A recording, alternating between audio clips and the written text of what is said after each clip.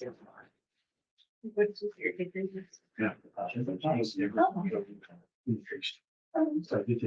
They have this, that,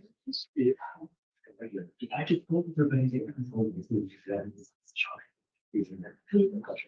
come. Oh, yes. Where's you? Oh.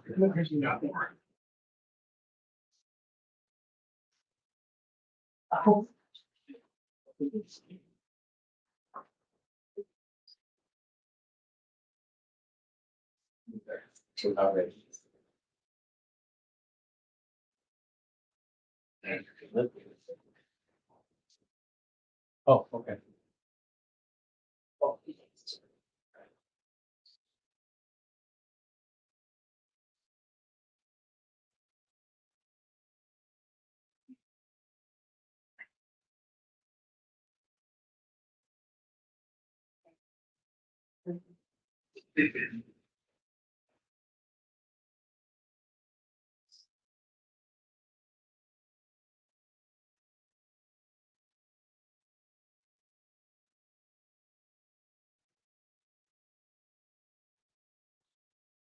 Oh, thank you. I appreciate it.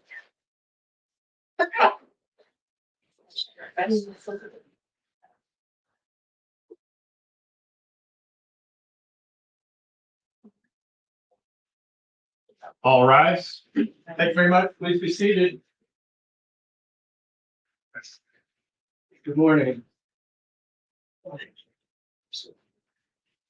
So let's get on the record, please. We're now on the record. This is State versus Bryan Kohberger, case number CR 29222805. Mr. Kohberger is in the courtroom. He is represented by Ms. Taylor, Mr. Logston, and Ms. Nassif. The state is represented by Mr. Thompson. Ms. Jennings, okay, I didn't see you immediately. Ms. Beatty and Mr. Nye. We're here on a motion to change venue from Latah County to Ada County, filed by the defense. Preliminary, anything, Mr. Thompson? In your honor, not in the state. Okay, thank you. Ms. Taylor? Your Honor, just that there is a stipulation that the court received the exhibits that were filed along with our declaration and our memorandum in support. That's Okay. correct, Your Honor. All right, so we're talking about all those slides? There were like 100 slides. There were 100 slides, Your Honor. We're talking about those, but in particular, the references to all of the media coverage, the articles that were contained, the table with the links to all of the articles that depict all of the media coverage. So are you going to show those publicly, or those are for me because I'm the one who has to make the decision? Those are for you. Yeah, Okay. We'll have PowerPoint presentations today, but we will not be going through the hundreds of articles that have been provided for the court's consideration. Well, I'm thankful for that, because I did look through all that and I thought, oh, this would be not a good thing to, push out to the public, because we're trying to protect that, right? Your Honor, we are, and I think it would take an extraordinary amount of court time to try to read through all of the articles or review all of the bits of news coverage that have happened in this case. We do intend to offer a little bit of a preview throughout our testimony, but certainly not the hundreds of articles and news stories that have existed. Well, that was my other concern. So, all right. Well, call your first witness. Your Honor, Ms. Massif, we'll start. Okay. Mathis, thank you. Good morning, Your Honor. Good morning. Your Honor, as we get started here today, what I'd like to do is provide you with a roadmap of where we're going with our witnesses. The standard here is whether there's a reasonable likelihood that pretrial publicity has affected the impartiality of prospective jurors. To establish the quantity of pretrial publicity, we will call James Todd Murphy with true scope. To establish effect on partiality, we will call Dr. Alili to discuss the social science behind juror decision-making. Then we will call Dr. Bryan Edelman about the survey and what it means. And finally, we will call Dr. Dare about the validity of the survey methodology. We are not calling today Scott Sunby, but as you listen to testimony today, please keep his sworn affidavit in mind. With his 39 years of studying capital juries and teaching at the National Judicial College, he is considered by the United States Supreme Court an expert in this area. He has published this book. It's called A Life and Death Decision, A Jury Weighs the Death Penalty. And this book is a culmination of interviews of over 1,200 capital jurors and how capital juries make decisions. Research shows that when a small community creates pressure to impose death, an Eighth Amendment violation may occur. Through these witnesses today, we want to avoid beginning a trial with, as Mr. Sunby states, quote, a thumb on death's side of the scale, end quote. And with that, I call James Todd Murphy. Okay, thank you.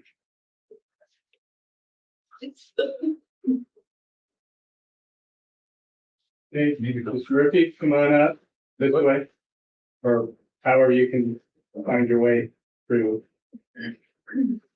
And please face the clerk, raise your hand. You solemnly swear or affirm that the testimony you give in this case shall be the truth, the whole truth, and nothing but the truth under penalty of perjury. I do. All right. Thank you, sir. Please have a seat there. And once you're seated, please state your name and spell your last. James Todd Murphy. I go by Todd, my middle name. Last name is Murphy. All right. Sir. Okay, Catherine. Mr. Murphy, how are you employed? I'm the president of TrueScope. That's spelled TrueScope. It's one word. And can you explain what TrueScope is? Sure. TrueScope is a media monitoring and analysis service. We wrap our arms around all the media types out there. You can do it on a global level or a geographically isolated level. Normalize all that data from television, radio, newspapers, magazines, social media, online sources. Index that with metadata so we know date, time, placement. We assign sentiment metrics to it. And from that, we can extract data sets for what our clients need, specific to topics or phrases. Can you explain how you track this media intelligence that you just described? Sure. So we have feeds that are coming in. For example, we acquire a feed from X, formerly Twitter. We have an online feed that accesses all available online sources. We have a broadcast feed of TV, radio, and podcasts. All those feeds come into us as they're broadcasted, as they're posted, as they air or are printed. We don't do any modification to the text or the context. We just take it as it was provided by the content owner, index, store, and then run queries against it. Where did you travel from to be with us here today? Our North America headquarters are in Omaha, Nebraska, where I live. Would you tell the court about your background in media intelligence? Sure. Might sound cliche, but I was born into the business. My father acquired press clipping service called Universal Press Clipping Bureau in 1959. Eventually met my mother. Without further detail, eventually I became in existence. That's a technical phrase, I'm not sure. So working alongside my father growing up was just part of the DNA. I studied psychology and communications in college, and when I graduated, the internet was beginning to become a thing. And so I saw a future of data mining and expanding what was a press clipping service into the future.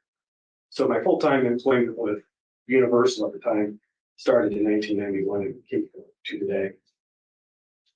Beyond your 30 years of experience that you've described in your educational background, do you have other qualifications in this area? Yes. So in the mid-90s, I developed a framework for comparative media analysis. where we could take those data sets and compare.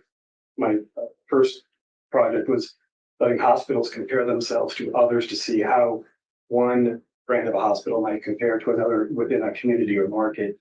I also invented the first multi-channel media monitoring software that would let us monitor multiple TV channels on one computer and write the closed captioning text to a database simultaneously. Innovations not quite as exciting as those continued throughout the years.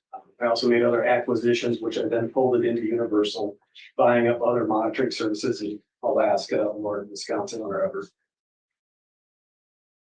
Eventually, merged my company with TrueScope, a technology company out of Australia. TrueScope owns Universal Information Services at this point, and we're adding AI and other natural language processing to what we do. What about organizations? Are you part of any organizations in this field? I am. There's a global organization of all media intelligence services called FIBEP. That's spelled F-I-B as in boy, E-P as in Paul. Every continent except the uninhabited ones have many, often multiple media intelligence or media monitoring services. They belong, or most belong to this organization. My peers in this organization elected me president to lead this organization at a global level last year. I'm currently the president of FIBEP. And have you ever testified related to your expertise before? I have been asked to do that and have done so, yes. Before you start talking about the data in this case, how closely have you followed this case on a factual level? I kind of have a personal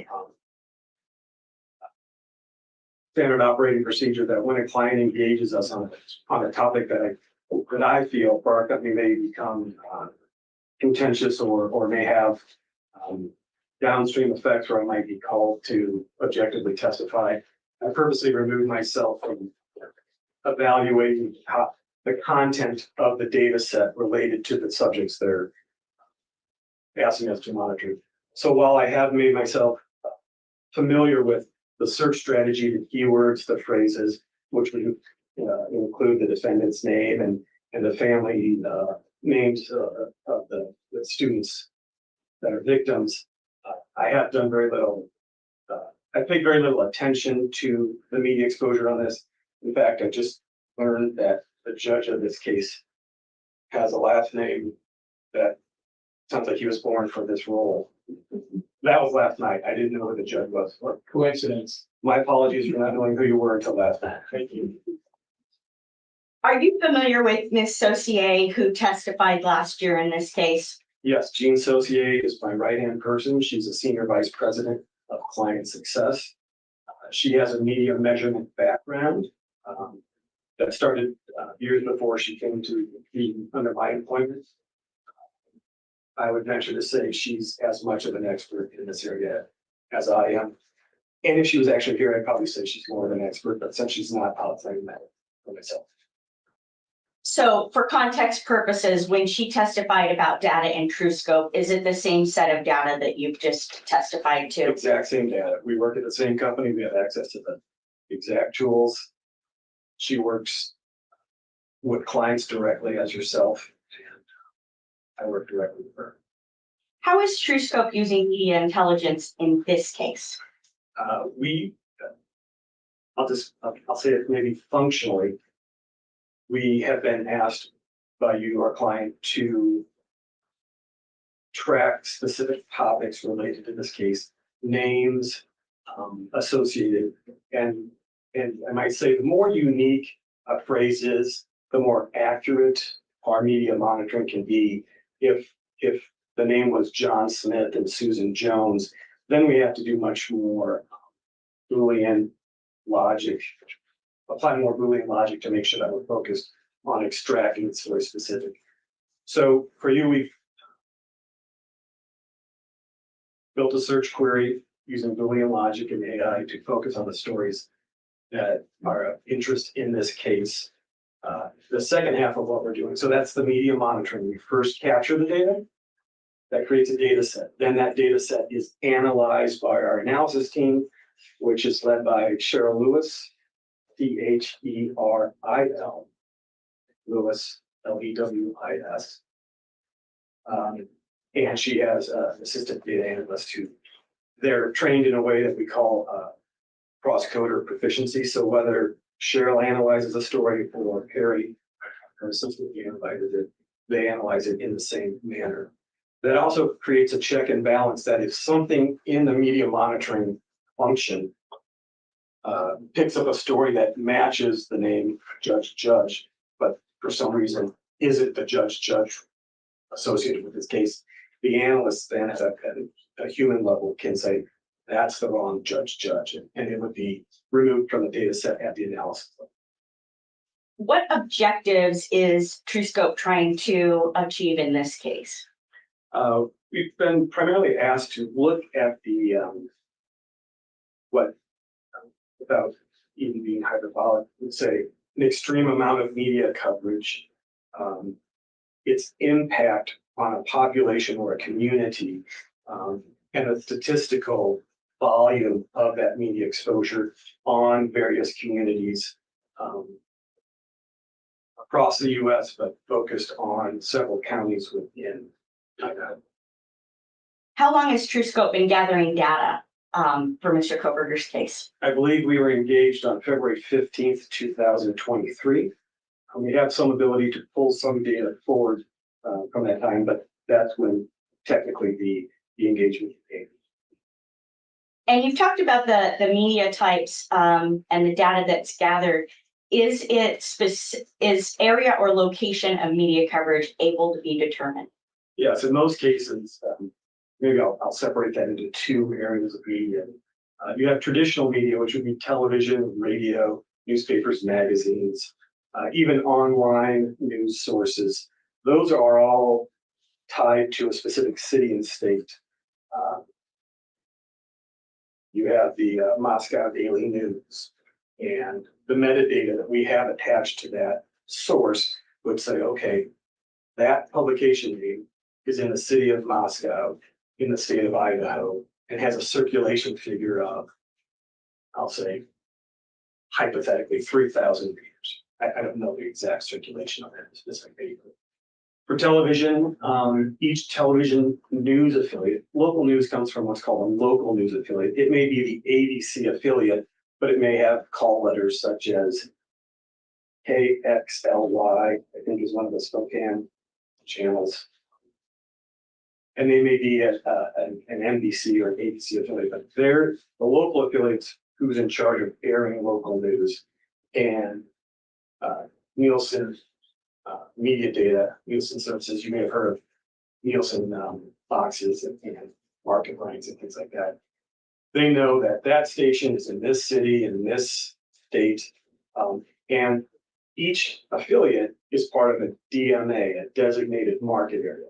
Stop me if I'm going too far down the rabbit hole, but a designated market area, although the news may come out of Spokane, Washington, the designated market area is a radius around that can take in additional cities, counties, and at the functional level, consumers of news, viewers in this case. Is frequency of media coverage able to be determined? Yeah, we since on television, newspapers, online, demographics can change over time, can change by day. So a good example of frequency, why frequency matters. A local news affiliate might have a 6 to 7 a.m. newscast, a midday newscast, a 5 p.m. and a 10 p.m. Depending on what time zone you're in, those can be adjusted based on network. But let's say that they ran a story about anything. They might run it in the morning where the demographics skew one way. They might run it at midday, which might have a much smaller audience or potential viewership. They might run it at 5 o'clock, which would have people who come home from work early or those who are unemployed. And then at 10 o'clock generally can be the largest audience. So knowing what time they run it lets us know the demographics, the audience, and even a vanity metric called ad values. We won't get into that, but what time a story airs and how many times it runs, we aggregate that and we can say, okay, this story ran 4 times on this channel on one day and had a total viewership potential of, say, 50,000. That doesn't mean I watched it at all 4 times. That just means the viewership at each of those times has the potential to see it. And that's where frequency comes into play. Are there types of media coverage that Truth Scope does not gather? We don't track anything that's illegal. We don't go behind, we don't penetrate privacy rules such as your personal Facebook pages if they're marked private.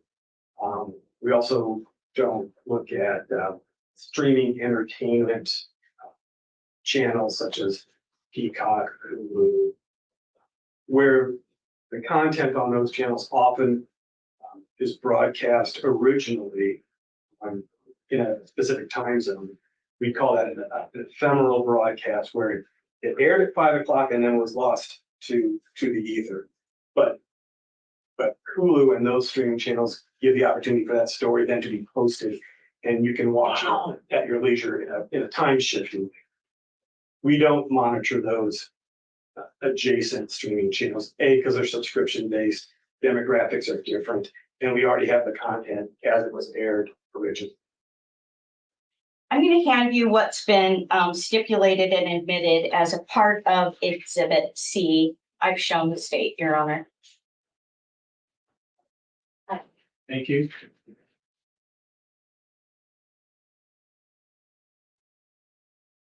Can you tell the court what that is?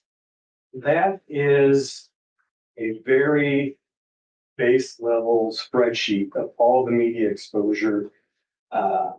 Just looking at some of the topics specific to this account that you've engaged us for, including the topics that you've specified we monitor for your account.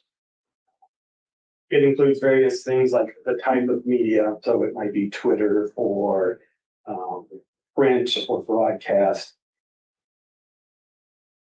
It would include the metadata we include, city, state, circulation, viewership, things like that.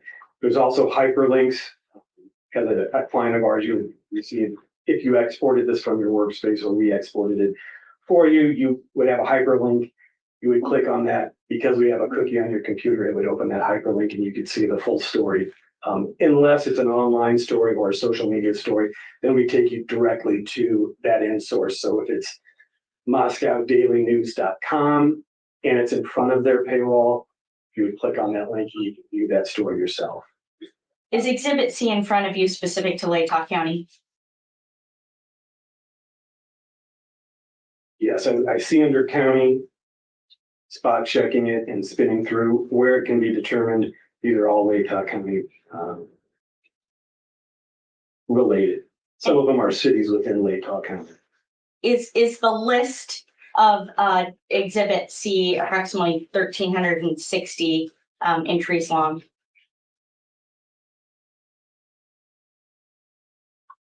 Yes, I can confirm that's the number of rows, which and each row would indicate a individual media mention, or also known as a media story, an article or a news story on a broadcast. And Your Honor, I won't have him hand that to you now, but for purposes of the record, that will be a paper copy for the court's file. You have that in an Excel spreadsheet that's much easier to read than what is in that paper in there.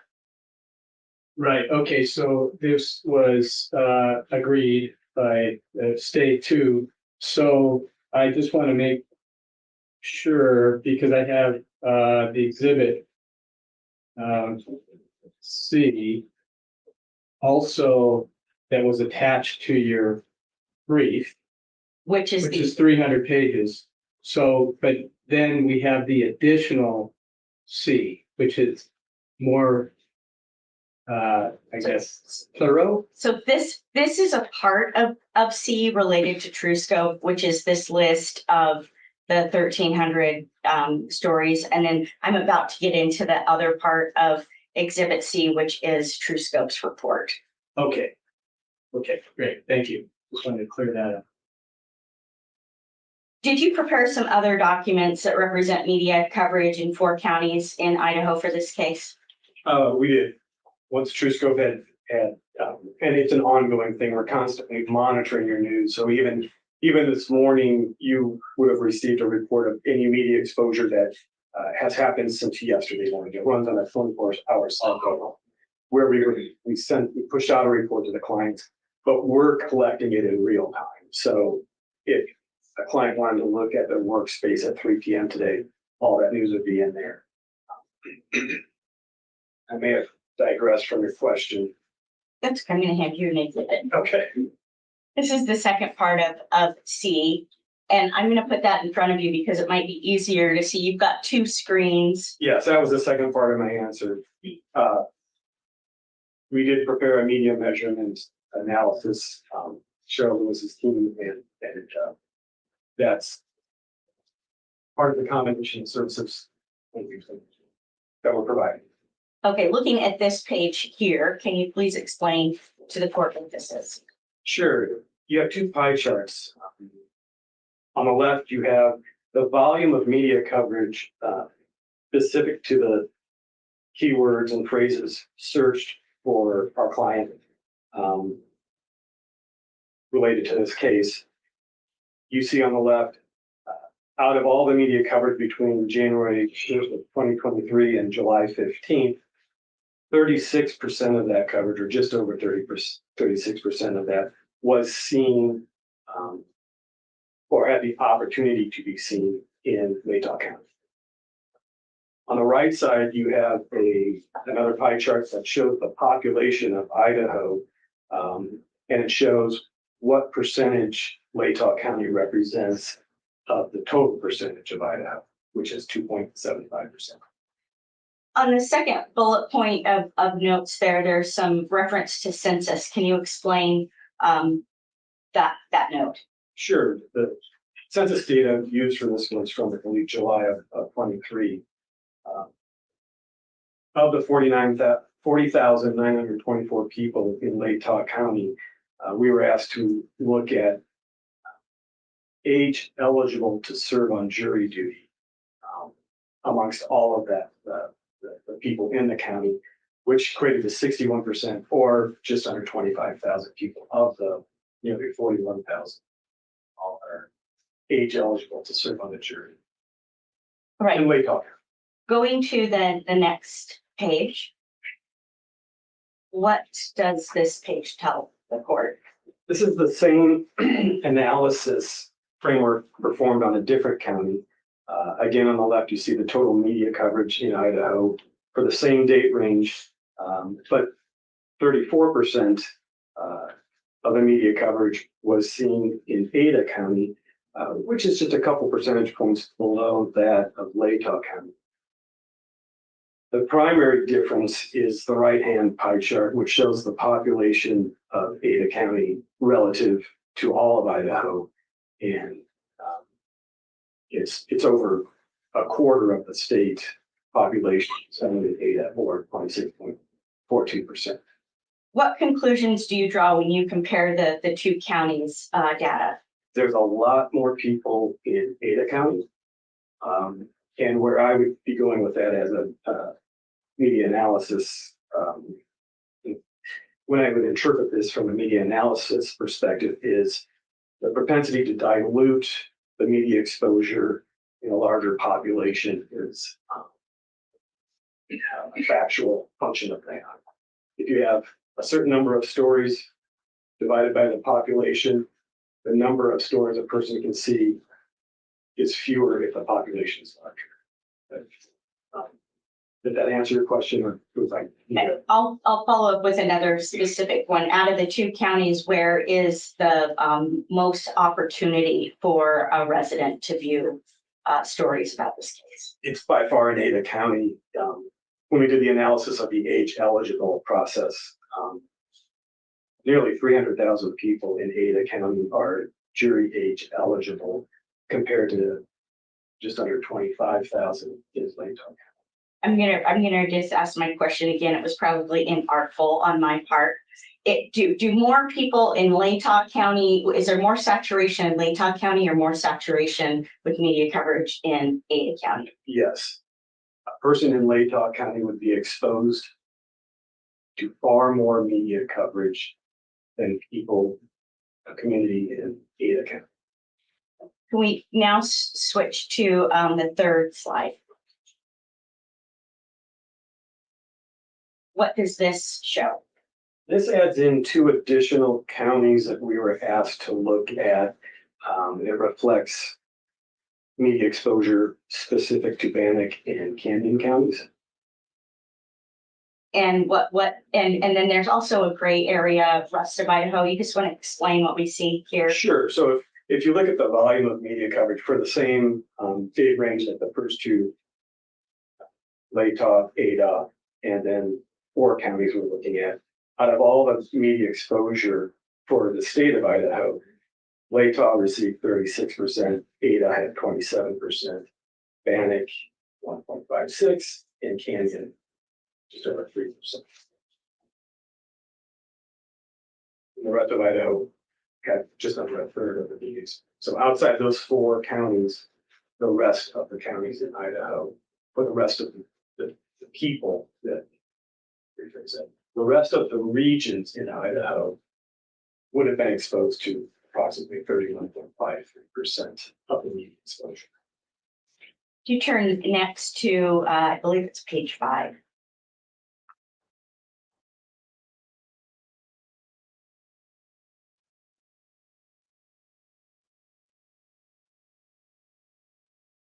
Explain what opportunities to be seen are and the differences in the counties.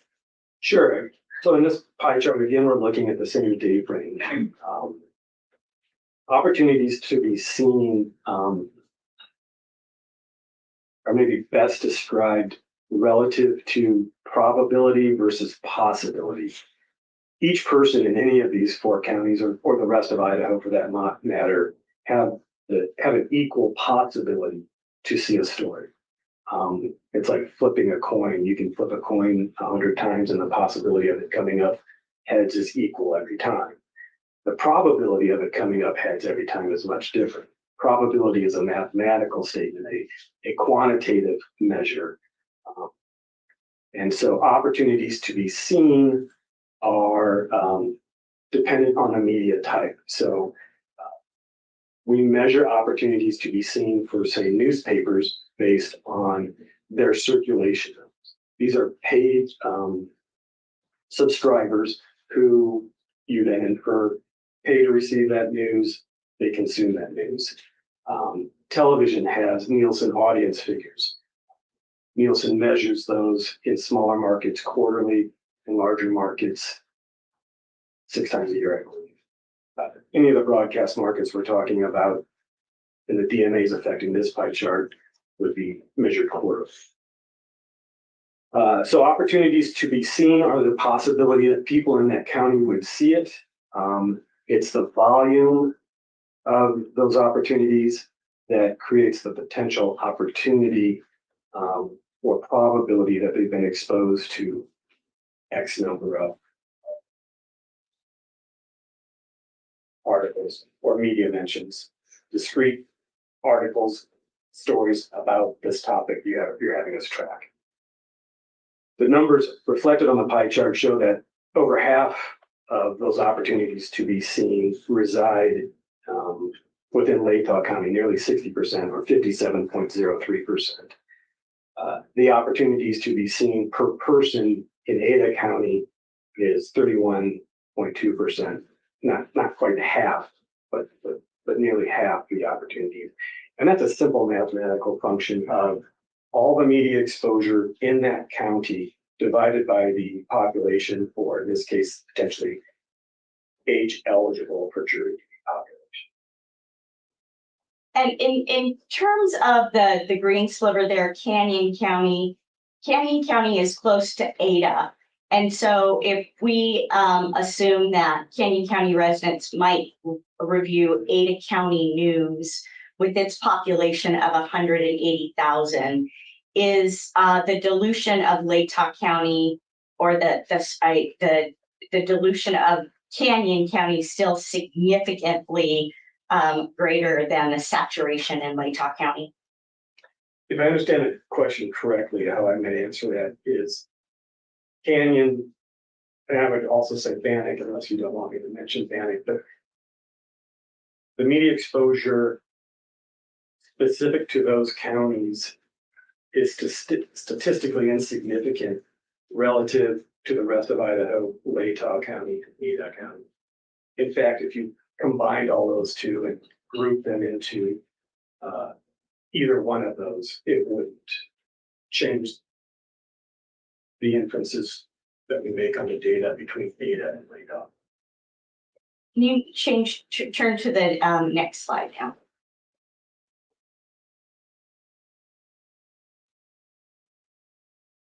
Tell the court which line represents which county and the color. Sure, the darker line, the red line is maybe the easier one to see. That's Ada County, and the darker line, it's a blue or might look black on the screen, is Latah County. And for Judge, for your purposes, this is C1 that was filed with the reply, which is an update from the original memorandum to include a more recent date, the date that we filed, August 19th, the reply. So I don't know what one you're looking at, but the one on your computer screen is the one that we're talking about right now. Thank you to tell me that. Could you explain, Mr. Murphy, what the purpose of showing this over time does for the court? Yeah, one of the more interesting charts that we develop for our clients is media coverage over time. And in this case, we're looking at January 1st of 23 through August 19th of 24. If you look at the red line, which is Ada County, you can see that aside from May 2023, it often lags by volume of coverage behind Latah County, in most cases by 50% or more of the media coverage. So if I rephrase that in maybe simpler terms, the media exposure in Ada County for the majority of time between January 2023 and August, continuing into August 2024, has been far less in Ada County than in Latah County. And what can you tell from the spikes? Have you correlated those with case events? Sure. It might be convenient to look at it analogous to maybe a stock portfolio. Oftentimes a peak is followed by a valley, unless you invest in NVIDIA. But May 2023, you see 198 stories. I believe that highest peak for Ada County was the indictment is what's driving that peak. Now, when you compare that to Latah County, I can see that moving towards that indictment, there was ongoing media coverage. So while Ada spiked, it had a quick uptick and what I would call a fairly slow decay because of the extreme nature of the topic of the story. When we look at Latah County, it is more consistent. And after the indictment, Latah County surpasses media coverage over time consistently up through August of this year. And this was filed with the court on August 19th, and we're here on August 29th. Have you been able to review and see what's going on with the coverage regarding this case right now as we sit here? Yeah, I took a look Tuesday. I started seeing the media exposure ticking up again. It was fairly high yesterday.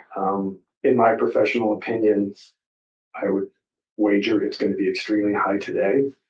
And that's a function of public interest in an extreme news story. A story, you may have heard the phrase, this story has legs.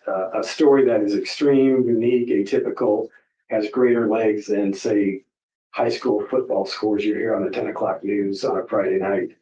Those would have a very fast decay of memory on consuming viewers. This type of story will remain on the mind and be of interest up to and beyond the conclusion of this case, however that might be. Would you flip to the next slide? This green line, what does it show? It shows somewhat of a similar pattern across the entire country. It's the same date range. It's also showing media coverage over time, but it's looking at all media exposure nationwide. So while you feel things very acutely locally, even a story as extreme as this garners less interest the further you get away from the local community. And to look at this on a nationwide chart like this, you can see it remains in the mind, and these are large numbers. The indictment of over 13,268 or 13,268 media mentions on May 2023 shows that the nation was interested in it, but that decay has been faster on a nationwide level, just because according to the decay of engagement on news stories, the further you get away, the less, I don't mean to sound callous, but the less interesting it is if you're in Florida than if you are in Latah County or something.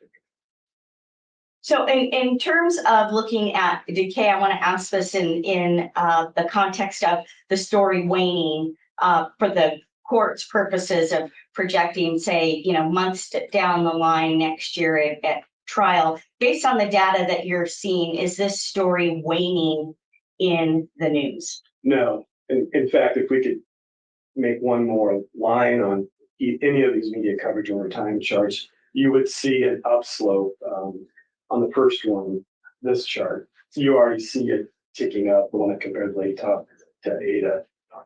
If we could bring that chart forward to today, you would see that going up, and that will be consistent anytime this case has significant news or a significant hearing in Latah and Ada County. It will be of interest.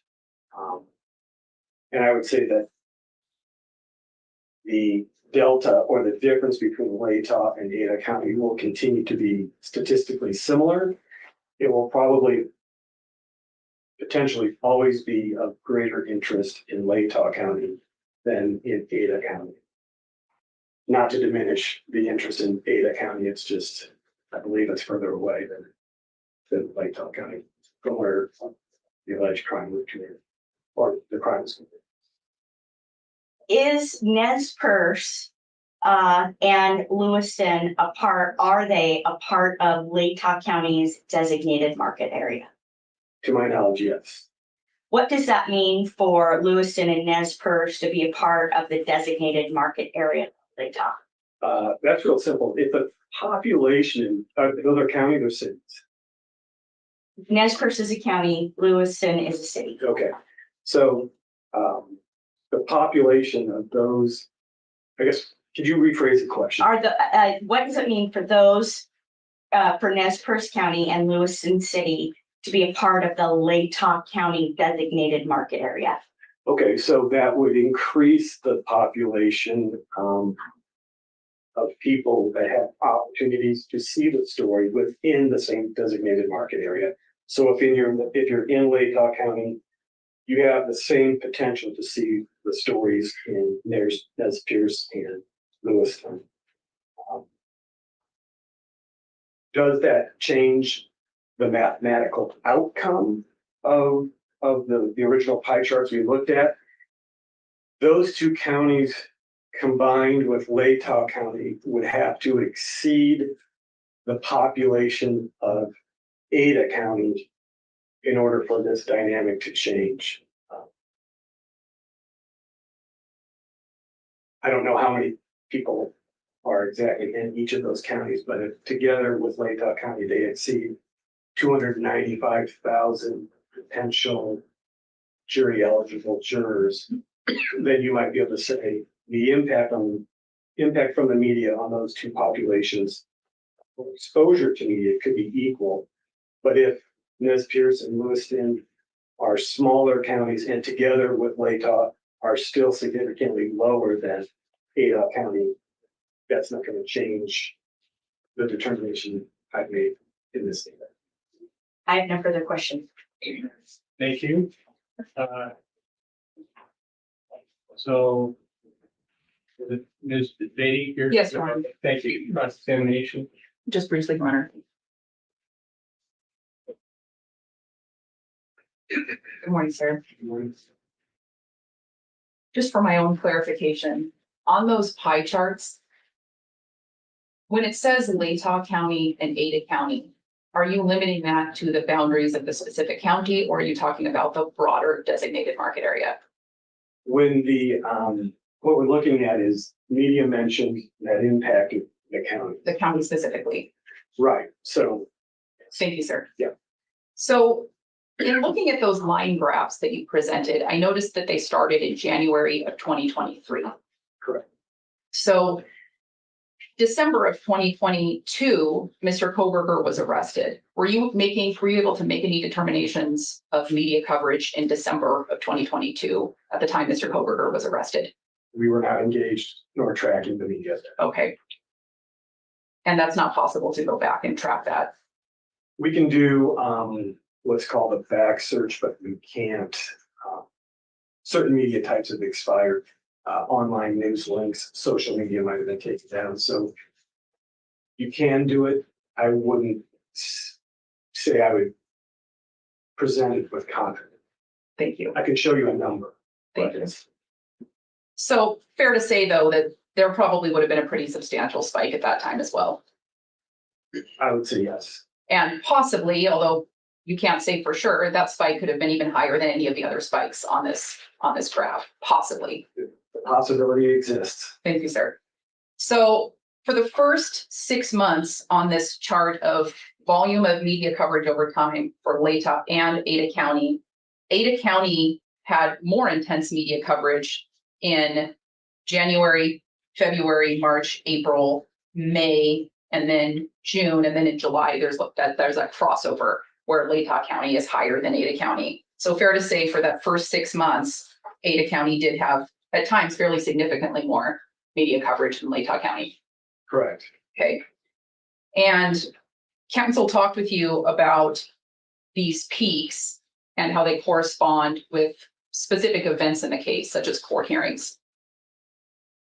Would you expect that if the court were to make a decision to start closing certain hearings, particularly evidentiary hearings as we approach trial, that would be a mitigating factor that would decrease the amount of media coverage in this case?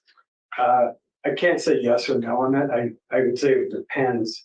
If those closed meetings were a public record, then the media most likely that's following this would still have a high probability of reporting on it.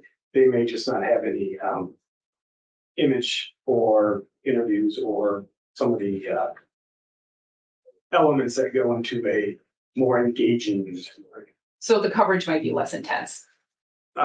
Intense is a qualification that I'm not able to make. I can't tell you how intense something impacts you as a viewer or a consumer. Sure, thank you. And I noticed in that chart of Latah County and Ada County coverage that in the last couple months, that coverage intensity in both of those counties has become pretty close again. Is that fair to say? Yeah, yes. And so based on these charts, it's really not beyond the realm of possibility that Ada County could again surpass Latah County in coverage, at least at certain points, correct? Again, there's an equal chance of possibility. The probability based on the data, I would say is no, in my professional opinion. We've already seen an uptick, and it appears that in Ada County, the news is much more focused and attentive even to what I might consider a less weighted story. I think there was a story recently about a memorial garden or something that this county garnered quite a bit of media exposure. But that's logical. Sure. Well, in June of 2024, it looks like they got so close that they were just 2 points apart. Is that correct? Latah County just 2 points above? Yeah, And you're not willing to testify that there's a possibility that Ada County could potentially surpass Latah County in the future? I'll absolutely guarantee that possibilities are always equally available. Thank you, sir. Thank you for the plan. I have no further questions. Okay, thank you, Ms. Beatty. Ms. Mathis? Mr. Murphy, in terms of this discussion on Ada versus Latah, you mentioned the Nielsen rankings. Could you please tell the court the difference between what the Nielsen ranking is? And then I'll follow up with what Latah's is and what Ada County's is. So what's a Nielsen ranking? Sure. So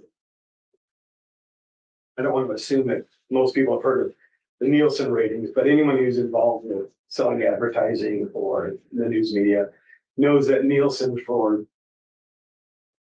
more than 50 years has measured the top 200 designated market areas. New York City is number one. It's the largest DMA. The media in that market reaches the most people. And so it's a measure of how many active news consumers is the way I would describe it, are in a city or a city's area. I know we're looking at counties, but your designated market area here in Latah County fall under the radius, I think I mentioned earlier, Spokane, Washington. In Ada County, their designated market area is Boise, Idaho. A different deal.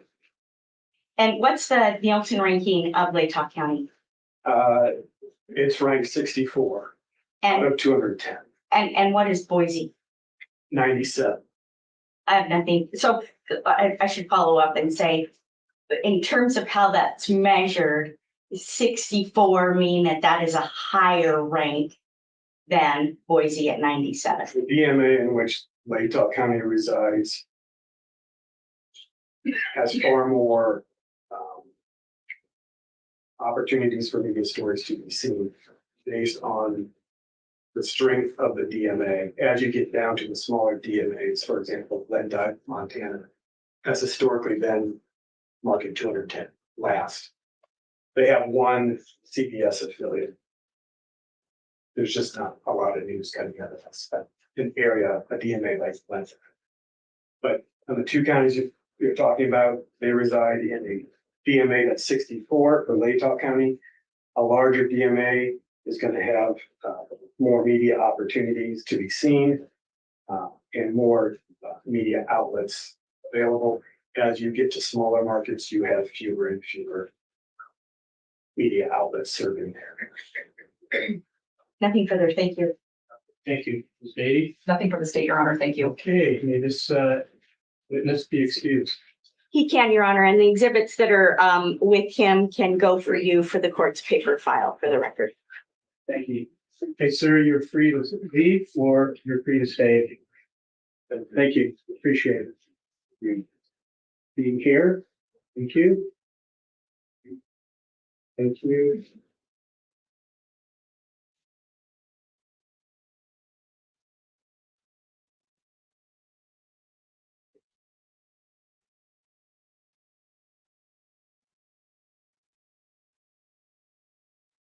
They're very small letters.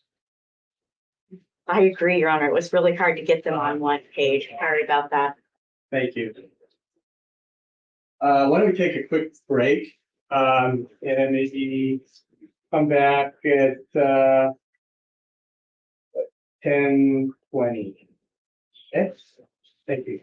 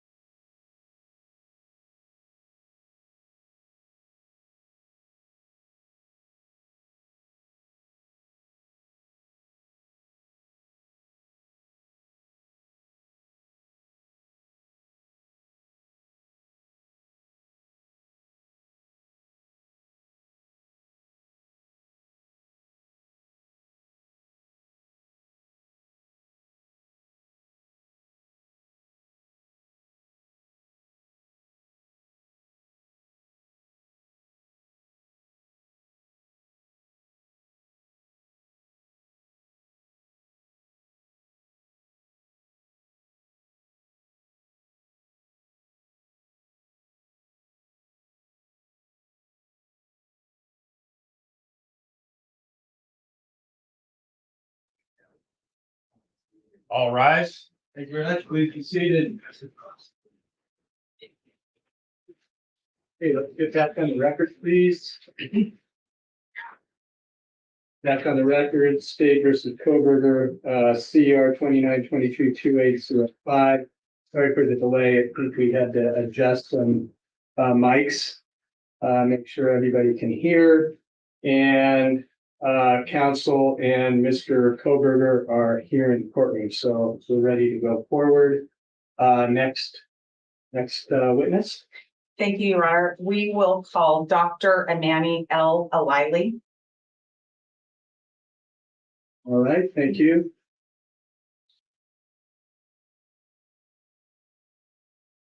Thank you, ma'am. Please raise your right hand. Do you solemnly swear or affirm that the testimony you give in this case shall be the truth, the whole truth, and nothing but the truth under penalty of perjury? All right, thank you. Please have a seat and then please state your name and spell your name. My name is Amani Alili. Last name is EL-ALAYLI. Thank you. Ms. Taylor. Thank you. Good morning. I can see you brought some papers to the witness stand with you today.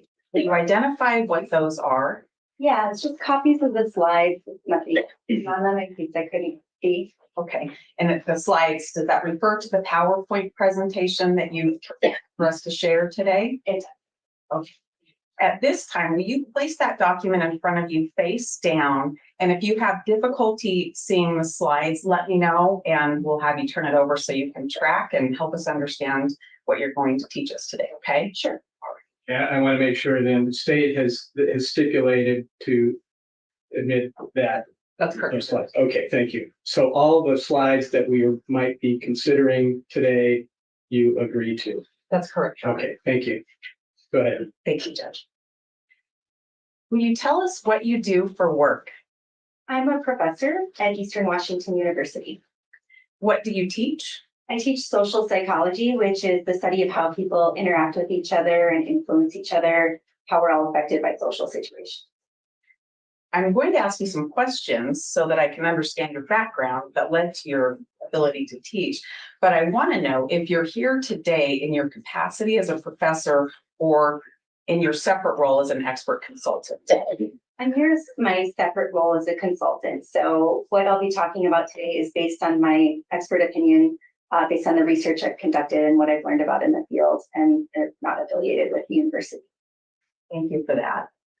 Now let's go to your education. What degrees do you hold? So I have a bachelor's in psychology, and I have a master's and PhD in social and personality psychology, with a focus on social psychology. What does that mean, a focus on social psychology? So our area, like I mentioned, it studies how we interact with and influence each other, the power of the situation and how it affects us, like how we're all behaving differently here than in our living rooms. It includes things like how people influence us to purchase things. Like I teach a class on social influence, or influence us to donate money. And then my specific area of focus is on social cognition, which is how we select, remember, and interpret social information. How long have you been teaching? I have been teaching since before I graduated with my PhD, so since the late 90s. But I started my positions as a professor in 2002. 2002? 2002 at University of Florida, 2003 at Eastern Washington University. In your role as a professor and a professional, have you written articles and been published? I have. How many, roughly? Roughly 15, give or take. Do any of those relate to human bias? Yes, most of them. So a lot of them are focused centrally on bias, and then many of the others are tangentially related to bias. So it could be biased perceptions of ourselves, how we tend to overestimate ourselves in a lot of ways. It includes biased impressions of individuals, like you might take one thing about a person and make a whole bunch of conclusions about them when you don't know them. And that could influence how you perceive their behavior later on. It includes biased perceptions of groups, so stereotyping and prejudice. And I've also studied biased impressions of businesses. Have you consulted as an expert in other cases besides Mr. Kohberger's case? Yes, I consulted in a case around 2016 or so, and then I was involved in the non-dissemination hearing here as well for Mr. Kohberger's case. So you're telling us that you've testified before in Mr. Kohberger's case. Is that correct? Correct. And have you testified as an expert in any other hearings besides that one for Mr. Kohberger? For Mr. Kohberger, no, just that one. How One- about other people? Yes, one for, and the case, I didn't seek it out. I have a full-time job, plenty to do. But I've been asked to do expert testimony, and I feel like it's the right thing to do to share what I know about bias. Thank you for that. What is your role today? What did we hire you to do and ask you to do? So my role was to evaluate how publicity about a case could shape potential jurors when they come in and sit on a panel, and to see if maybe people who were living in Latah County or have some connection to Latah County might potentially have more problems being objective because of media saturation and other issues. Did you prepare a PowerPoint to help walk through what you have to share today? Yes, I did. I'm going to do my best to open that up.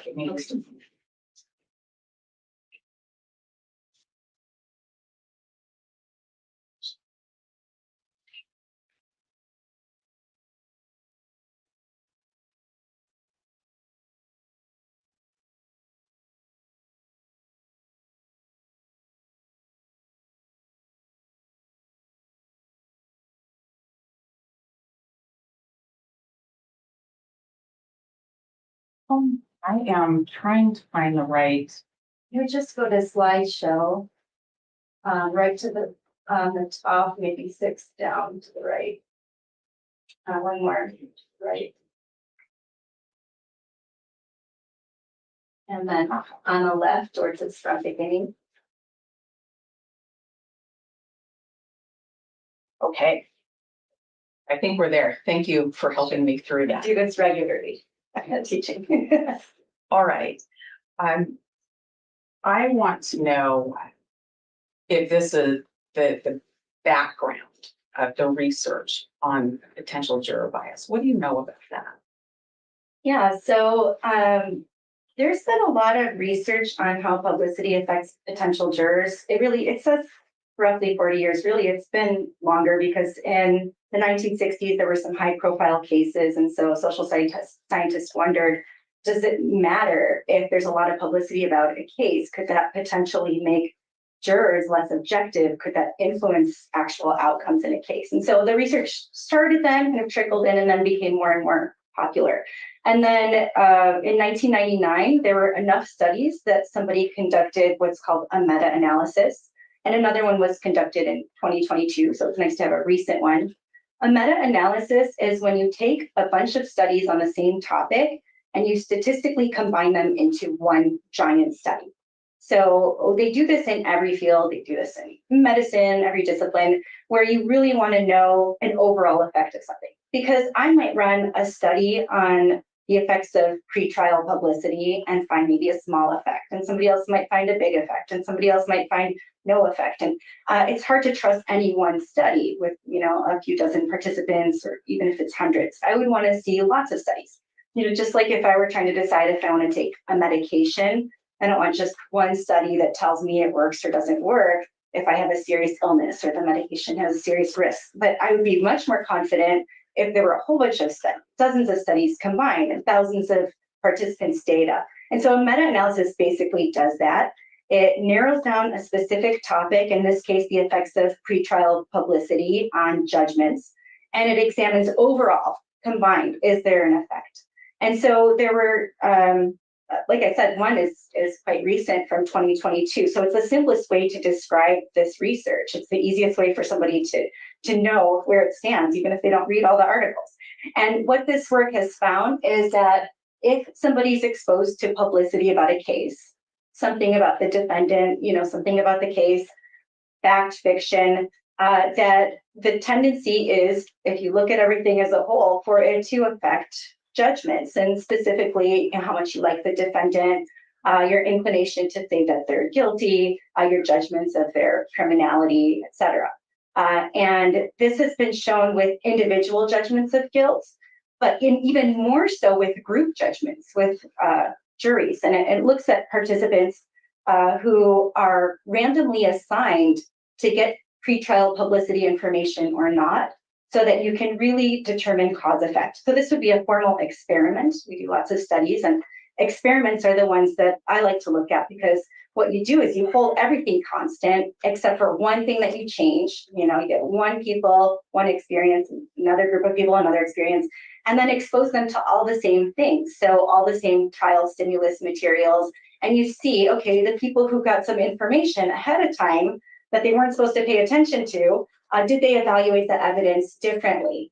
Did they come up with different judgments? And so the meta-analysis in 2022 is based on over 11,000 total participants, and it summed up the studies on that specific topic. And the sum up, what was the sum up? Yeah, essentially what's on the slide there are the main findings. The fact that if you get exposed to publicity, you're more likely to render a judgment of guilt, and less likely to, or have lower liking for the defendant, and have higher ratings of their criminality. Based on your years of teaching and work and understanding human bias, do you know why this happens?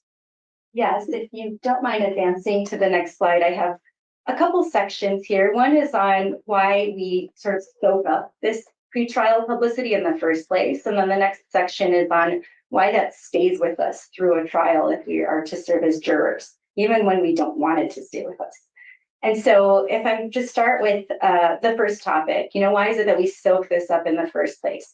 One reason is because of how we process information. Since the 80s, social psychologists have studied this model that suggests that it's pretty straightforward. Sometimes we think deeply about things and we scrutinize arguments and find flaws in them. And then sometimes we make quick decisions. We like decision shortcuts. And we only have so much cognitive capacity that the vast majority of our decisions and thought processes are more automatic. And we call this peripheral root processing when it involves an influence situation. So if you're making some kind of determination about something, whether you should purchase a certain car or vote for a certain political candidate or something like that, you can go through and you can analyze every single thing and try to be as objective as possible, or you can make a decision in 2 seconds. Oh, my neighbor has that car and they like it, And so the problem with peripheral processing is sometimes you're going to come to a conclusion that you wouldn't have come to before if you had thought about things more methodically, more systematically. And so the reason this applies here is because people, when they're consuming media, are often processing peripherally. Why? Because they might not be completely able to focus on a story, or they're scrolling quickly through a newsfeed.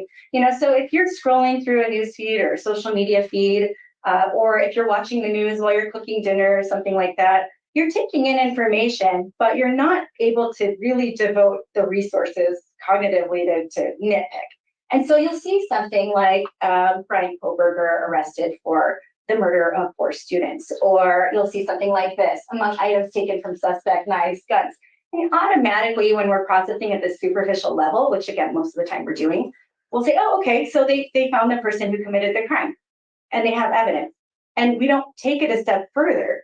But if you actually stop and think, then you realize, oh, wait a minute, people get arrested all the time and it turns out they didn't commit a crime. Or wait a minute, we all have knives in our homes, but we haven't all killed somebody. A lot of knives in my kitchen. A lot of households have guns. And so we don't take that extra step to really think deeply about things a lot of the time when we're consuming media.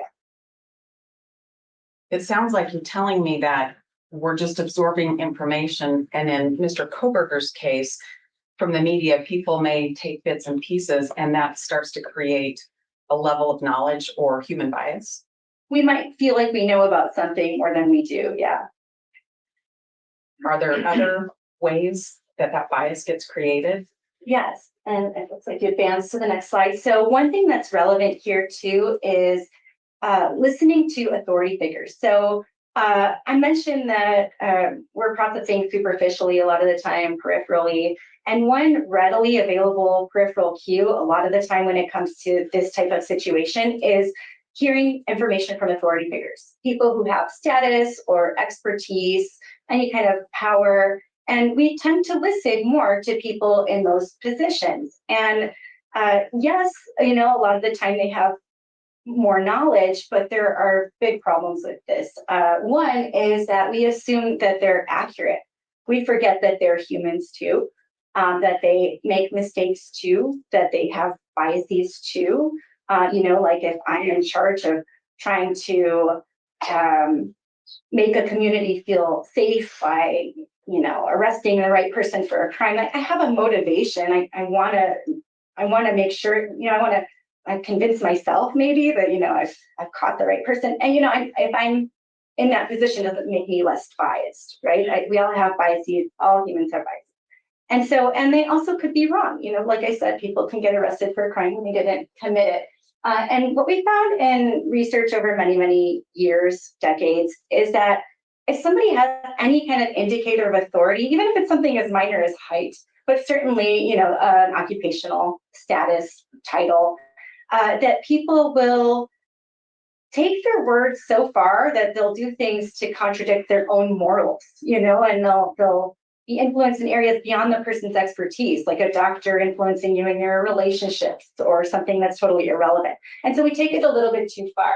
And in the case of Moscow and Lake County, it's really small community, right? And so the authority figures are often going to be people who are known and well trusted. And, so that makes this effect even potentially more problematic. And, as you know, Chief Fry, the chief of the police at the time, had said that he was certain that he arrested the right suspect and he didn't have any doubts. And so the community would say, okay, well, the chief of police is sure, so then I can be sure too. But like I said, we can't assume, and there's no trial that had taken place yet. And so we can't assume that that's accurate information, but we tend to take that a little bit too much at face value. The example that you gave of the police chief speaking out and offering what he thinks about a case, is that something that creates more bias in the minds of the Lake County residents that heard that? Yeah, they're familiar with him. They know him to be an authority figure. They may know him personally or trust him personally. And so, yeah, somebody outside of Lake County, they'll still be affected by his authority status, but maybe not as much, right? And then he also has power over people in that community, and that seems to carry some weight when it comes to this type of influence. And then also, the president of University of Idaho saying, we can feel safe now, they found the person. It sounds very conclusive when there hadn't been a trial yet. And so another authority figure is pretty major in an area like Lake because so much is centered around the university. Are there other ways that you found that create bias? Yes, if you don't mind advancing to the next slide. This is a phenomenon that goes back maybe a century. We've been studying this in so many different contexts, tons and tons of research on this phenomenon called classical conditioning. And it's basically when we make associations between things and it causes us to have reactions that we didn't have before. Like, for example, if your alarm clock, we don't really have alarm clocks that much anymore, but if your alarm sound on your phone, if that's what you use, wakes you up this morning and you have kind of a negative response to it, it might be because you associated it with waking up before you wanted to. Before, I know I always try to choose a sound that I don't have an aversion to, but then it doesn't take long before now I have a negative reaction. So you make this connection, right? But if that same tone was used every time a loved one texted me, then I wouldn't develop an aversion. I might develop a favorable reaction.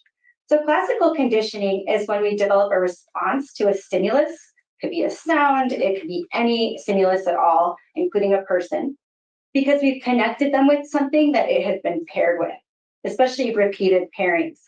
So in this particular case, if the defendant's name is seen throughout media and social media a lot, or his image is shown alongside things that are aversive, negative words, things like terror, murder, evil, or alongside known killers, alongside details of the murder, alongside information about, tragic consequences, things that make us feel bad. What happens is it doesn't take that many pairings, and then his name alone, which was once neutral, because most people wouldn't have known him, becomes conditioned, and it evokes those same kinds of feelings. And they've done studies like this where they can make this happen within minutes.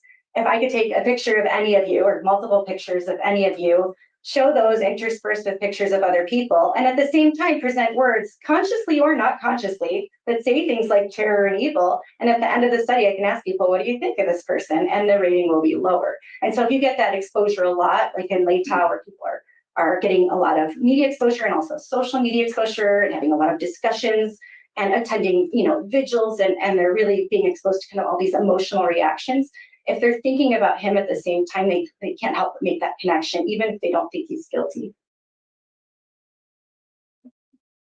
Let me make sure I understand how big this is, how far-reaching this is. We've been with this case pending for 1.5 years, and there's been, suffice to say, a lot of media coverage. There's a lot of pictures of Mr. Kohberger in the media. Do you mean that when we walk into trial and the room's full of potential jurors, there's going to be a great majority of them that before we sit down are going to have a feeling of bias against Mr. Kohberger? Yeah, I do. And we've seen the pictures, these ominous headlines, and that connection can't help but be made. This all the way that bias gets created, or do you have another one for I us? have one more. As far as things that happen largely while the publicity is coming in and you're getting exposed to it. And it's sort of a category of a lot of different influences that are emotional and motivational. And this one I think is especially relevant to, sourcing people out of Latah County to be jurors. So the media played a role in inducing some emotions like it does. It likes to attract attention, things like fear and anger and sympathy and empathy. But in that community, people are going to have those emotions anyway from everything that's going on. But if the media uses phrases like killer on the loose, everybody stay vigilant, make sure you report all suspicious activity, then they're arousing that even more. And so what happens is when we have emotions like that, they filter in how we process information. Just like when you're angry, you're more likely to remember things that have made you angry in the past than things that have made you happy. And when you're angry, you're also more likely to have kind of an agenda with new information coming in. And so, for example, and this is something that could stay with somebody, this distorted information processing could stay with somebody and could get, there could be a resurgence during a trial where it keeps affecting somebody as they are reminded of their emotions. Because, they've associated moods with different judgments of guilt. Like, for example, if you're angrier, you tend to be more punitive and you want retribution. And in fact, in one study, they associated anger of mock jurors during a trial with support for imposing a death sentence for somebody. And they, when they were angry, they were less likely to pay attention to defense arguments. So people aren't trying to be biased. It's just that when we're in moods, those moods filter how we process information, how we take it in. And, I think I may have mentioned this already, but there's also kind of an emotional, motivational component to feel like the person who committed the crime is under arrest. It is the right person. I think I mentioned it as, being a motivation by the police, but the community has this motivation too in Latah because they were living in fear during all these weeks where they were trying to find somebody to arrest. And somebody was arrested and people could take a sigh of relief. But that sigh of relief assumes that he's guilty. And so we have this coping mechanism, basically, where we want to get rid of these negative emotions. And one way to do that is to feel like, oh, well, if he committed a crime and he's under arrest, then I can feel safe now. And so that's something that could come into play too if you live within the region where the event occurred. And that's because of the fear that was associated with any of the emotions really could potentially distort information processing. That last point relevant to fear, but a lot of research on how anger influences judgments and how sympathy for victims, empathy for victims influences judgments. And certainly if you are in Lake Tahoe and have attended vigils and or offered social support, that you're really getting a lot of that empathy and sympathy as well, or if you're exposed to the personal media stories about what happened. So I think I understand the ways that the human bias just gets bigger and more solid in a person. What happens if we seat a Latah County jury and those biases are there? What happens as we put on the trial and evidence is presented? Yeah, well, I mentioned this one can get carried through the trial, this idea of motivational and emotional sources. But there are other things that can happen during trial too that kind of exacerbate the problem. And one of these is confirmation bias. So this has to do with us wanting to confirm our expectations of things. And one of the most fundamental human needs we have is a need for predictability. You don't want to walk into this courtroom and feel like you have no idea what's going to happen. That's uncomfortable. We want to feel like we know what's going to happen. And we know how people are going to behave. And so part of this need for predictability is that it causes us to distort reality a little bit.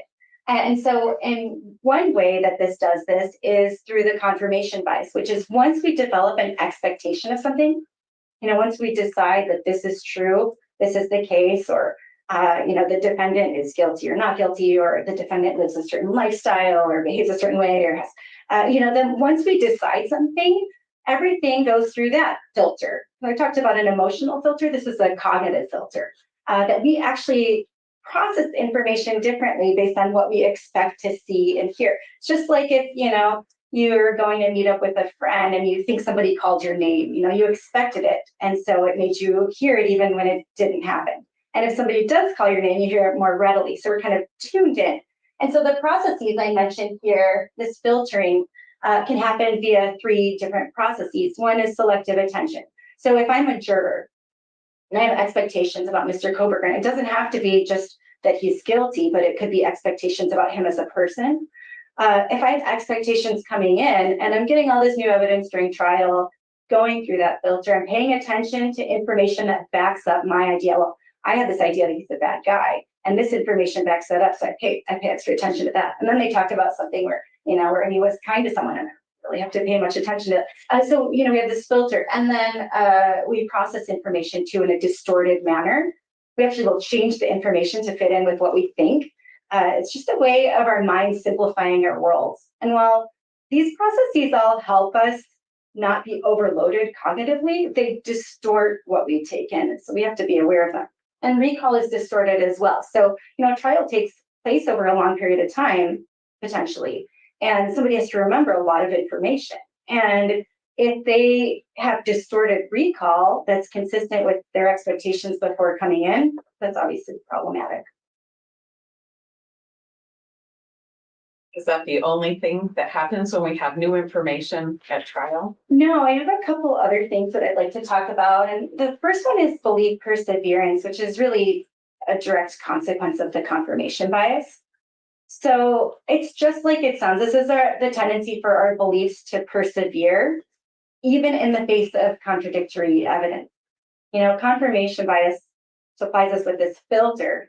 And because we have this filter, if somebody gives us all these facts that go against what we think, logically, we should just change our minds. A lot of the time we don't. In fact, there's some evidence to suggest that sometimes we even cling more closely to our beliefs. And anyone who's looked at anything on social media has probably seen evidence of this, where somebody has a strong belief about something and then somebody provides actual facts that contradict it. And then instead of saying, oh, you're right, I see your point. Of course, that can happen sometimes. The general tendency is for people to still stick with their beliefs anyway, because they formed them. When you're in the process of forming your beliefs, that's different. But once you've formed something, it tends to stick. It's the same thing with stereotypes. Somebody has an assumption that elderly people are bad drivers, and they see a whole bunch of evidence suggesting otherwise, and even research studies and things like that. Then they no, I still think elderly people are bad drivers. So that's belief perseverance. And in some cases, people will even double down. Again, social media, they might even get more aggressively in line with their initial opinion after seeing evidence to the contrary. So this is one reason that's directly aligned with the confirmation bias. It sounds like they can work together when somebody already has a bias, they've already made decisions about. Yeah, really any expectation or decision or judgment, even if you don't know that you have it. I heard the phrase of growing legs. Well, there's a famous social influence researcher who used that same phrase with decision making. Like once you've decided something, your decision grows legs of its own. And so now it's not just the normal information necessary that for any rational person, because we all kind of have this tendency to be irrational in situations like this. But it ends up causing us to distort reality a little bit and need a lot more evidence now than we should to change our minds. What else impacts getting new information during the course of the trial? We'll advance to the next slide. I want to mention a little bit about cognitive dissonance.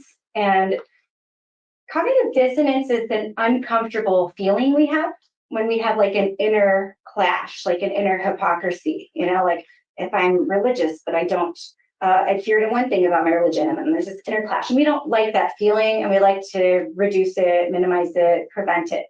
So why is that relevant here? Well, if somebody lives in Lake County, they might have a dissonance experience because if they start during trial to believe that, oh, maybe the defendant is innocent, maybe he shouldn't be convicted, that belief might be battling another belief about loyalty to their community because they know the community wants closure. They know that the community wants him to be guilty. They know the community wants to feel safe. And so they have this inner clash. And what happens when we have this inner clash, lots of things can happen.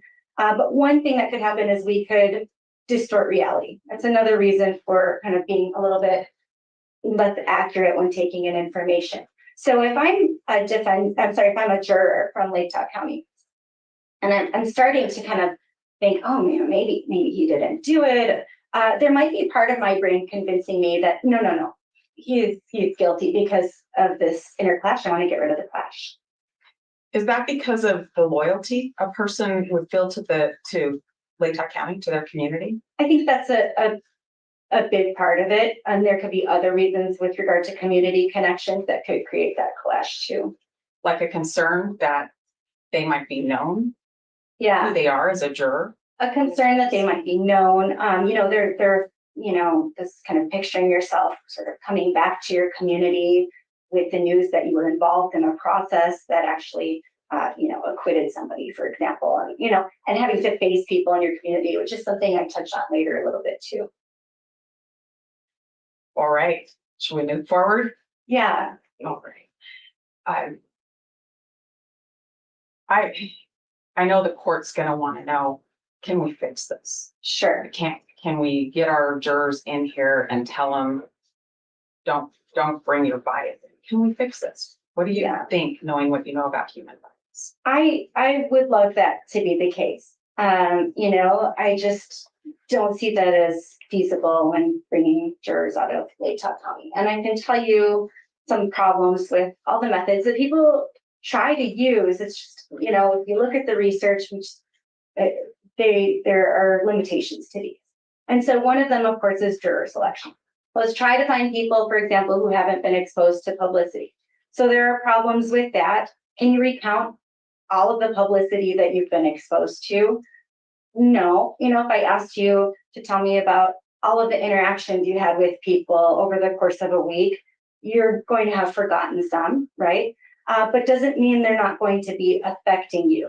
So maybe when I was at the grocery store, the person checking me out had a negative expression on their face, and I didn't recount that to you, but maybe that memory is there and it's buried. And when I go back in the grocery store, I'm a little colder to them. And another possibility too is that retrieval cues can make some of these unconscious memories actually become conscious, and maybe they affect us at that level. So if I'm a juror and I'm sitting in and hearing all of this evidence, something might remind me, oh yeah, and I remember they found this information, and maybe it's something that's not admissible, but now it's affecting me. And I didn't report that I knew that because I didn't remember that I knew it until something cued that up. And so that's a retrieval cue, is basically something that reminds you of what you know and can't articulate yet, or maybe don't have knowledge about it at a conscious level.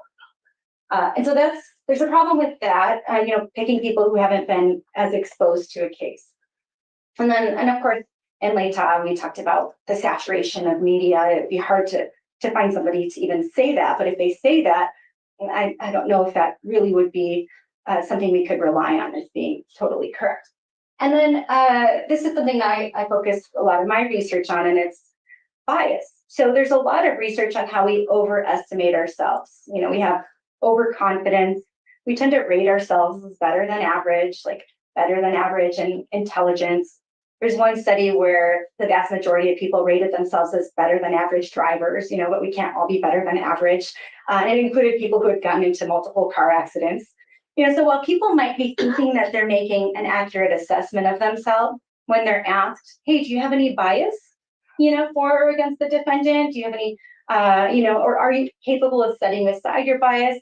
People probably often believe that they can set that bias aside because it's in line with all of this research that we know about how we tend to overestimate ourselves.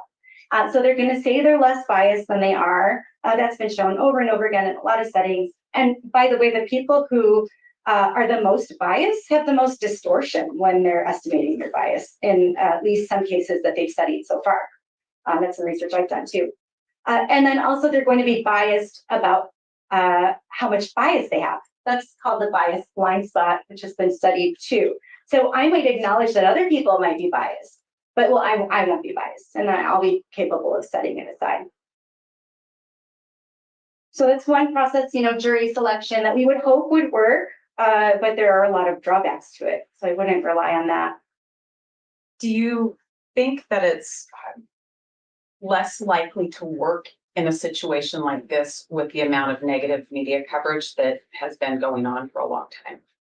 Yeah, if you ask somebody from Latah County to forget everything that they've heard about the case, forget all the discussions they've had, forget all of the media they've been exposed to, forget all the emotions that they've experienced, set all that aside. Can you really do that? Can you unfear things and unfeel things for an extended period of time to be objective? That's quite an undertaking. So yeah, I think that's problematic.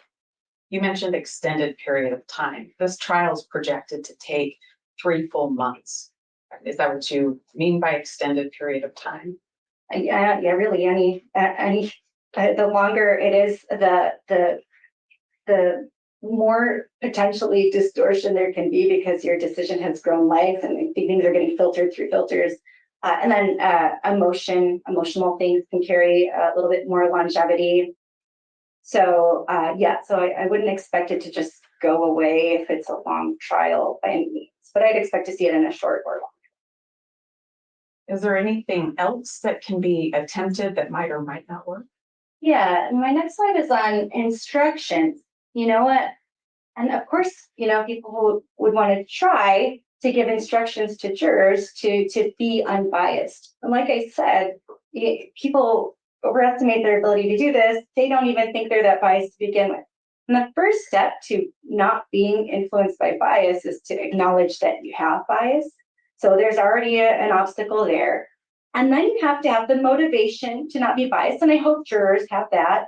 You also have to have the cognitive capacity to be unbiased. And that's where we run into a lot of problems because their cognitive capacity is going to be occupied by serving as a juror, paying attention to information. They don't have time to spend 80% of their mind, trying not to be biased and catching all the bias.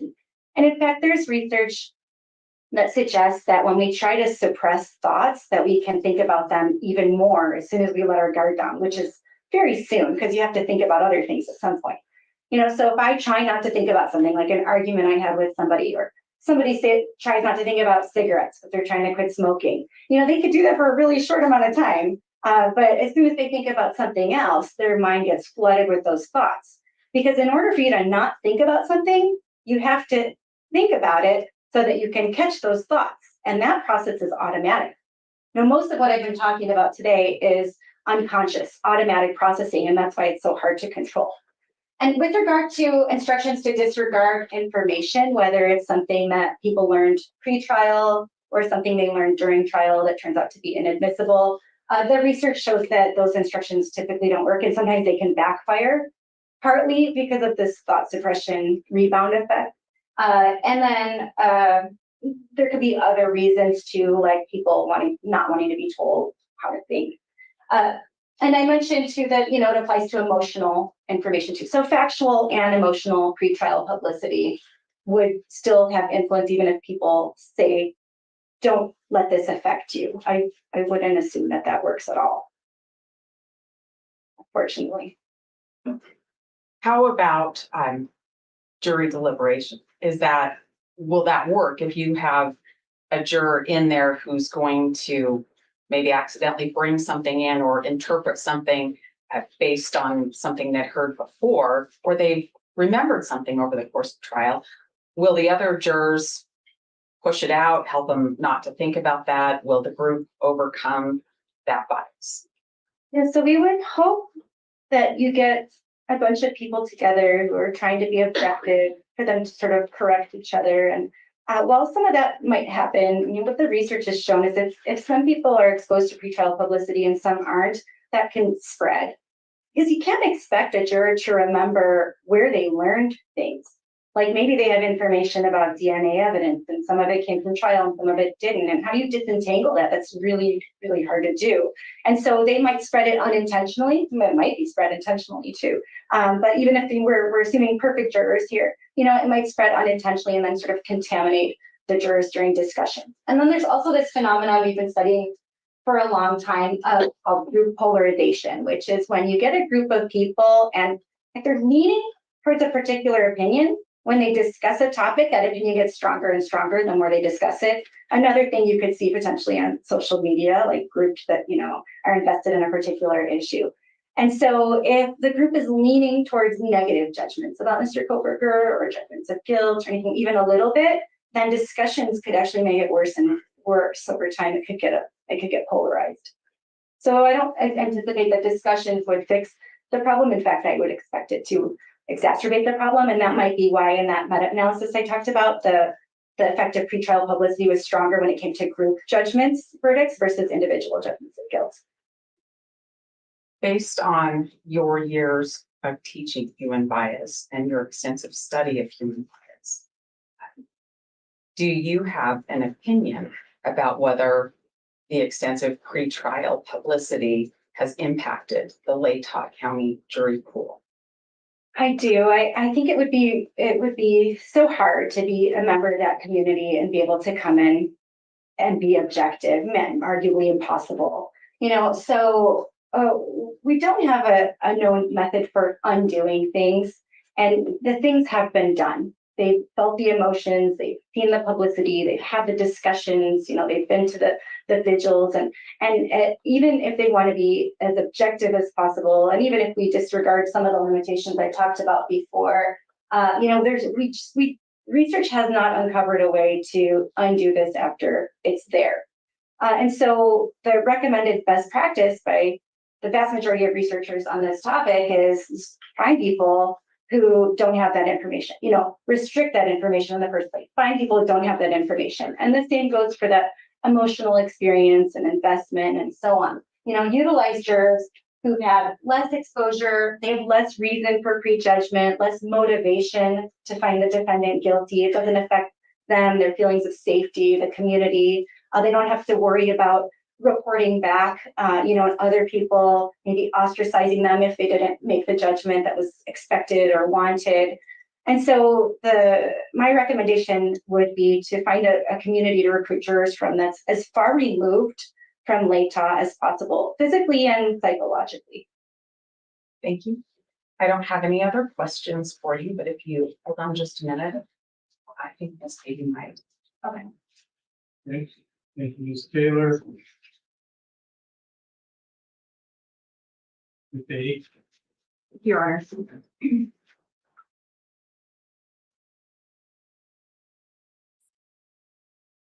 In any jurisdiction where there's been a tremendous amount of pretrial publicity, at least some of these biases would apply to a prospective jury pool, correct?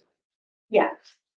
And the best thing, if I'm understanding your testimony correctly, for this trial would be to have a jury pool with the largest amount the largest percentage of jurors who hadn't formed an opinion on this case already. Would that be fair to say?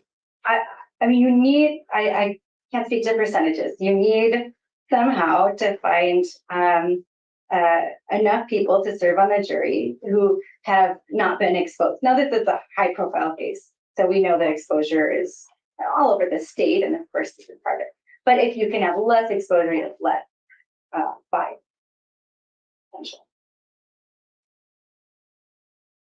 In a case like this, where there's been so much exposure across all counties, are there unique challenges in selecting a jury that would apply anywhere?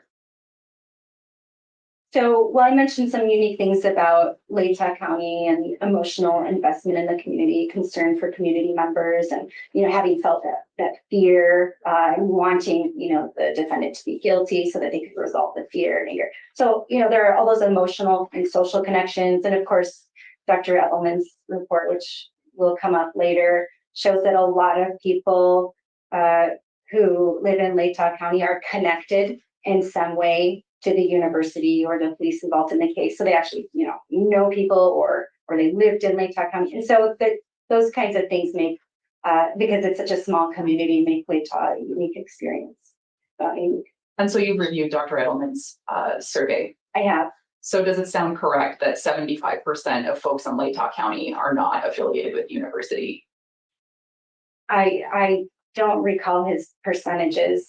Okay. So offhand, I would have to see the report. I could look at it if you'd like. Okay. And I should be more precise. I believe the question was, are you or a family member a student or employee at the University of Idaho in Moscow? And the percentage of folks who responded no was 75%. Does that sound right? I couldn't tell you without seeing it. Sorry, I don't remember. Would it surprise you to find out that 60% of Latah County residents who were surveyed reported that they did not feel higher levels of stress or anxiety during the hunt for the killer in this case? I don't know. I don't know what percentage I would have estimated. I just would have estimated it to be higher in Latah. Okay. So is one strategy that the court could use in any jurisdiction, whether if the trial stays in Latah County or moves to Ada County, would bringing in a larger jury pool alleviate some of these concerns across any jurisdiction? Well, if we're talking about Latah County, a lot of the things that I mentioned were not in the survey. So, there are emotions I mentioned that weren't assessed during the survey, impressions of Mr. Kohberger that weren't in the survey. So it could be that 90% of people think he's a bad guy, but they don't think he's guilty. And then that still could influence judgments. So it's really hard to answer that question without, I didn't make the survey. And even if I did, there'd be a lot of things that I would miss too. So I can't make that determination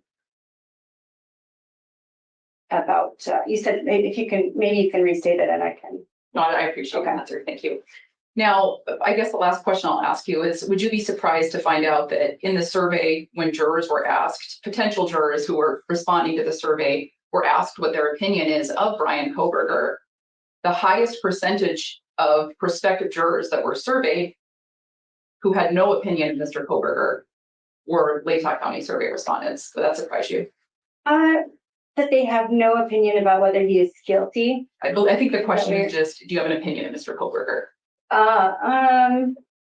Well, it's a high profile case that had a lot of coverage and the percentages are so high that of people who have an opinion. I imagine, I don't have those in front of me, but in statistics, we call that a ceiling effect when all the percentages are high and you can't really see differences.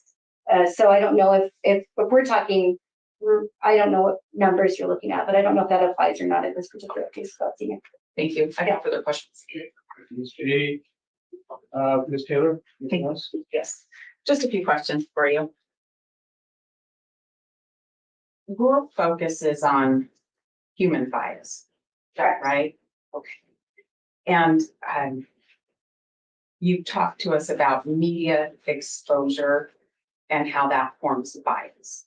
Are bias and forming an opinion you're willing to say different things?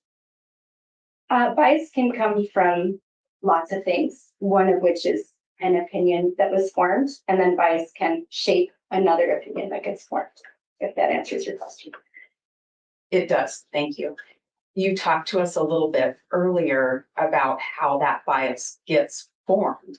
And then you told us sometimes we won't be able to spit out our entire bias or what we looked at to form bias.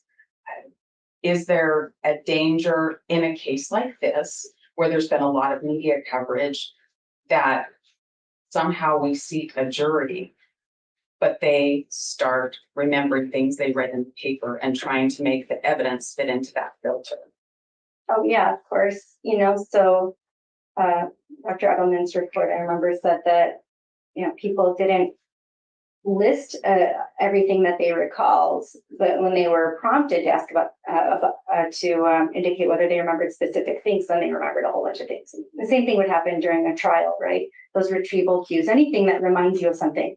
So our minds have kind of an association network, all of our memories are sort of connected in some way. You could just mention the word white and maybe I think of snow, so our memories can come up from so many things that I would be surprised if there weren't some memories rekindled. Thank you. That's it for me. Thanks, Ms. Taylor. Any more questions? No, thank you, Your Honor. Thank you, may this witness be excused? She makes. All right, and no objection to that. All No, right, Your Honor. okay, thank you. You're free to stay, or leave. All right, thank you very much. That was very interesting. Oh, Thank you.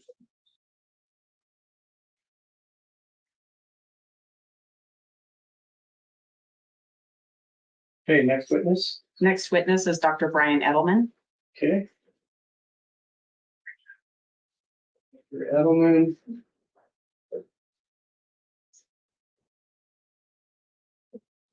All right, welcome back. Please raise your right hand. You solemnly swear or affirm that the testimony you give in this case shall be the truth, the whole truth, and nothing but the truth under penalty of perjury. I do. All right, thank you, sir. Please have a seat and then please state your name and spell your last.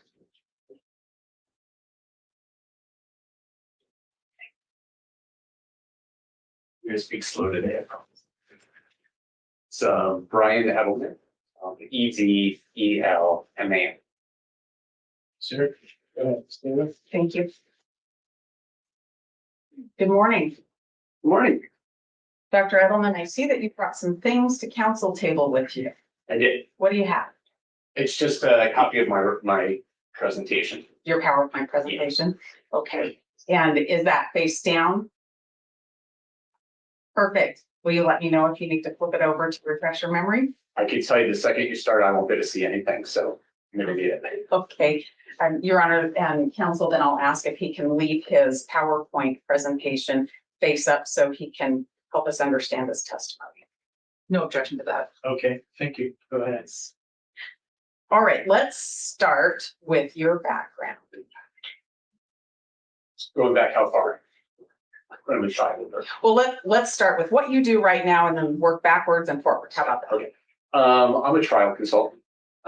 So in that capacity, I'm often in the courtroom doing jury selections and assisting with that, running juror questionnaires, helping attorneys craft the oral voir dire questions. And I also do pretrial research, so that's focus groups and mock trials. And then I also do post-trial interviews and do a lot of presentations and writing in terms of trying to educate or help the legal community.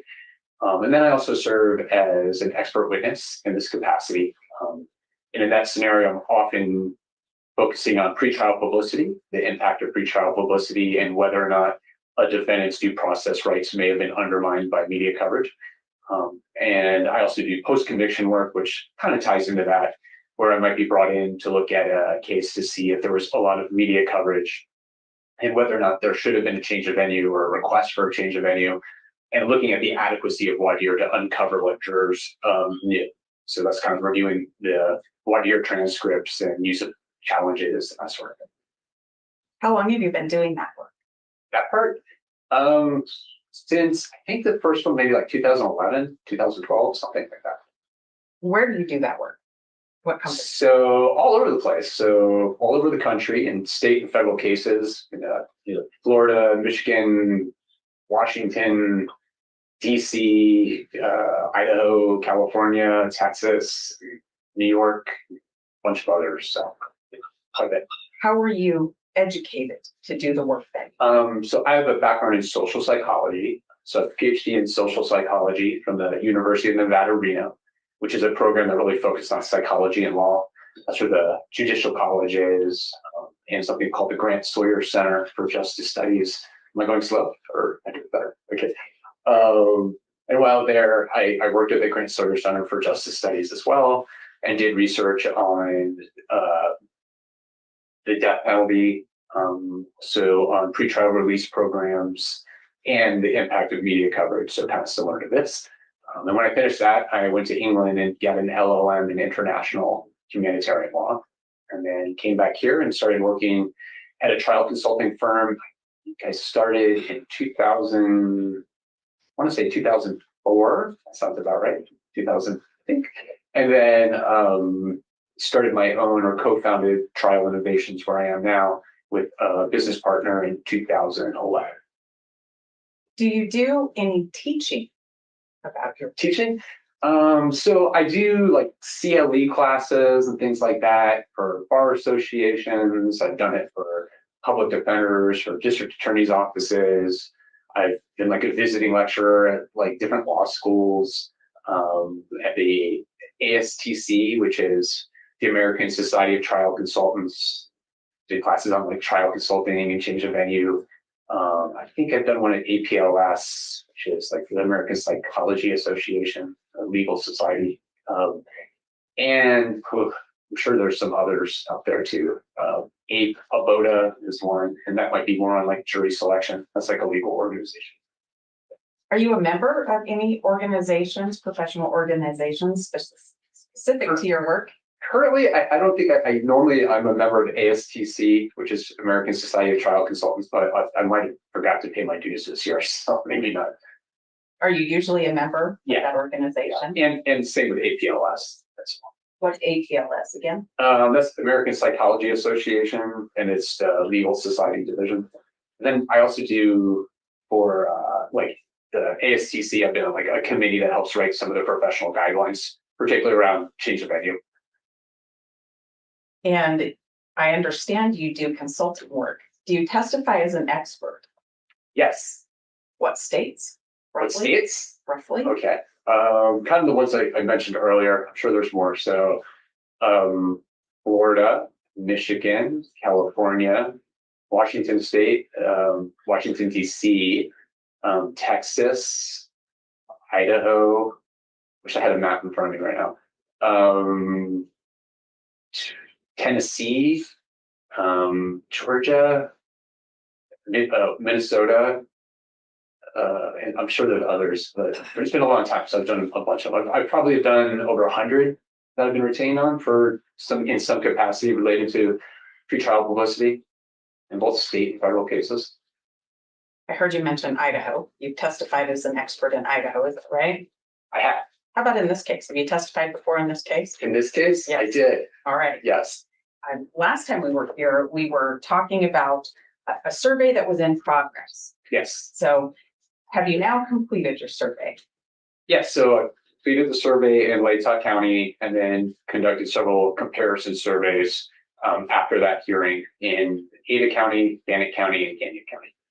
Before we get to all of those, I'm going to start a PowerPoint presentation that you've provided for us today, so you can walk me through the process of what you do and how that works. Give me just one moment. Sure. I'm going to flip this over then.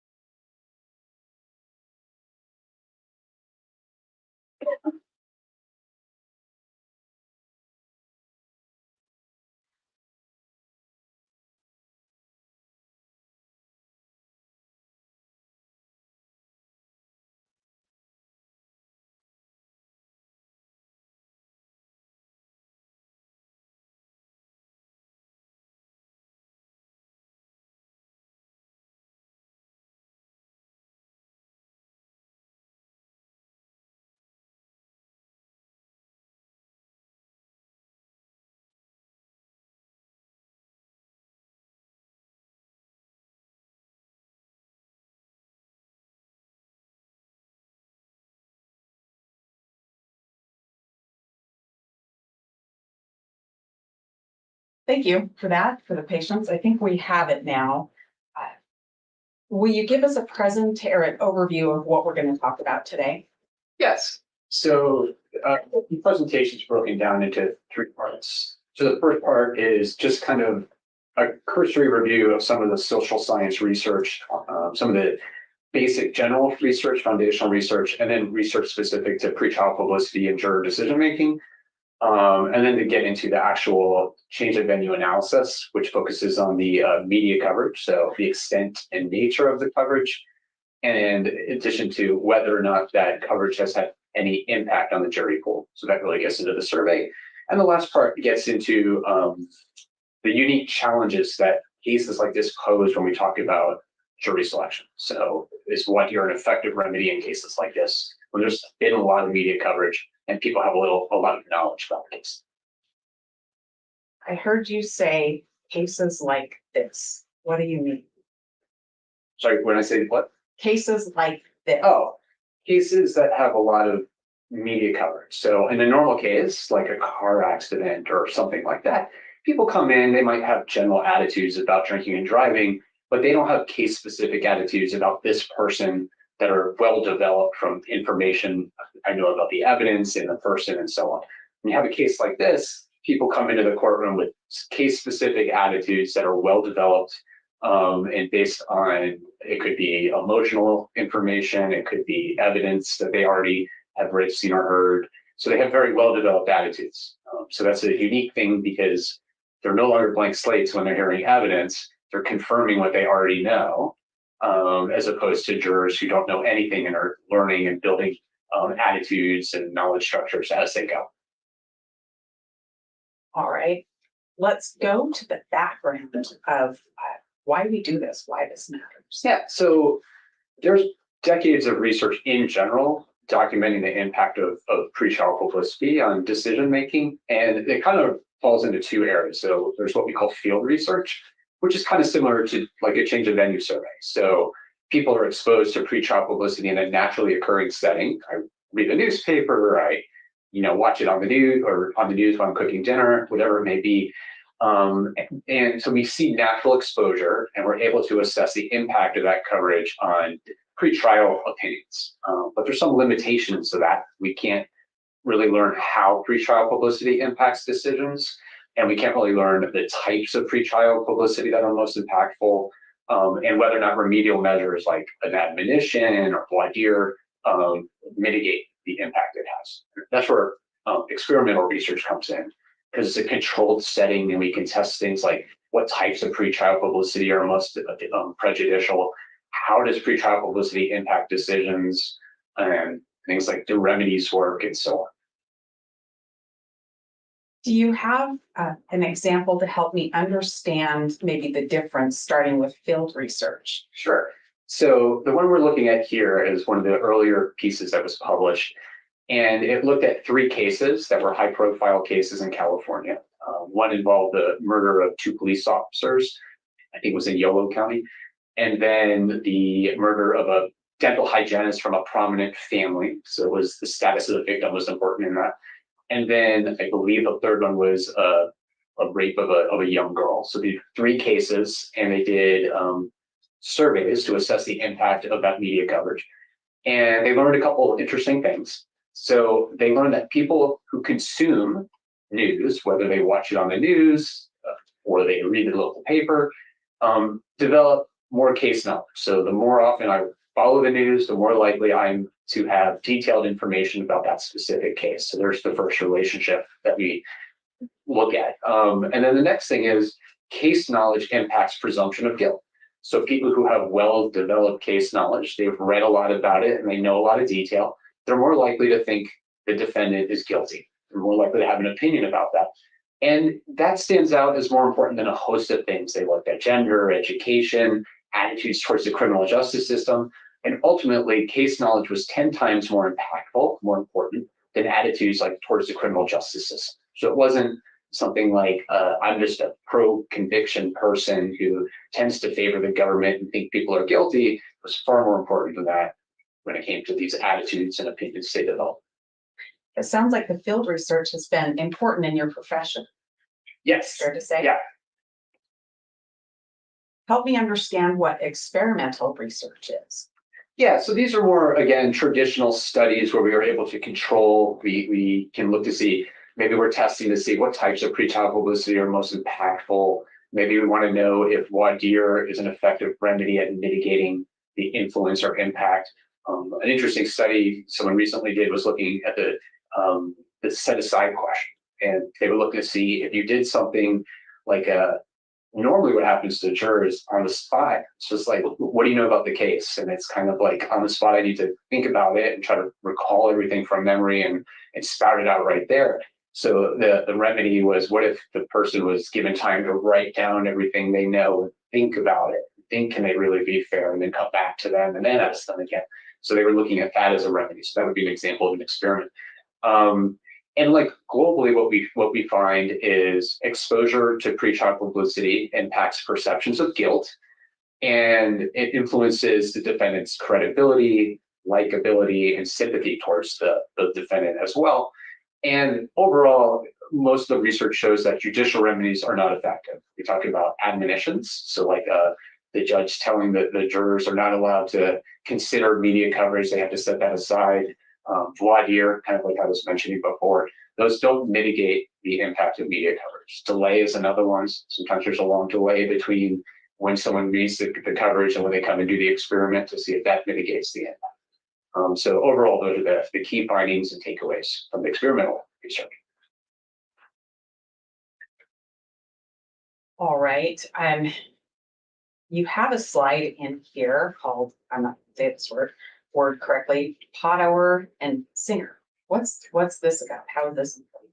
So this is, again, just an example of some of the research. So in this study, the researchers recruited people who had been excused for jury duty, so they were at the courthouse, and they were put into 2 different conditions. So in one condition, the experimental condition, they read an article, and that article contained information about the defendant. It was a criminal record. And it also included a retracted confession. So they were looking at something that's inadmissible, wasn't going to come in, I believe, in the story. And the control group read the same article absent those 2 pieces. Didn't mention anything about the criminal past, criminal record, or the retracted confession. And what they found, if you go to the next slide, is that there was a significant effect. So those participants who are in the experimental condition, the ones who had been exposed to the background, the criminal background information and the retracted confession were much more likely, I can tell I'm talking too fast, were much more likely to convict and perceive the defendant as guilty compared to the control group. So that was a significant effect. That seems like a pretty high percentage. This is an experiment with 2 otherwise equal groups of people, some exposed to negative publicity and some not, and almost 30% of the people in that experimental group would have voted to convict just based on that difference alone. So 28 percentage points higher. And again, it's a controlled study. So they're controlling for everything. So the only variable really that should be that's impacting is the fact that one group heard this negative prejudicial information, the other one didn't. Seems like a high. What's that? That seems like a high amount. Well, it's a significant find. It's statistically significant. All right, let's talk about pretrial publicity. Okay. How does it impact information that you might get in trial? Yeah, so we already heard about this a bit in terms of this selective process for filtering information. So the one that really is significant for me that stands out is the belief perseverance research. I'll tell you why. And like it was mentioned, so a common study would be someone would read an essay. For example, it might be an article about why risk-taking makes you a good firefighter, and people who are cautious that's not a good characteristic. And then someone else might read the exact opposite, where implying that cautious people are better firefighters than risk takers. And then they're asked to write an essay, and whichever one they read, they're more likely to write to support or write an essay that's consistent with what they read. And then later, when they're confronted with information that disconfirms whatever they had read and written, they're resistant to change. So we see that in our everyday lives quite a bit. And the thing that really is significant to think about is jurors who come in as a blank slate in a normal case, who haven't been exposed to media coverage, have no opinions or attitudes that are specific about the defendant, about the evidence, about guilt. And they're just processing evidence in a controlled setting through direct examination and cross-examination. The rules of evidence apply. So they're learning and they're developing opinions. They're considering the evidence for the first time. That's the ideal situation. In a high profile case where jurors have been exposed to a lot of coverage and they end up serving, they already have well-developed attitudes about the defendant. So opinions of the defendant. They have well-developed attitudes about guilt, for example. And they have case knowledge that they've already been exposed to, not in a controlled setting. So maybe it's information in this case about cell tower data, or information about a vehicle being seen on video, or what the results of DNA tests are. And it's not under a controlled setting of direct examination and cross-examination, and another expert from the defense side where they weigh all that. It's in the context of a news story. There's editorial, there's public personalities, it's Nancy Grace, all this sensationalism around it. So they're being exposed to all that, but they're also getting the information, the evidence within that context that they're going to hear at trial. So when they hear that information, it's not new, and they're not considering it and weighing it as a blank slate. What they're doing is just activating the beliefs and the knowledge structures they have, and it's just confirming what they already know. So one side is just giving you the information I already have, which strengthens it, and it makes that information more accessible in memory and so on. And then the other side is giving information that is attempting to disconfirm what I already know and believe, and it's scrutinized in a very different way. They're much more likely to reject it. They're much less likely to attend to it, to store it in long-term memory, and it's really shifting the burden. So now the burden, whether intentional or not, is shifted on the defendant to change that juror's mind. And that's what we see when we talk about a filter, like our knowledge is, our impressions serve as a filter for processing new information. So it's really important to think about putting yourself in the shoes of the juror and what the task is and what that's like when you already have all this information compared to a jury who doesn't have any of that information. Sounds like a tough road that can be created by a lot of media exposure. Can be. Can you tell us about any studies you know about how evidence might be evaluated? Yeah, so this is just an example again. So in this particular piece, the researchers were looking at something called pre-decisional distortion.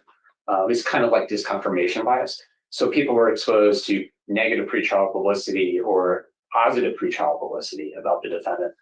And then there was delay. So I think it was like 5 days or something like that. And they watched a murder trial where a husband was accused of murdering his wife. And it was intentionally balanced. So it was kind of like a 50-50 split of guilty, not guilty.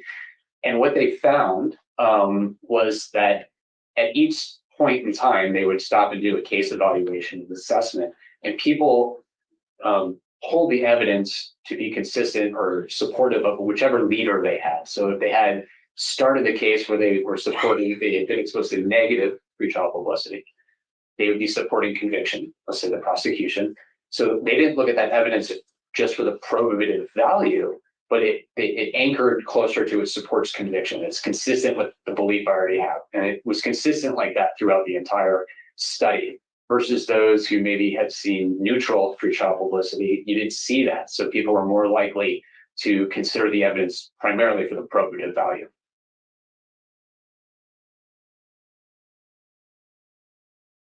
How about when you've had a lot of pretrial coverage and then you have a lengthy trial?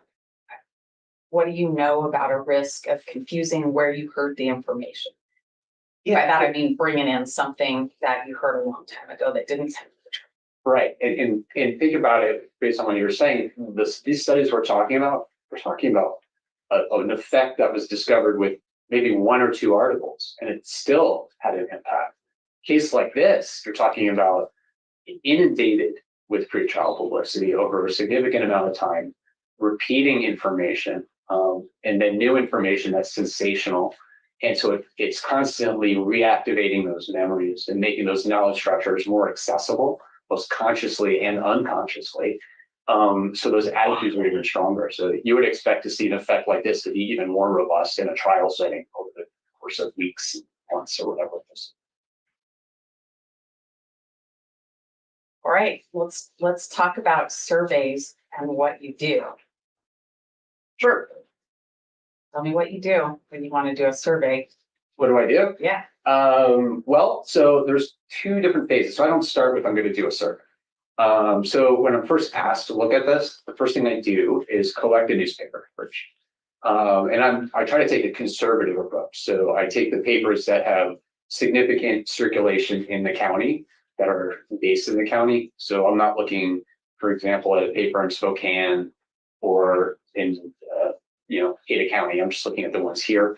And I read that coverage and I make an assessment if there's extensive coverage and potentially prejudicial coverage. So what is the nature of the coverage? Does it include inadmissible content? Does it include a lot of detail about test results like DNA results and things like that? So conviction prone evidence. Is it have presumption of guilt or guilt oriented detail? For example, public officials making statements about a defendant's guilt, victim families talking about that, things like that. Emotional pretrial publicity, because we know from the research the most prejudicial types of media coverage is emotional pretrial publicity, inadmissible content, and information about the defendant's character. So those are three big ones. So really looking at that. In every case is different. So in some cases, it's all about the community impact, and there's candlelight vigils and memorials, and it just shocked the community. In bigger places, you don't see that as much. So it might be something very different. So it's always dependent on the case. If there is not a lot of coverage or it's very neutral and basic, I wouldn't recommend doing anything else. So it would just stop there. If it's extensive coverage or sensational coverage or something like that, we would move to this next step, which is doing a phone survey in the venue. Sometimes we do a comparison survey, sometimes we don't. Yeah. All right. I think you told me a little bit about the analysis of the coverage, but will you again tell me what you're looking for specific to a county before you decide to do a survey? Actually, the main thing I'm looking for when you're deciding whether or not to do a survey.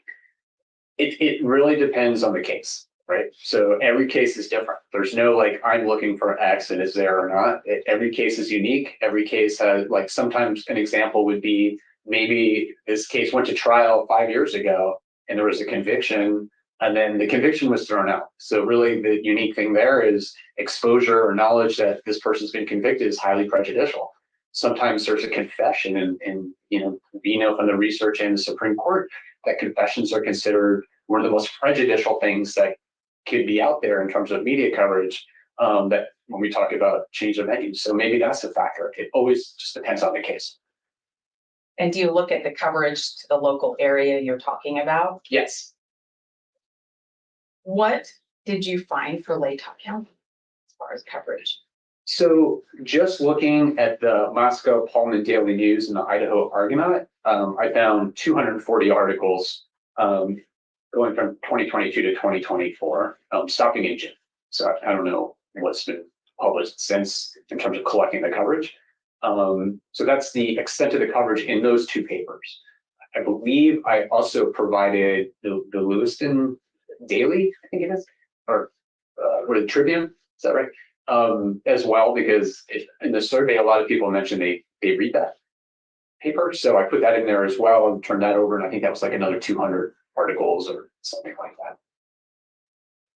Do you know the total number of newspaper articles you collected from those three papers between the dates of November 13th, 2022 and June? Yeah, so approximately 441. Now you've provided this chart and you have Mr. Kohberger's name highlighted at the bottom of this. Yeah. What's significant about this chart that you've presented? So one of the tricky things is always what is a lot of coverage. So there's no decision that I'm aware of where it says if you have X number of articles, that's considered sufficient for a change of venue.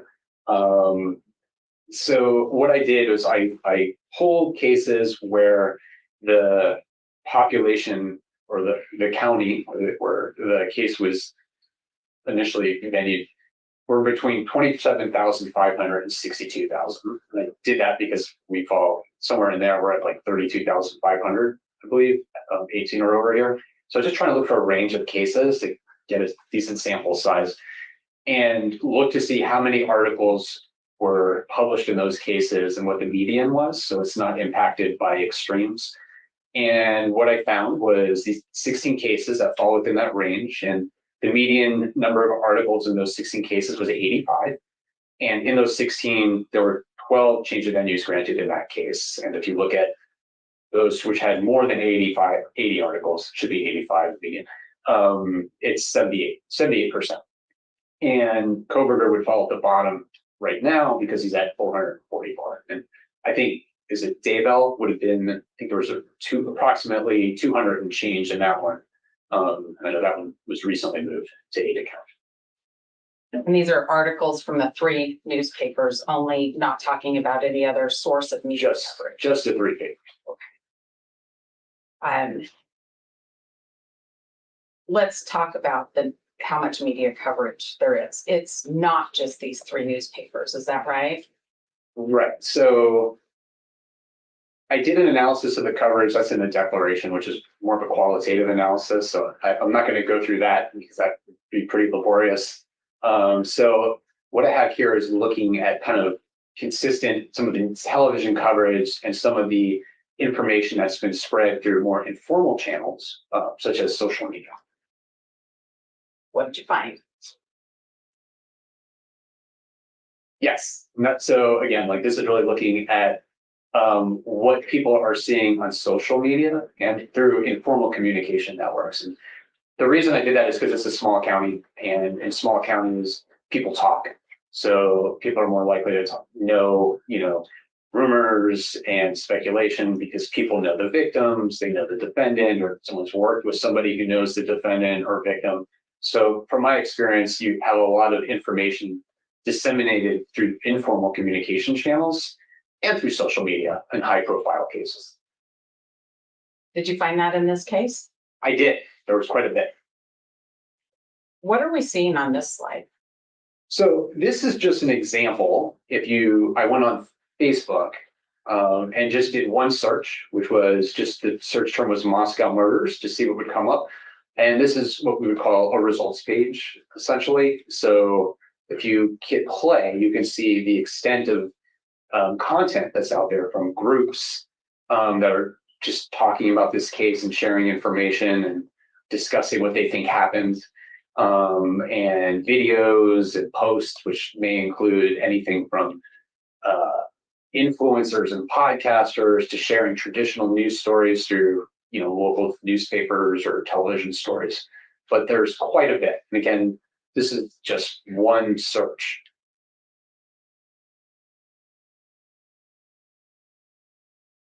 It looks like you did a screen capture so that you could show the results from one search term. Yes, this is me just scrolling through the search engine results page from that one search term. And what you're seeing is a combination of everything. And then if you click on the tabs like posts or groups, you would see other categories. What's remarkable is the number of groups that have been created discussing this case. Some of them local, some of them national, with, some of them have hundreds or thousands of members, others have hundreds of thousands of members. So this case has captured the public's attention. We'll just keep scrolling for a minute. I think this goes on a little bit. Sure. These are all groups that you're looking at right now. So these are just Facebook groups that have been created talking about this case. These are videos. And these all popped up from that one search term.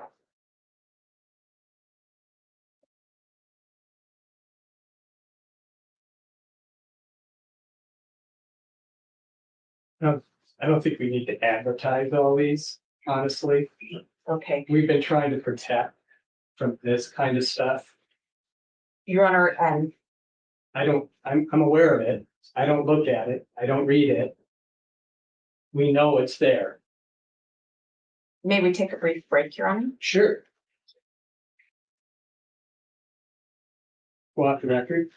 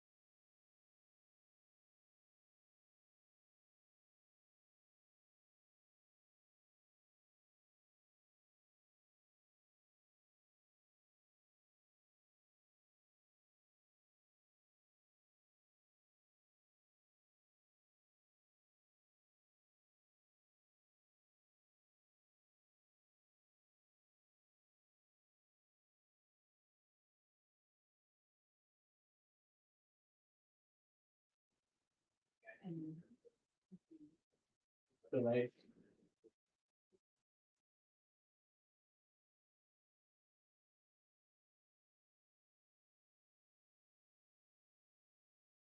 All right, let's get back on the record. Thank you. We're back on the record. This is State versus Kohberger, case number CR 29222805. Counsel are in the courtroom and as does Mr. Kohberger. We had a certain break here so that we could discuss about what we want to send out to the public. But we also have to make a record on that. So what we're going to do is we're going to take a break. We're going to make sure that we have the families of the victims can observe if they want to on Zoom. Some are here. And we're going to come back at 1:30. Did I say that right, Ms. Taylor? Yes, You Your can Honor. correct me if you need to. Yes, and I believe that the court will not be live streaming about the first 15 minutes after our lunch recess, and then live stream will pick back up. Yes. Do I understand that? But the courtroom is otherwise open? Yes. Got it. Thank you. Yes. So it's kind of a compromise, but we thought there were certain things that maybe we don't want to send out to the public. So I don't necessarily know what it all is, but I need to look at it and see it for on the record. So that's how we're setting this up. Okay, Mr. Thompson, anything else on that or corrections? No, Your Honor, we appreciate the court's concern. We have the same concerns, and I think this is a reasonable way to proceed. We'll reach out to all the families. Great, thank you. Okay, so we're gonna take a break, and we'll start up at 1:30, but the first 10 minutes will not be streamed. All right, thank you.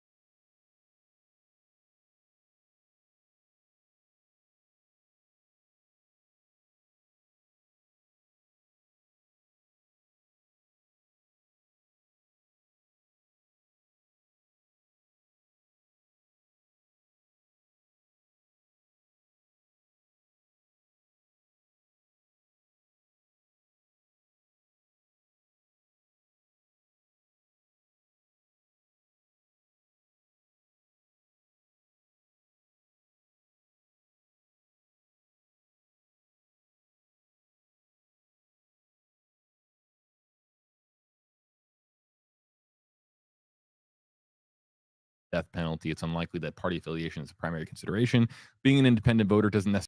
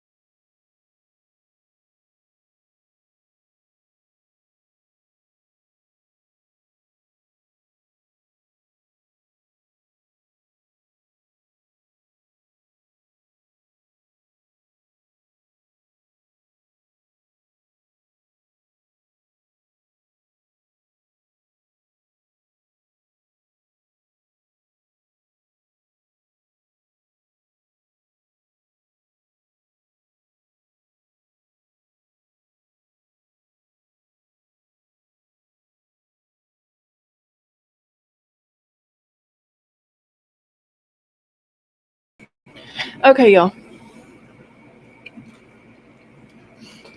Hold on. I'm trying to get it pulled back up here.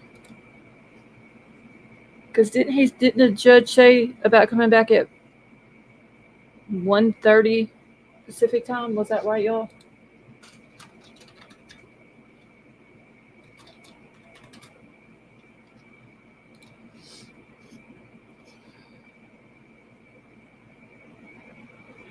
Tiff, they're like super loud around here. They don't know how to be quiet during the daytime.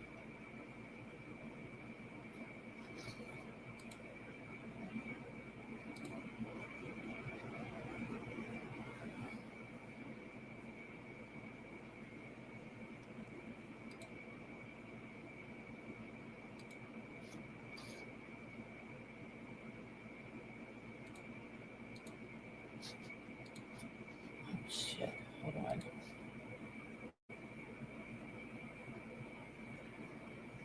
Avery, no, they're 2 hours behind us.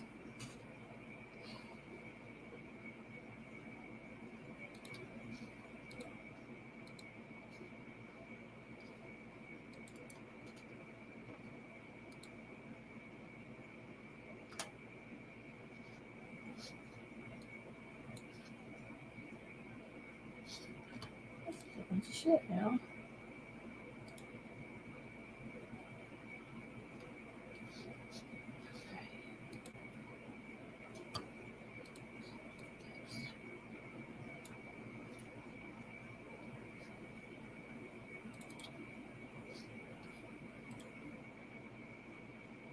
Okay, Tonka, I just got your message. Thank you for sending that to me.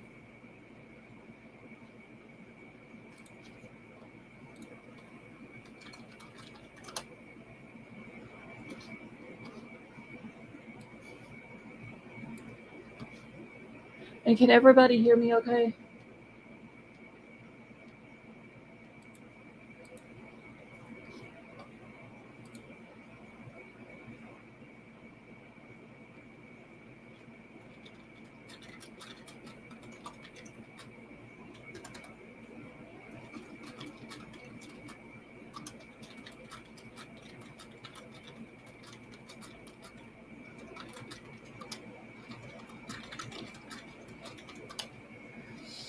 Okay, thank you all.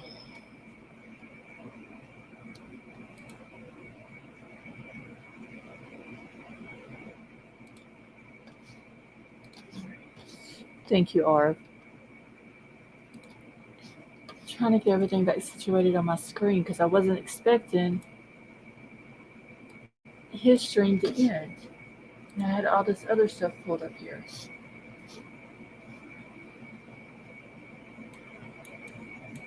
Okay, so for everybody who missed out on the first part of it,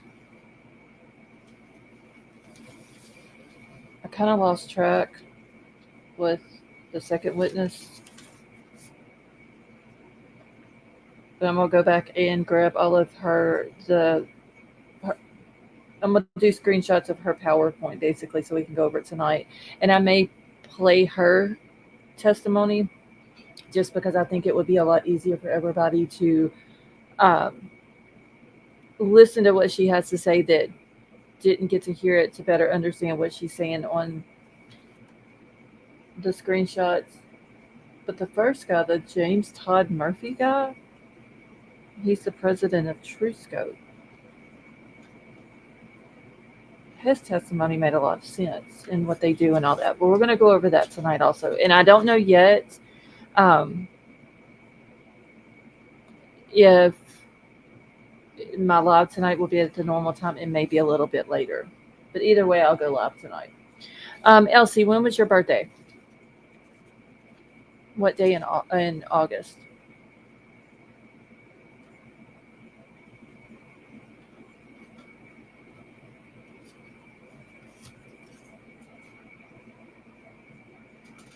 I've got to get me another calendar to write everybody's birthday down on. In August, that's all.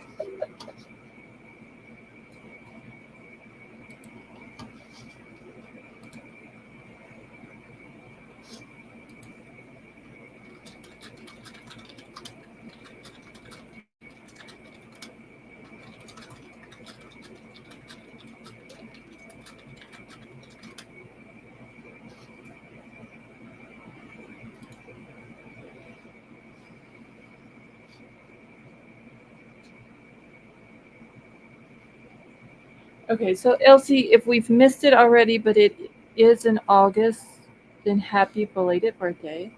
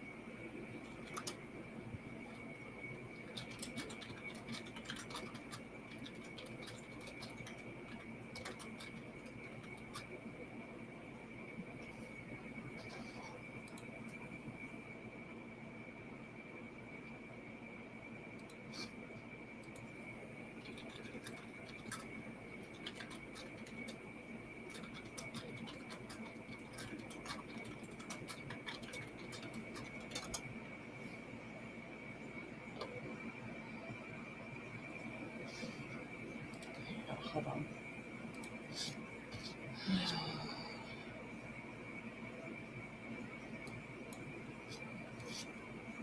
I'm sorry, y'all. I'm trying to refresh on his channel.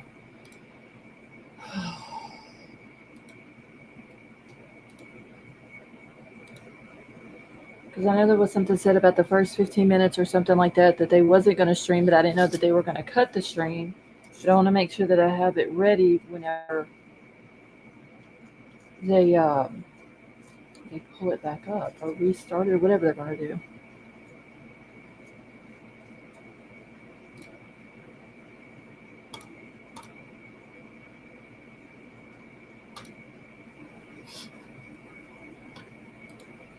Okay, everybody's sitting backstage. Hold on just 1 second.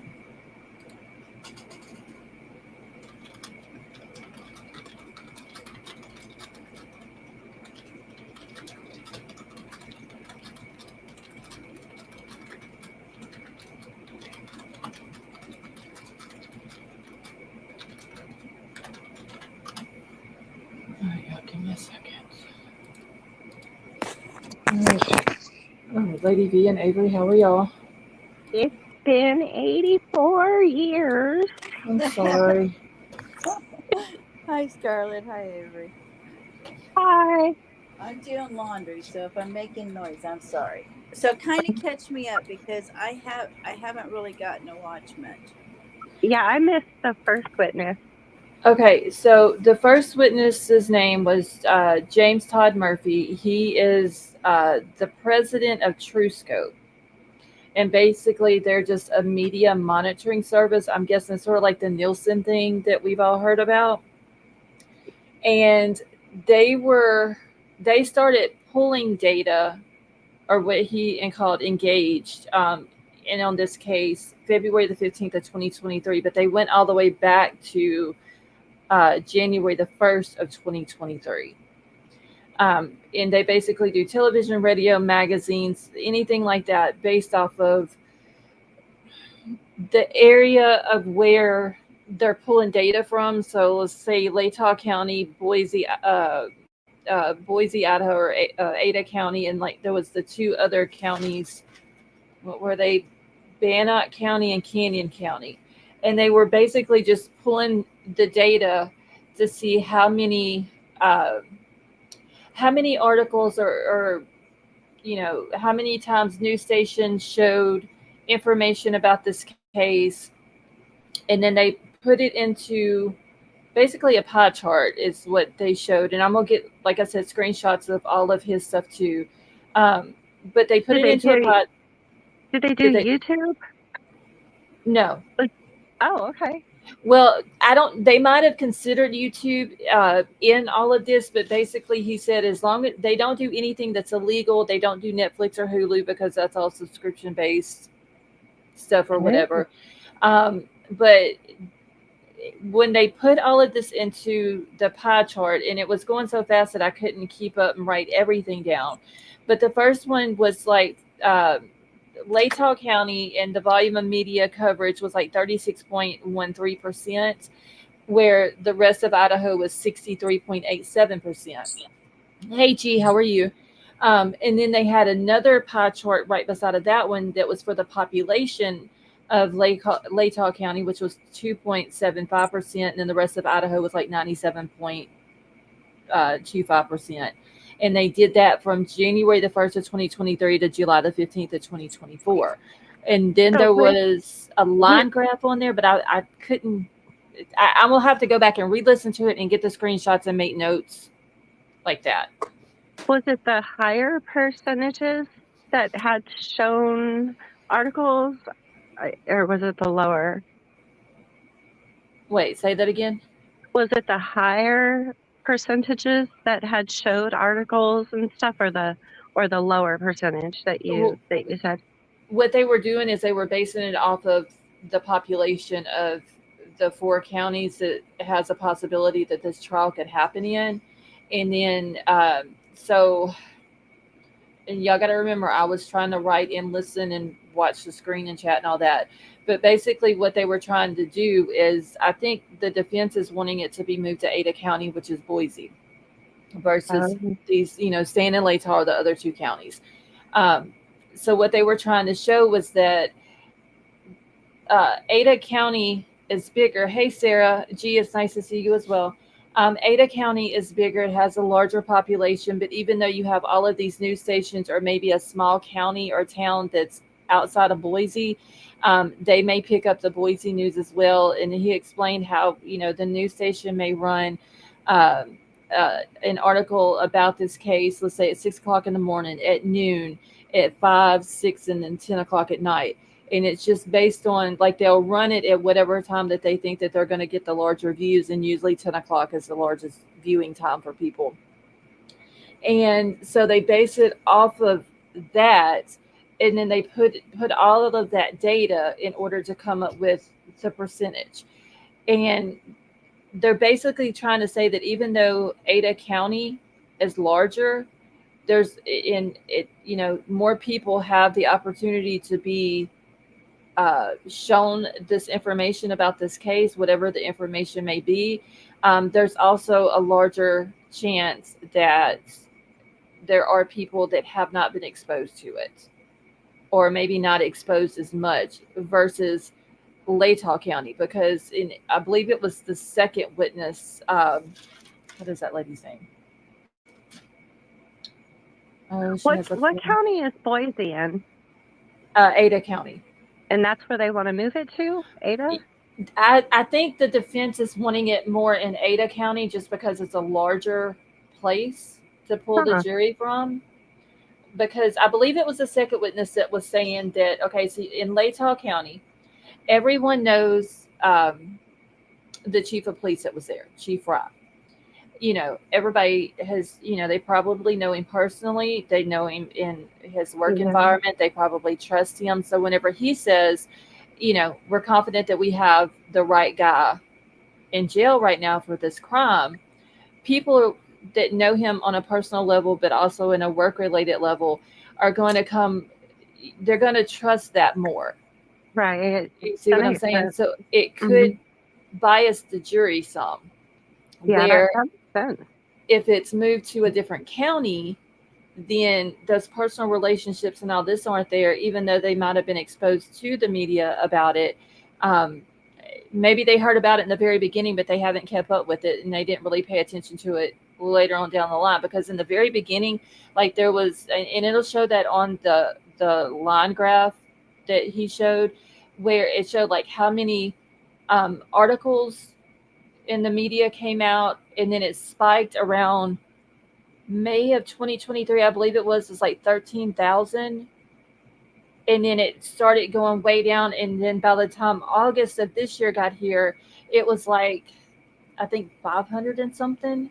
It had went down that low. But he even said, even this morning, that the defense they should get a report about, you know, what was shown for today. You know, and I'm pretty sure there would have been a lot of articles today because everybody knew that he was having a hearing today. I have a question. It's probably stupid because I should know this, but if they move counties, it's still going to be the same prosecution, right? Yes, it'll be same prosecution, defense, and the judge. They just all have to go to a different county, and then they will pull the jurors from the county that they are in. So it will still be judge. Yes. I mean, the same thing with Lori and Chad. When their trials were moved to Ada County, Judge Boyce went along with them and had the courthouse at Ada County. I mean, the courtroom at Ada County. How far is Ada County from Latah County? Hold on, let's see. I think it's a couple of hours, I believe. Oh, goodness. They may as well just get hotel rooms then. Oh, well, that's what we were talking about in chat while the stream was still going, that whatever county this gets moved to, whether it stays in Latah or whatever county is going to make bank, because they're going to have, you know, people. Just imagine how many people flood at Latah County for the different hearings and stuff like that.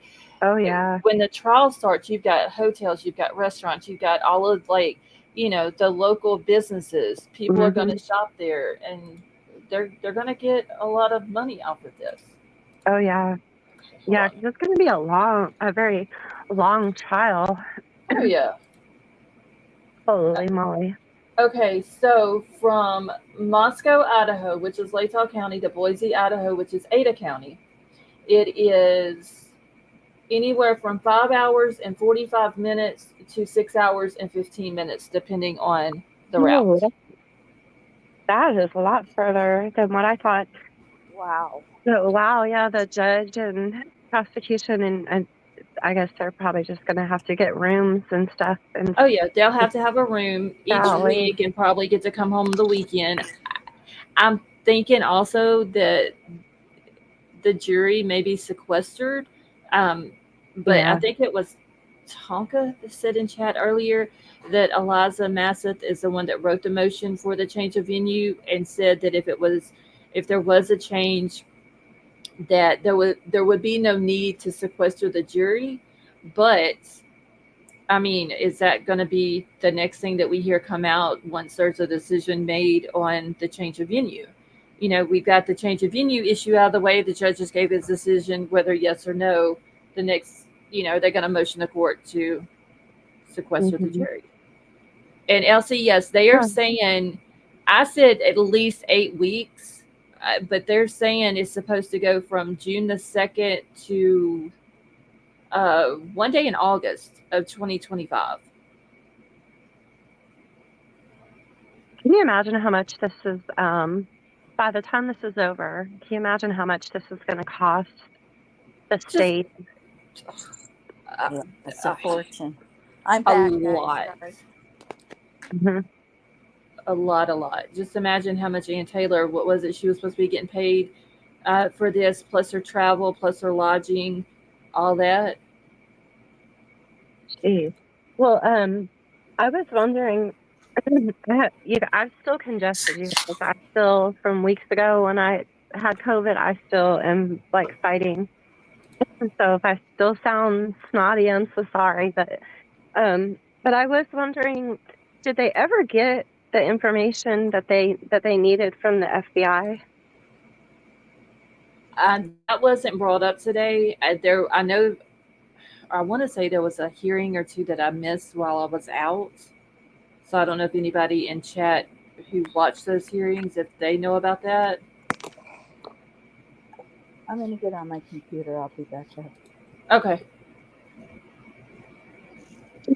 Because I do remember a while back, the judge was like, telling the state, well, whoever you have not gotten information from, you need to be in contact with them and telling them that, you need this information, because what needs to be turned over to the defense, needs to be given to them so they have enough time to go through it all. And then he comes out with all these deadlines, Yeah, that's leading the last up I to the remember. trial.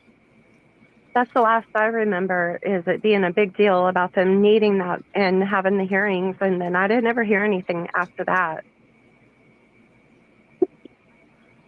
I don't know. It's just, I literally 3 trials that I'm looking forward to. It's this one, Sarah's, and the cockroaches. Oh gosh, yeah. Okay, let me refresh this. And I can't believe, okay, so I'm refreshing Judge's YouTube channel. And I cannot believe that they left that stream up. They haven't deleted it. Huh. But they haven't brought the other one up. But I know they said I believe they said the first 15 minutes, but whenever they came back up, I didn't have my headset on, and so I couldn't hear everything that was being said. But I do believe it was like the first 15 minutes they had some type of discussion that they had to do, but they wasn't going to stream that part. And then they were going to come back at 1:30 Eastern time. So that would be another 45 minutes. Oh, 1:30 Eastern time? Yes, which would be 3:30 our time. Eastern time? Not Eastern time, Pacific time. You know what I'm saying. Okay. Jesus Christ. I had to pick at you. I knew what you were saying. And I think I even put Eastern time on my damn tickers. I did. Yes, it's still going. Hold on. Lord Jesus. Sorry. No. Let me put Pacific time. See, y'all didn't even catch that. How long was your power out last night? It came on back about 4:50 this morning. Did they arrest that person? I have no idea. I just only know that that's what happened because everybody around here talks when shit happens. Oh yeah. That's big gossip too in a small town. I mean, well, I mean, we're not even a town; we're just a community. So literally, when something happens, all you got to do is go to Facebook, and like the first 20 to 30 posts is going to be about what happened. Well, I was going to tell you about this heat. So this week they issued a thing about we're at dangerous, heat levels now. Mm-hmm. And in the past week, possibly 2 weeks, but I think just the past week, we've had three high school kids. Wait, one was a junior high school. 3 of them in Alabama have heart attacks playing football. It's the shots. It's Can the you shots. believe that? It's the shots. I swear, those C shots have caught. I've had two people very close to me. One of them bent over to pick up something off the carpet and never stood up. The other didn't show any symptoms of C and was standing in his kitchen. He was 36 years old, told his wife he couldn't breathe, and he was gone. Boom. I mean, Well, there's athletes everywhere. they're It's saying crazy. they're saying on the news that it's to do with the heat, Well, but I'm I sure that has something to do with it, but I don't think that's all of it. it's just so weird to hear of kids having heart attacks. It's just very unusual for me to hear. And Well, then three of them. that's why I'm Yeah. saying I think the shots have something to do with it because there's been tons of people that have had that happen since this started. It's scary. What? What? Hold on. I'll be right back. Troll done came in here earlier when I was muted and stole my vape. Uh-oh. Hold on, I'll be right back. I'll be right back. Troll's in trouble. Run, troll, run. Oh my gosh, that's hilarious. Yeah, I mean, I don't want to get into that discussion, of course. I don't want to bring all that stuff up, but yeah, I honestly think it has a lot to do with it. I mean, you never heard of stuff like this, or rarely heard stuff like this before. Well, definitely not hearing of children or teenagers Right. just taking heart attacks, and then three of them at that. I'm sure the heat's not helping at all. Yeah, it's just wild to me. But it's kind of mind blowing. Three kids. Wow. Okay, I'm back. Yeah, and none of them survived it. All three. Tucker, I know you hear Scarlett, but you calm your balls. But none of them survived either. So Yeah, these guys, I mean, there was no chance of rescue saving these people at all. I mean, it was just they were gone. That was it. Mm-hmm. Horrible. And I'm sure both of those were heart attacks as well. Then my oldest son, he has special needs daughter, and I'm sure they took all the shots and everything, and he ended up having a heart attack, but he's still okay. But yeah. I don't have to worry about that part with Jaden because he's medically exempt from any and all immunizations. He can't. He doesn't take any immunizations at all. Yeah, I'm not. My hubby and doctor talked me into taking the first one. I said, don't ever talk. I will never do it again. I didn't want to do it the first time, and I'm not doing it again. Yeah. But Dansha was afraid, with my health issues and all that if I didn't, he'd lose me. So I understood that. I got to take that in consideration too. But I didn't want to, and I will never do it again. Oh, hey guys, we got a new mascot. I've got a 7-foot skeleton coming. So Edgar is now going to be Eliza. Or Edgar. She's having a change today. And the 7-foot one will be Edgar. So your skeleton is going to be transgender? Yeah. Well, no, I mean, it's a plastic, but yeah. My aunt bought me one yesterday. She's coming in. Oh yeah, Scarlett, I need to tell you, Friday, Saturday, Sunday, I won't be able to come on because we have that doll show and my aunt's coming down. Okay, that's fine. Yeah, I thought if you go live Friday, Saturday, Sunday, maybe on Monday. I don't know if I'll be on or not. Lena, I'm sure Lena will be here. Oh yeah, because usually by the time I go live, Lena's already usually getting back from work and all that. Right. So yeah. Well, she's supposed to be putting in her hubby told her quit go see Lady V. So she's gonna come visit me. I'm so Oh, that would be nice. excited. Oh, Oh girl, we're not gonna be sleeping. You know we're gonna be we want to try to do a live while we're together, maybe our first one. So you're Okay. ridiculous. Hold on. Scarlett, if you don't, hang on a minute here. If you don't say hi to this dog. Hi, Tucker. I took her. Okay, he's going to go sit down now. Thank you. He is so funny. He's just laying here with his nose up against my leg, with his eyes like cocked up at the phone, and he's just going,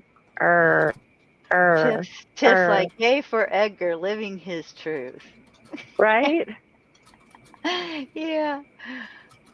So Edgar's going to be what now? Elvira?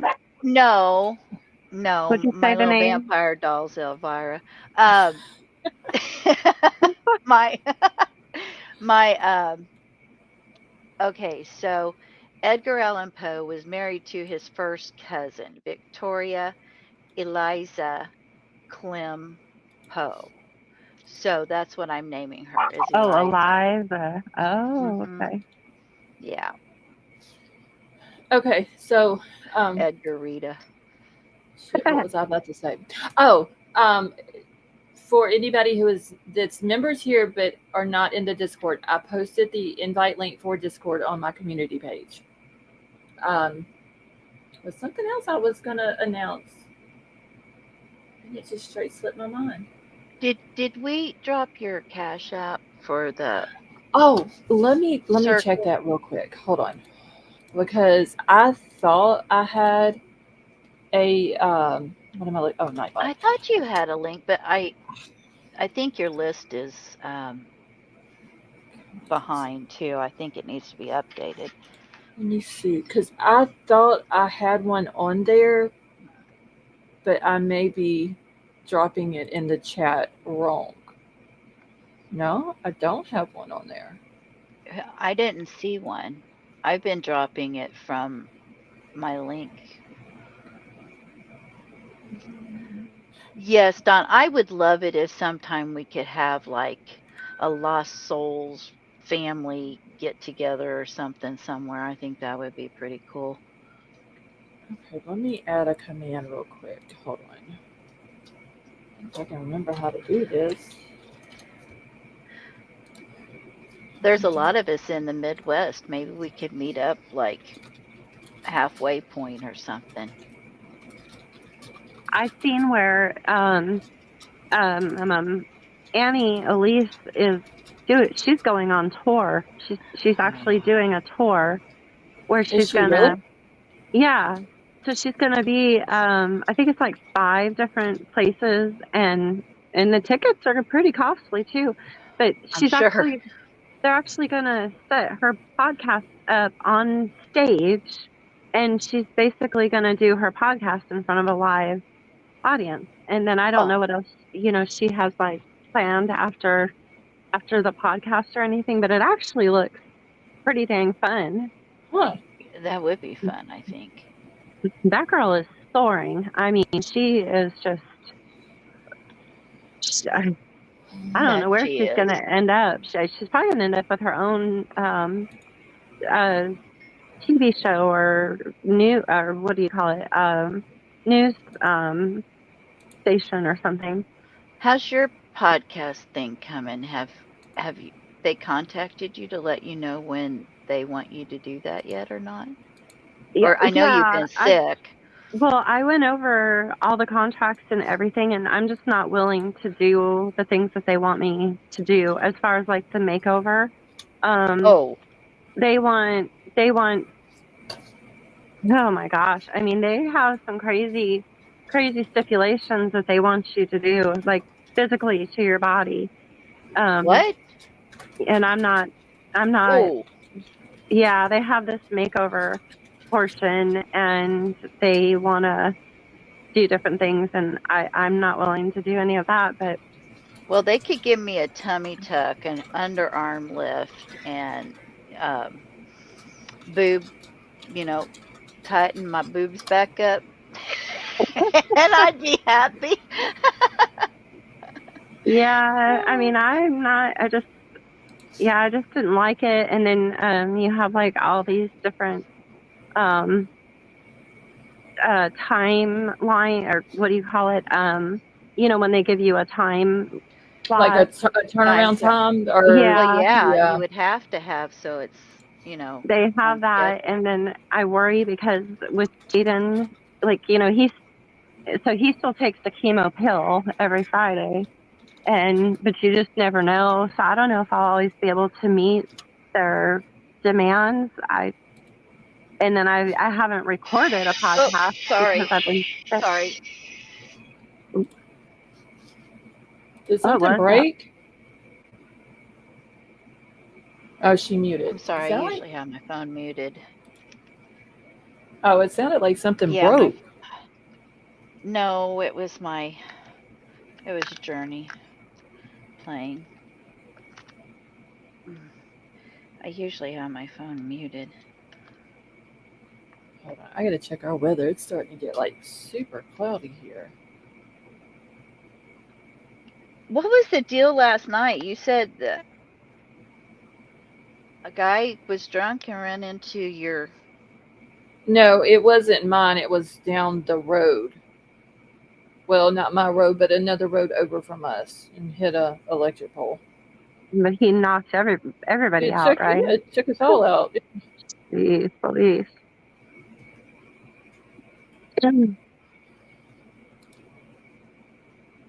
But I'm just glad it came back on, because I was worried that I wasn't, because I know how our electric company is here, and they'll say one time and then it may be 12 hours later before it gets cut back on. And I was worried that I wasn't going to be able to stream today.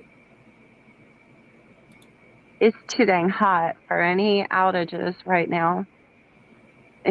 Yeah. It's unbearable, really. I'm watching it. It just hit 98. My air conditioner is barely keeping it up at this point. It's just barely. Right now, it just hit 90 here. Yeah, I just can't. I can't deal with it.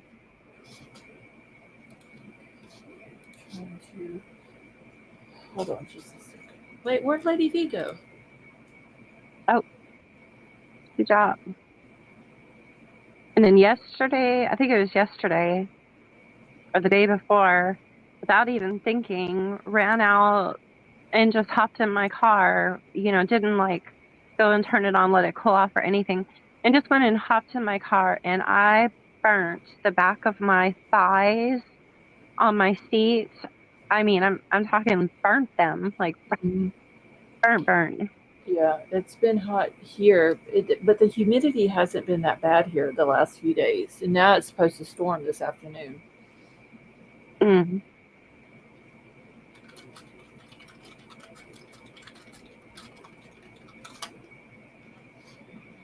I've got like, I don't know how many screens pulled up here, and I have to keep flipping back and forth between them just so I can keep hitting the damn refresh button.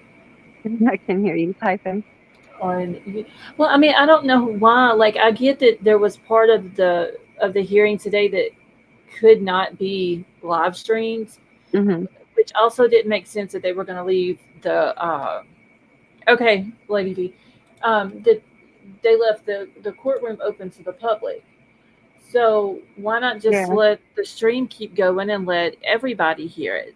But somebody did say that there are a couple of creators that are in there, so they're supposed to be sending me those names so we can check those out too and find out what was said and stuff like that. But and then he says, we're going to take a break after that. We'll be back at 1:30. So why close the stream down? Huh. I mean, we have 16 minutes left, but still. Yeah. Avery Tiff wants to know if you have extra blankets. Extra blanket? Yeah, that's what she said. Do you have extra blankets? I don't know why, but.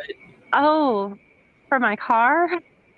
For the seat? I bet she's talking about the seat. Okay, yeah. You know what? That's a good idea. That's a dang good idea. Or seat covers. Or a carport would be nice. Oh, yeah, that too.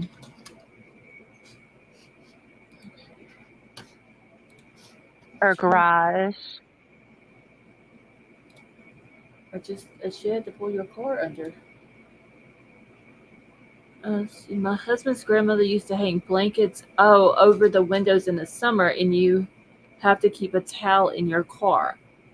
Okay, she's talking about like put it where the sun can't shine through the windows onto your seats to heat them up like Oh, that. yeah. Yeah. Yeah, that's a good idea. Yeah, Probably need to do that and pay more attention instead of running out and just hopping in. Well, usually here when it's so hot, we have to keep our windows cracked unless it's gonna rain. Oh, wow. I don't ever crack my windows. I probably should be, huh? Well, we always do ours because if you don't, I mean, it still gets hot in there when you first open the door. It's like you're opening the oven, but it's not as bad as what it is if your windows are completely closed. Yeah, Tiff, I just looked at the radar and it's saying, and it's even popping up on my computer within 2.5 hours, we'll be getting storms. Hey, Scarlett, do you want to explain what you're thinking about merch? Yeah, I can go over that too while I'm sitting here breaking the damn refresh button on YouTube. Okay. Did you use my designs? Okay, so the other night, me and Lady V did a backstage, and I did get one thing of merch done, or one design of merch done. The design that you had used with the handcuffs that you had sent to me. So that's what we ended up working on last, but we had to get the handcuffs, the complete background taken off of it. Okay. So she helped me. Basically, it had to be, I guess, cut out, I guess would be an easy way to explain it. So there would be no background at all whenever I put it on the shirt. So I'm going to be working on that merch in the next couple of weeks. But my plan is, and I'm even going to put another thing on Discord, another channel for it. I have all of my soap stuff now that I'm going to get started on soap. So I'll put that on Discord. After probably in the next couple of months, I'm going to, because I got to get my truck fixed first. I got to get the transmission done. I'm going to get my own heat press and all that, and I'm going to do my own merch, and I can even do personalized merch for people. And I figured it would be cheaper than buying it off of Teespring and all that. Oh, yeah.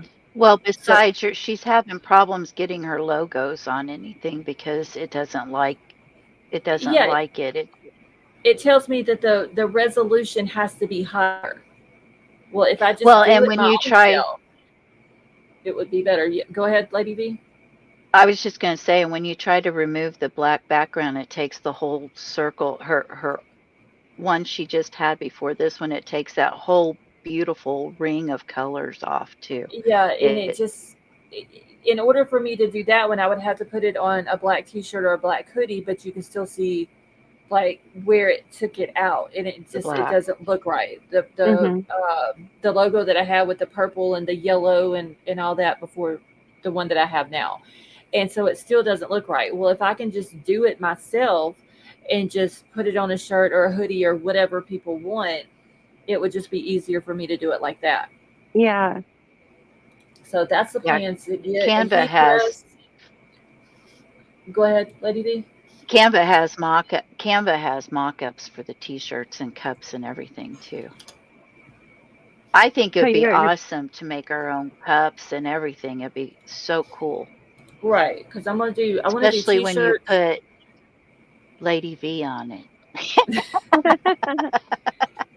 Well, the plan is to do the soap, and then I found this thing on Amazon that you can do your logo. It's a stamp that you stamp your soap with, and you can do whatever logo you want. So I'm thinking about getting one of those and doing the LSTC or Lost Souls TC stamp to put on the soap, and then doing all the channel merch. And if anybody else wants like personalized merch, I can do tumblers, cups, mugs, all that good stuff.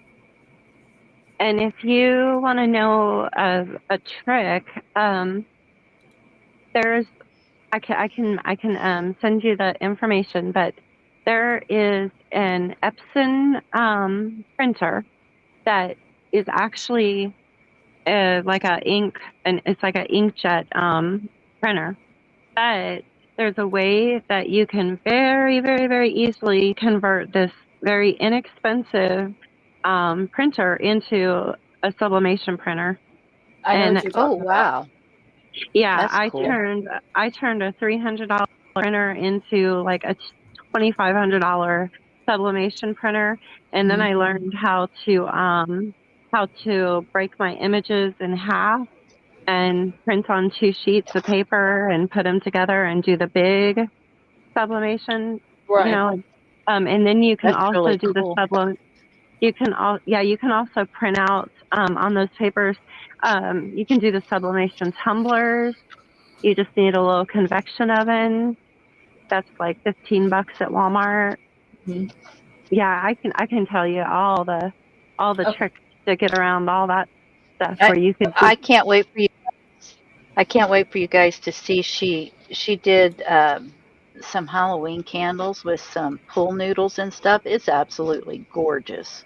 Yeah, I'll have to. I'm gonna see. I'll have to. They're Her at my daughter. candles are amazing.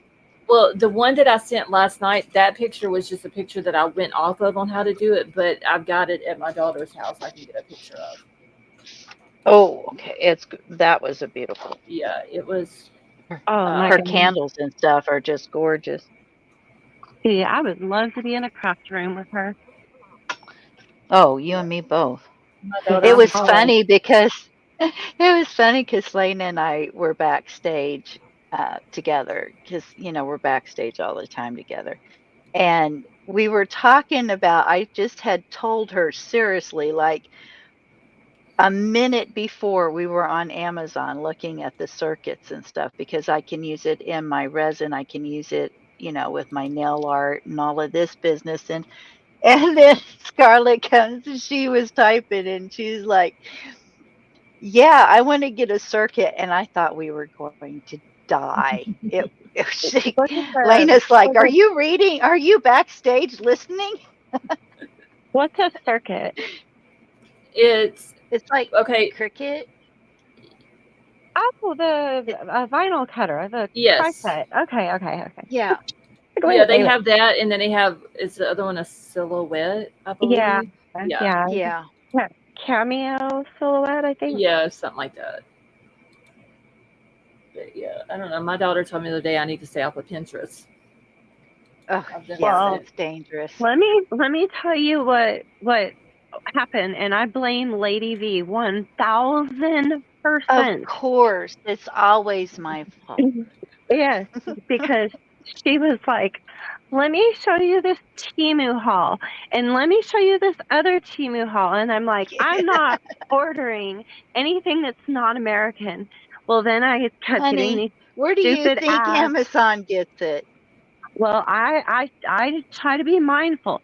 But then I swear, because Lady V was talking about Temu, I started getting all these ads and it was the cutest stuff. And now I have I know a it. full blown Temu addiction. I have more shit than I even know what to do with. I have more solar lights for my yard than I even know where to put them.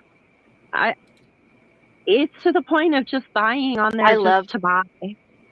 I love their molds. They have some really I And got Lady then V, like a you Harry you're Potter hat mold Lady V, and you keep oh breaking my up a gosh, little all bit. kinds of things on there and they're really nice. and they trick Ah, you. I'm Temu having trouble tricks with my you. stupid sound. I'm sorry, guys. They're like, Mm-hmm. quick. They're like, you get a But free I mean, spin. seriously, you're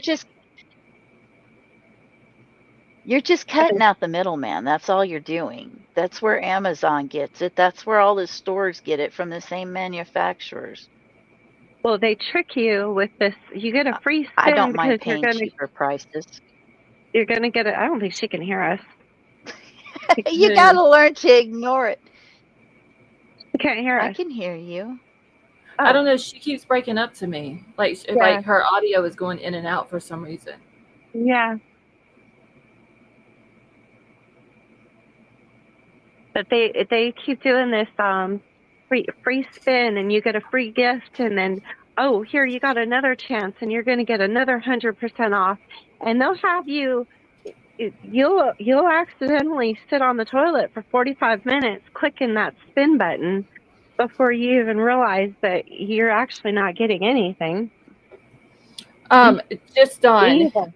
basically what the judge said was that there was some stuff that they had to go over that was and that part was not going to be live streamed. Then he said that they would be back at 1:30 Pacific time. I'm thinking they were just going to cut the audio for the first 15 minutes and then just leave the stream playing, and he shut his stream completely down.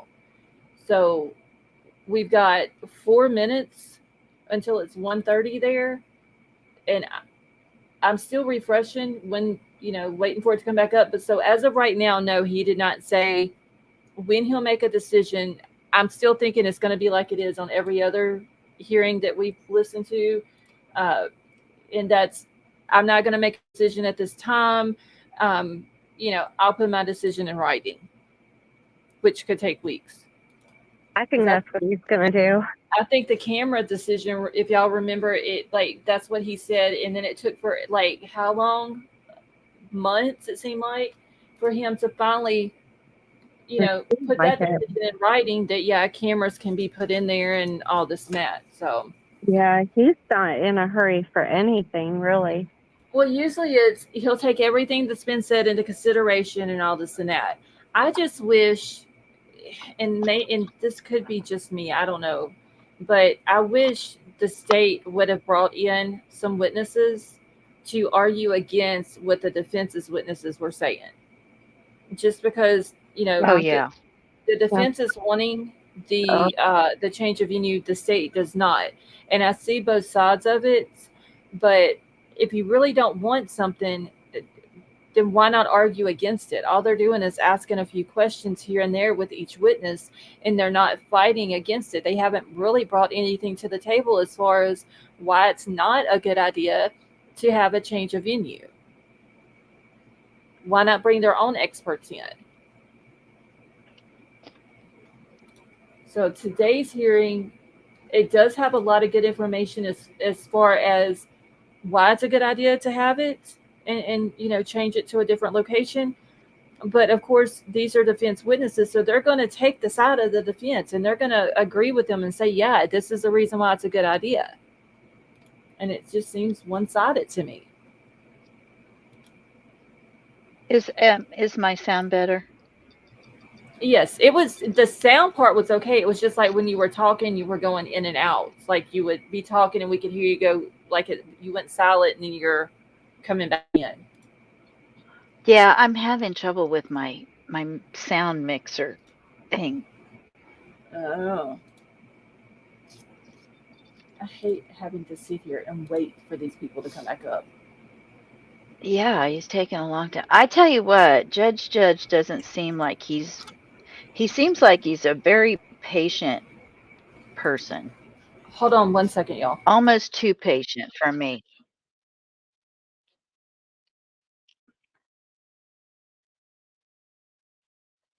Vapor said he doesn't think the prosecution cares if it gets moved. Maybe Bryan won't get a jail cell on his,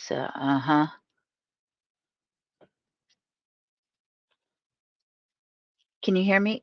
Oops, Avery's down. Can y'all hear me? Now I'm paranoid.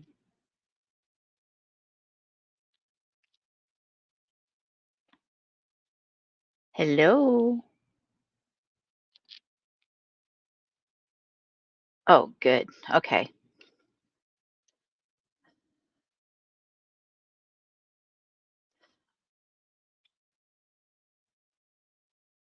Yeah, anyway, I thought it'd be cool maybe for her birthday or Christmas we can like send her cash apps and she can save it up for the circuit. Okay, I'm back, y'all. I'm just reading in chat real quick. We lost Avery. I'm not sure what happened. Mm. Oh, she put something in back chat. I don't want to read it out loud, but she put in there while she dropped. Oh, Okay, so Vapor, I think though, if it does get moved, they would have to move him obviously to that county or whatever. But what, dear God, there is somebody calling my house phone. Um, but wouldn't they still keep him in a jail to himself for issues or safety reasons?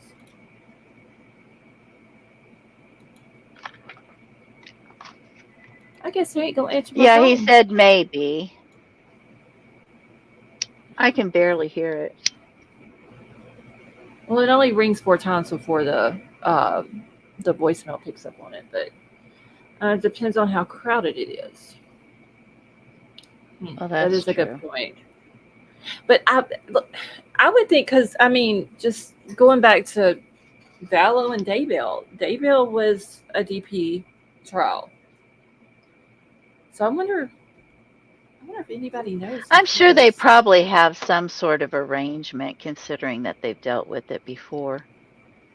Yeah, I mean, honestly, if they're going to move it anywhere, I think Ada County would probably be the best solution just because they've just, in the last year dealt with 2 cases, like 2 high profile cases, one of them being a DP case.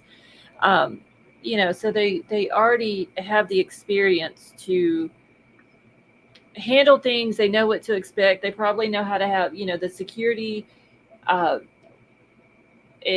all of that. There's They have a there's place more where, hotels, right. bigger venue, everything, yeah. And Because it this is kind going of to be huge. well, I mean, it kind of takes it off though, because of it being so huge of a place that whenever the victims' families come into town, they may can get away from the media, or they may can get away from, let's just say, if Kohberger's family's in town, or vice versa. Kohberger's family can kind of stay away from all of it as well. But Yeah, I'm just curious if they're going to come into town. I don't Uh, know.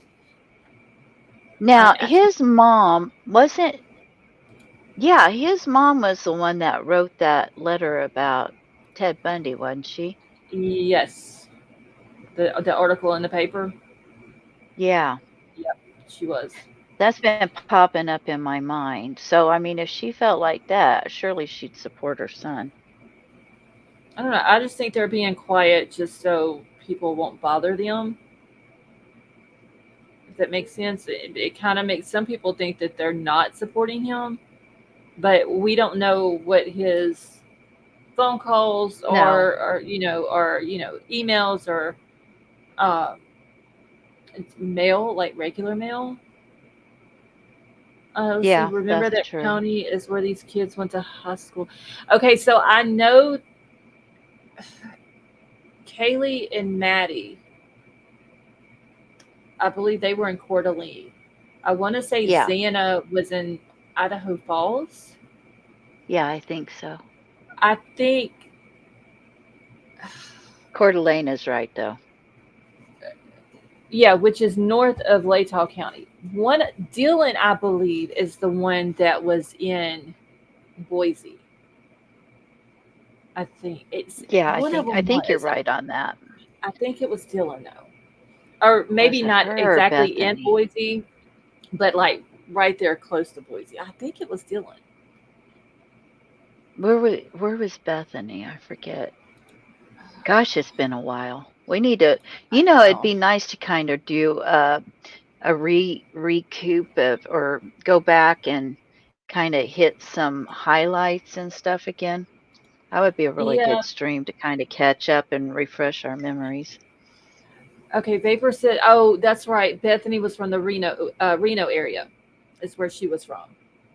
Because Right, remember, they were trying to get her back to Lake Hall County to be interviewed, right, and I think there was a deal made that Ann was supposed to go there to interview her, right. but we don't never know if the interview actually happened.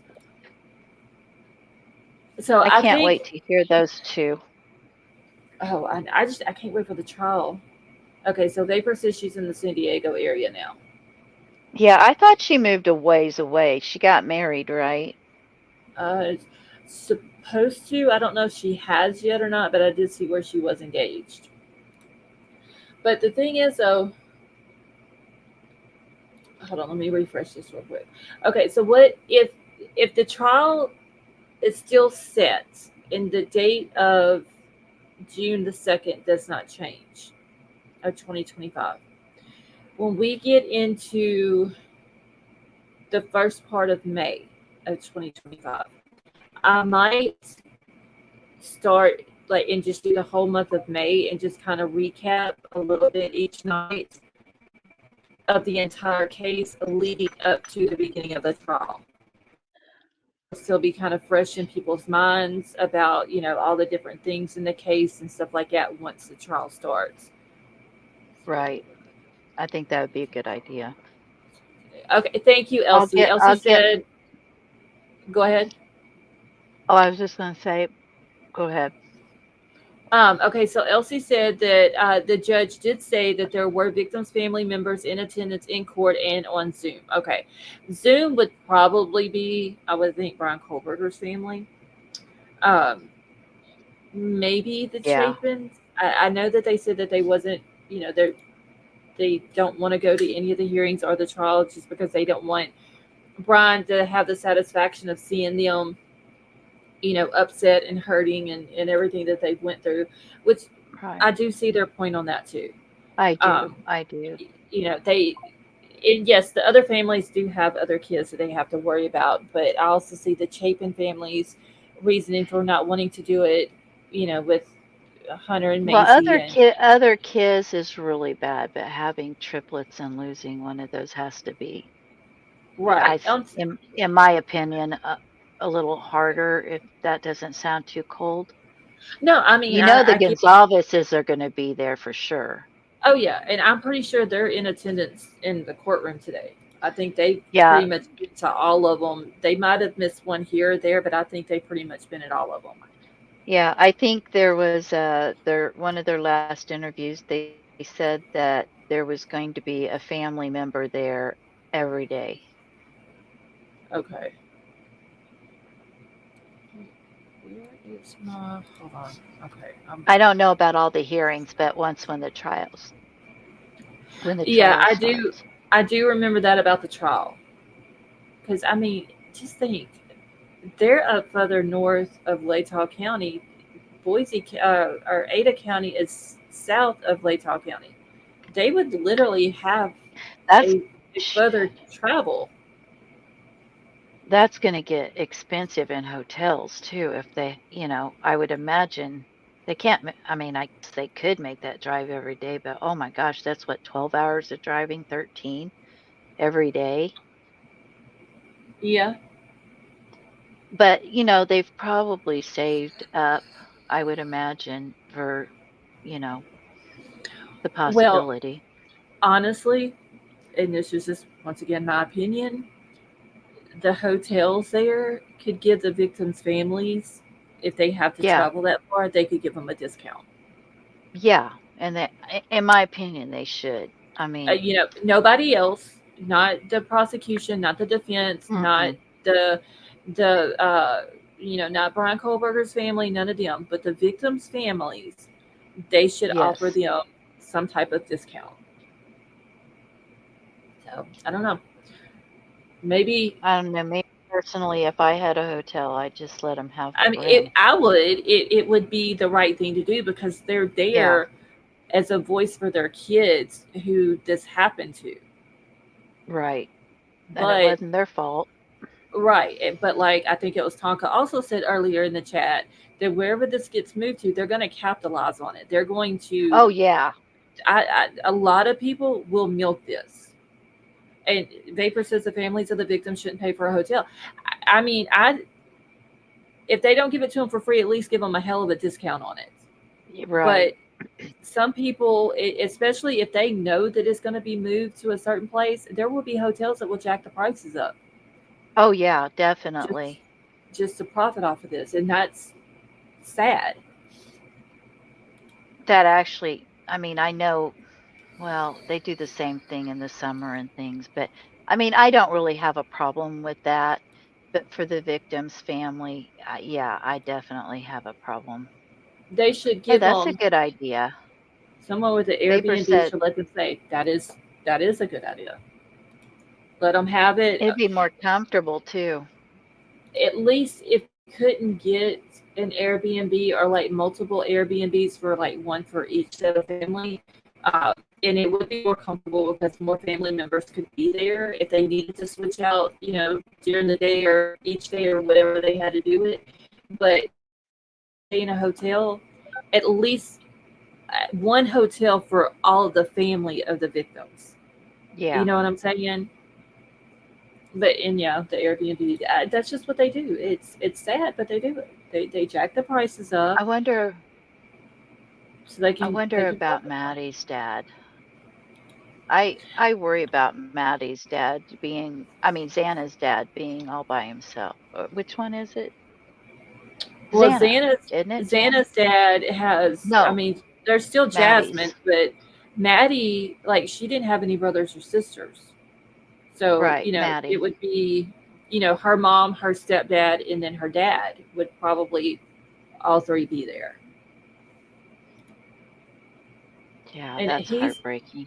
and both her mom and her dad are pretty close with the Gonzalez family. So Yeah. it's just a sad situation. I think the change of venue would probably be a good idea, but you also hate it for the families having to travel further. But at the same time, I know they wanted to stay in Latah County. They're just ready for it to get started. Well, here's a thought though. It might be just thinking outside the box because I do like to do that. But maybe it'd be kind of nice to be away from home to deal with it. So when you go back, you have enough stigma you're already dealing with. Mm-hmm. I don't know. That's kind of a bad thought. That didn't come out exactly the way I thought it would. It's just, I don't know, the media, I feel like it's going to hound the families while they're there. Yeah. Yeah. And they shouldn't, just let them know, hey, if y'all want to speak to us, you reach out to us, but we're not going to invade your personal space. We're not going to be in your face with it. Nothing like that. But some media don't care. They don't care if they're. Yeah. Did you watch JLR the other day? Or was it yesterday or the day before? I'm sorry. I was up for almost 3 days, so Day before yesterday, I wasn't home. That's the day that I was gone all day. Yesterday, wait, what is today? Is today Thursday? today's Thursday, yes. Okay, so yes, I think Tuesday it was is when Tuesday. Okay, Tuesday I was gone all day. No, that was the day that I was. So you didn't see it? No, that was the day that I was going through hell and feeling like I was. Yeah. I'm sorry. I know you were going through hell, but that was a hilarious story. That was not a fun day for me. I'm sorry. I was like, you mean she's not driving? So anyway, what he basically was saying, and I don't want to get too deep in it because I really feel like what he did was wrong, but there must be some validity to it is the only reason I bring it up. He was saying that there was rumors going around that the people were saying, I think even in the jury pool were saying that if they didn't move it out of Latah County, they were going to do something to the courthouse pretty bad. Oh, no. That came from, hold on, wait a minute. Was that But then something the Gonzalez's that was something that Anne put in a court document, I believe it was. Oh, I didn't hear that. Yes, that was, I believe that's what it was in. Okay, so apparently when the defense did the jury questionnaire that they sent out for Latah County, when they got the responses back on that, that there was death threats and other threats that was made to Bryan. Some of them were they would, I believe, burn the courthouse down. If he Yes. got out, if he got out of this, he would not make it out of the county. Right. He wouldn't make it very long. Uh, I forgot exactly how she put it, but basically, it's just a bunch of threats. It had even said that there was some that was saying that the family would take care of him. Uh, just different things. I do remember reading that. I want to say that it was in a court document that all of that was I put in. hate it when he doesn't like verify and have receipts for what he says. But then the Gonzalez's family lawyer came out. So that's Yeah. why I put credence to it, was because of that. Vapor, it sure is good to have you back in chat. He is so smart. Him and Tonka. Tonka is brilliant.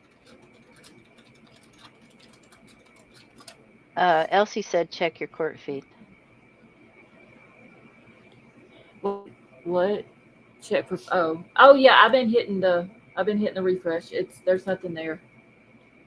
The I tell one you that what, ended, it's still there, but there's not a new one. our little group here is so amazing. Everybody's so special. Oh yes, I have awesome subs. I really You do. really, it's so nice to be over here in a calm, peaceful, logical area of the streets.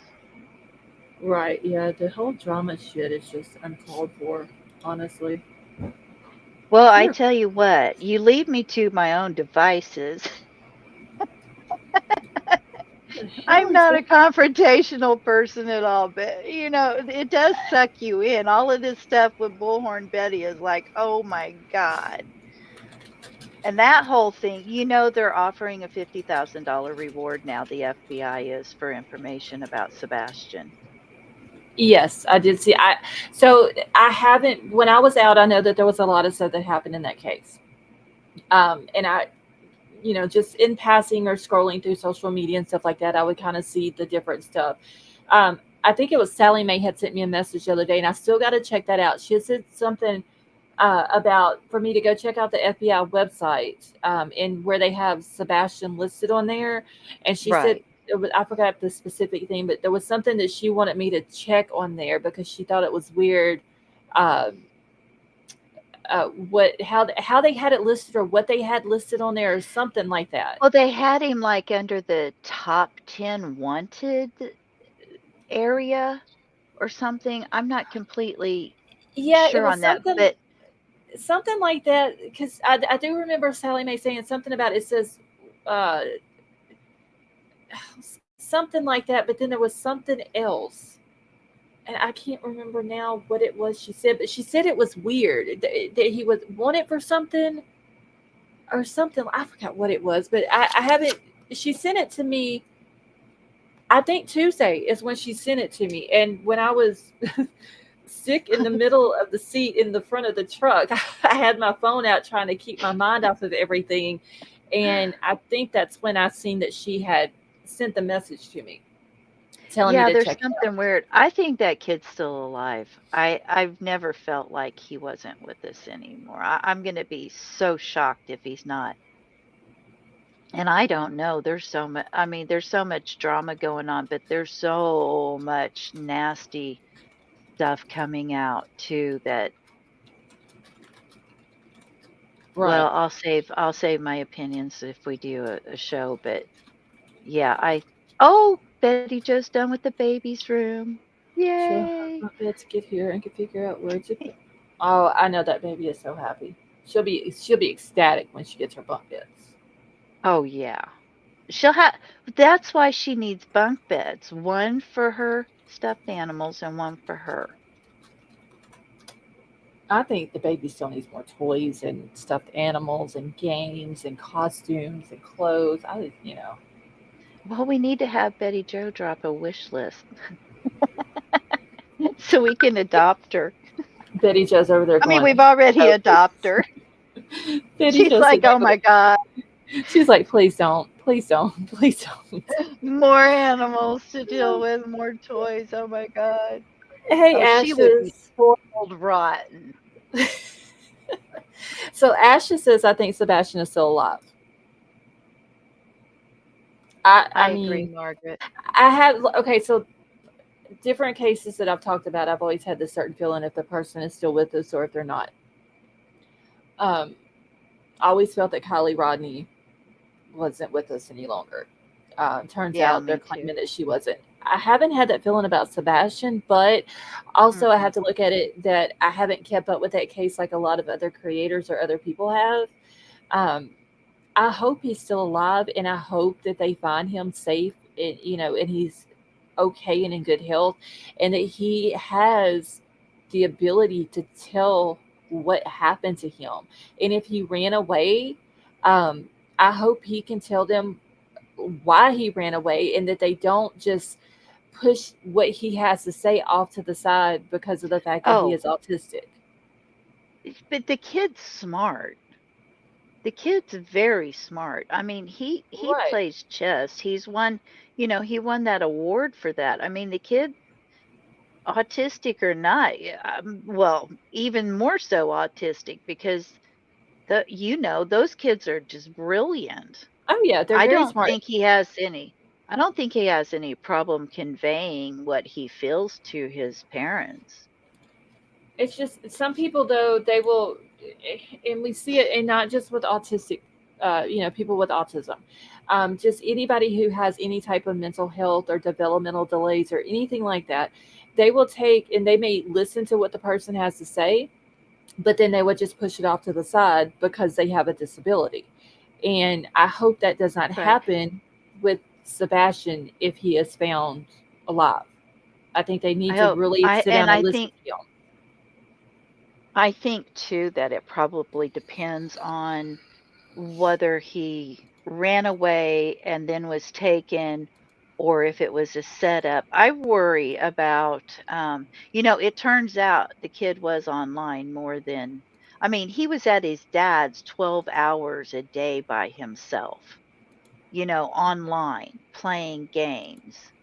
Right. And So then he could there's have. that neighbor there that's weird, her and her adult son. Well, But see, the thing with him being a minor, though, I'm wondering if they're going to say, okay, well, yeah, let's just, if he's found alive, I'm wondering if they are going to take him in and talk to him by himself, because of the fact that he is a minor and he does have a disability. Would they still have, dear God, somebody is calling my house again. Would they still take him in and talk to him by himself without his mom, dad, stepdad, or anybody like that in there? to me, that depends on whether they were involved or not. I mean, if they weren't involved in this, I don't see any I don't see any reason why Katie couldn't sit next to Sebastian and him tell the story.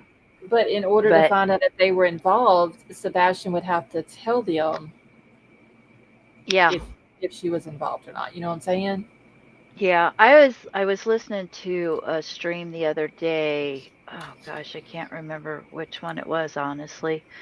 Um, but they were saying that um oh, I lost my train of thought. I'm sorry. I'm still kind of foggy.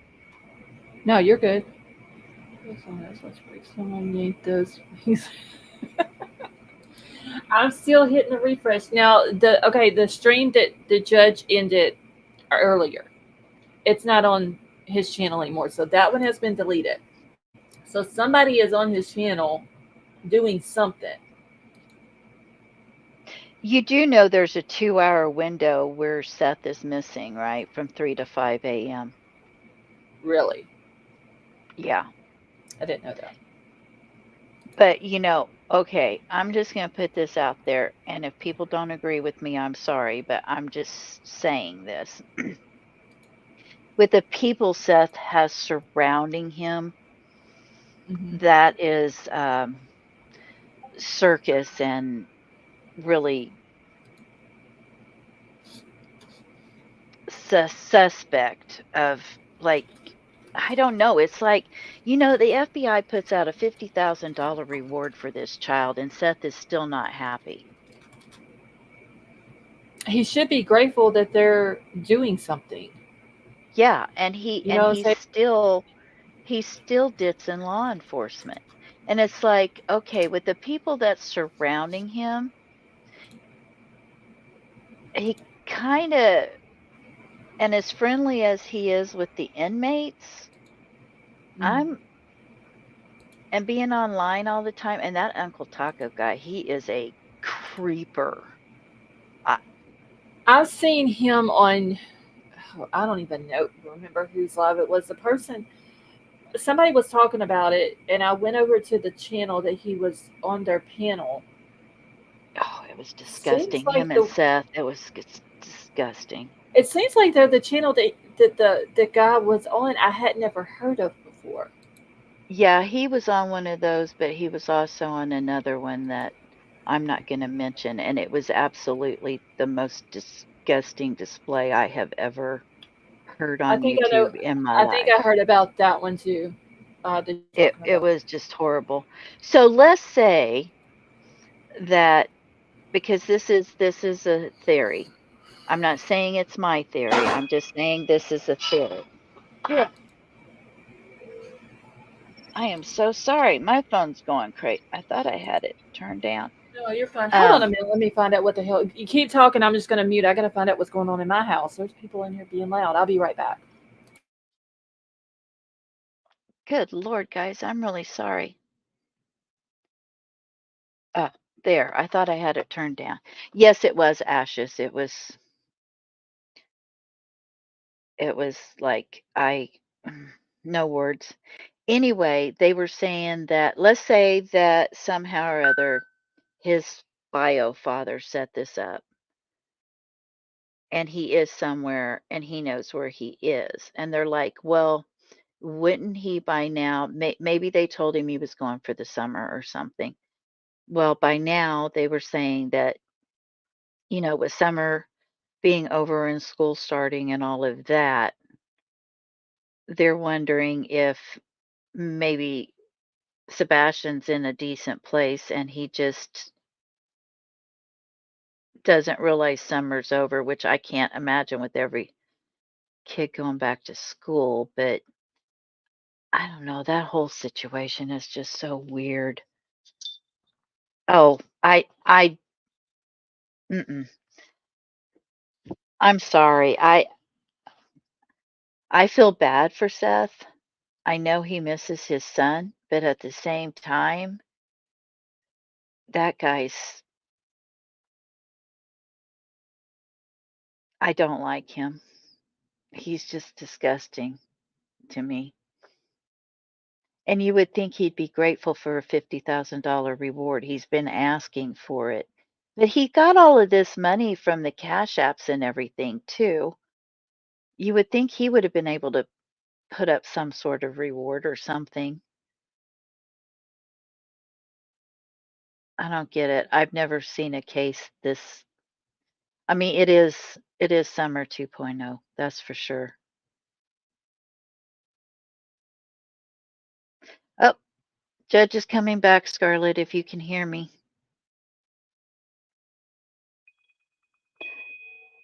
Well, at least it's on silent. Good Lord.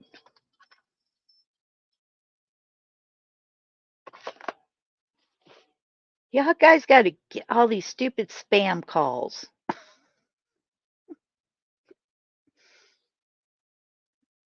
Okay, I'm sorry. She'll catch it when she gets back. I'm sure we'll run it from the beginning.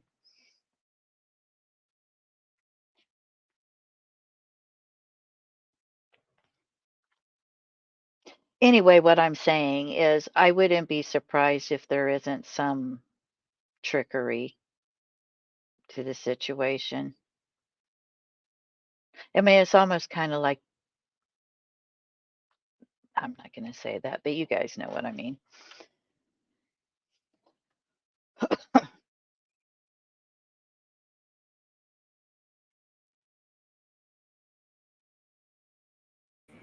Okay, y'all, 1 second. They're back up.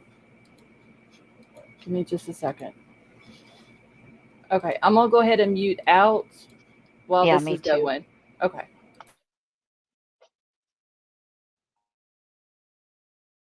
And I don't need to push on. Gotcha.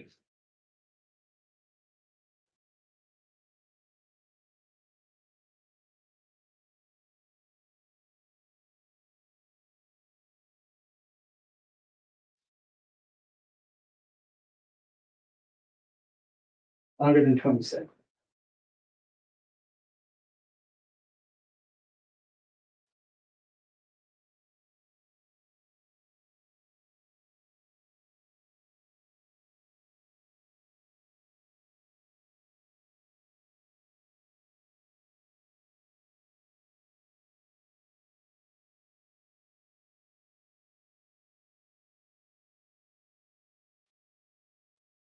Okay, we are back on camera.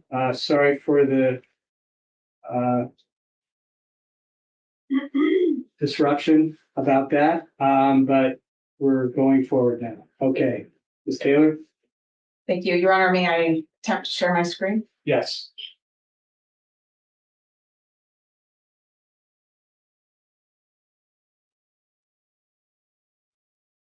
All right, Dr. Edelman, let's talk about community attitude survey. What is that? Well, it's a survey designed to estimate opinions and experiences in greater populations, which in this case are the prospective jurors in Latah County.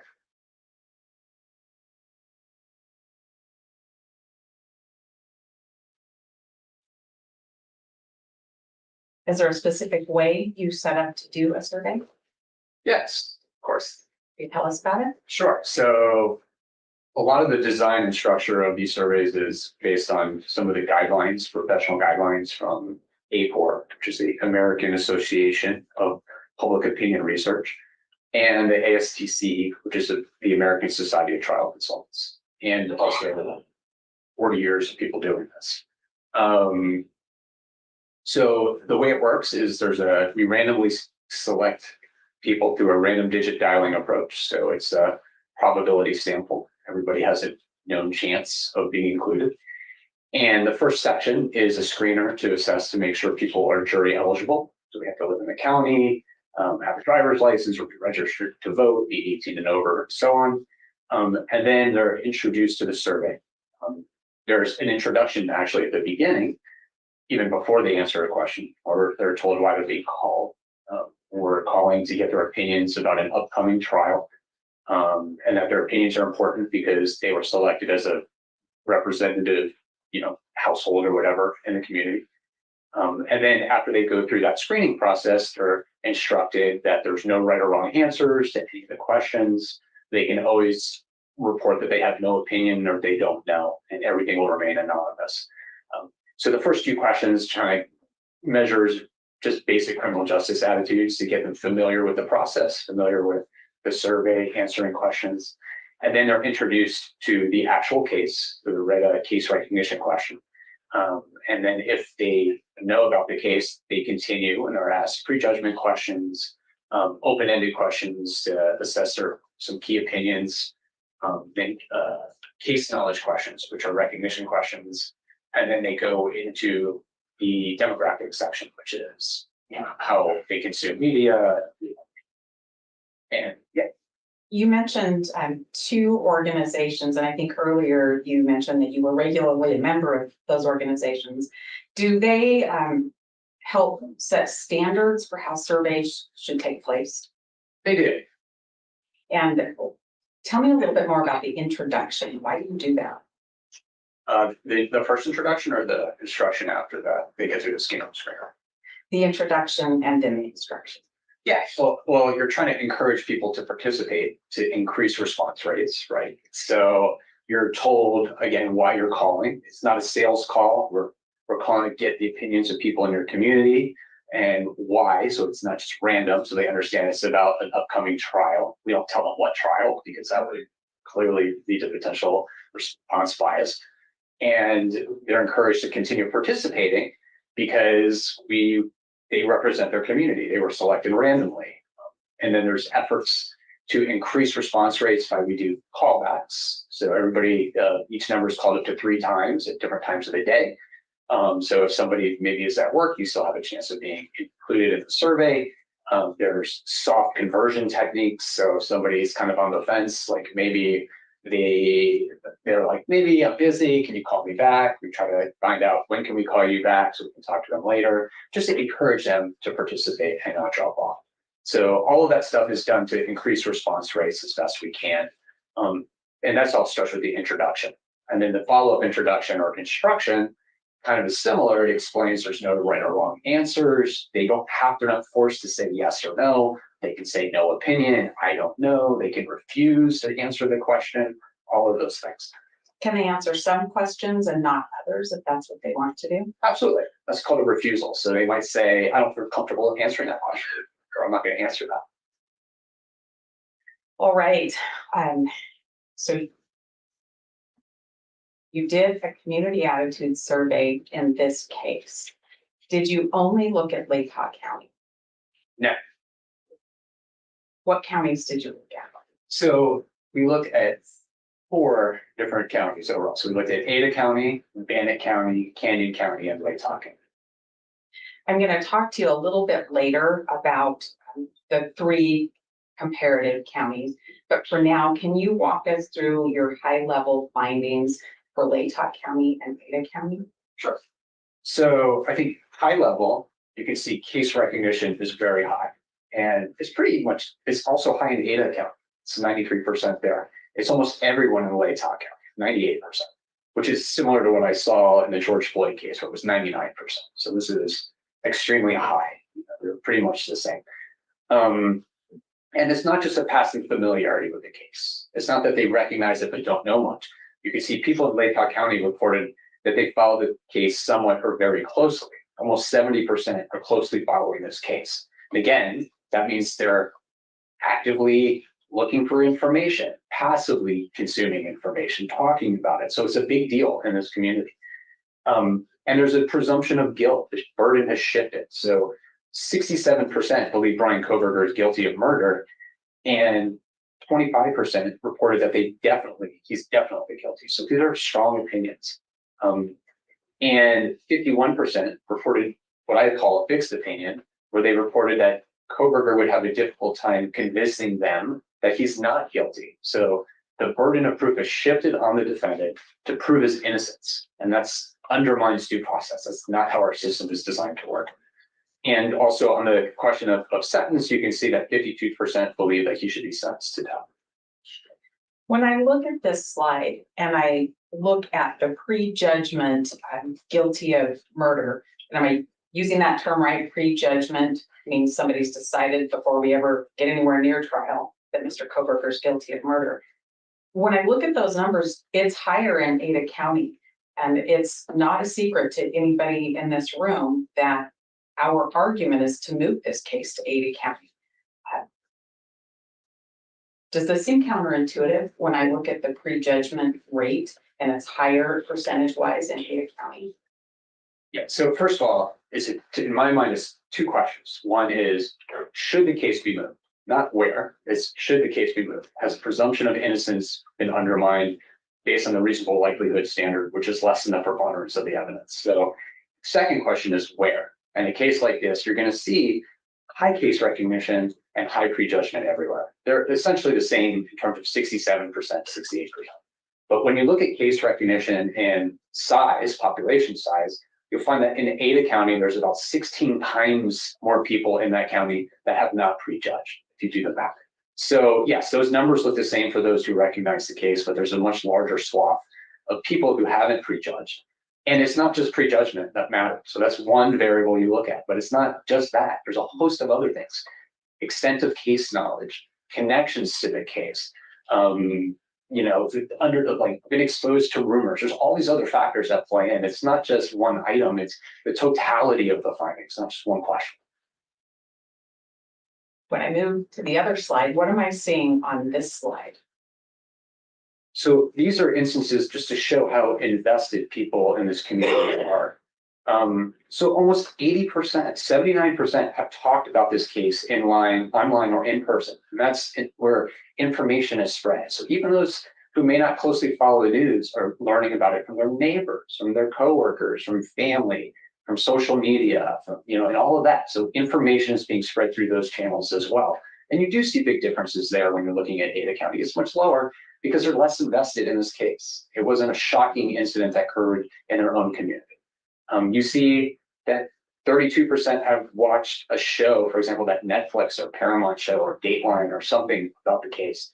Almost 40%, 39% personally experienced high levels of stress, anxiety, or fear during the search for the killer while they were here. So that's very high. And then 45% know someone else who has. And if you look at those together, it's actually about 63% have either personally experienced fear or know someone who has during that search. And that shows like the impact it had on them. And you'll see it later in some of the opens where people talk about, I was scared to walk outside. They're running to their car from work because they don't feel safe. They can see the house from their office. One person mentions that their wife was scared to go to the supermarket. People talk about they locked their doors for the first time. So it just shows the personal fear and impact this case created in this community that you do not see in large communities. I have a follow-up question for you on this slide. The statistics that you show us show that the incident of looking at things on social media and Netflix and regular primetime news shows is higher in Lake County. And that correlates to the sampling of things you showed us a few moments ago, just your sample of what's out there on social media, on Netflix, and that sort of thing. Is that right? It's higher in Lake County? It is higher in Lake County. Now, when you say correlates, like I didn't do a statistical analysis, I would say that's the stuff, the content out there. That's what it looks like if you just do a search, you're following it. And on the anxiety question, that number for Ada County is about 32%. So it's much lower. Looking at this slide, what does it mean with these differences we're seeing in numbers? Well, to me, again, it shows personal connection, the personal experience. In a big county, there might be a sensational crime, but you don't see people feeling that way. Because crime is unfortunately frequent, and they might be something else that captures their attention, or there's so much going on. It's not shocking. Here, this is something when people talk about, again, there's an idyllic community where everyone felt safe, and this person took it away from us. It was like shattering this sense of security and safety that we have. And everybody experienced it. And my guess is a lot of people can probably reflect on where they were when they learned this and how it impacted them personally. So it's very unique. What are we looking at on this slide? I think you skipped a slide. Yeah. Okay.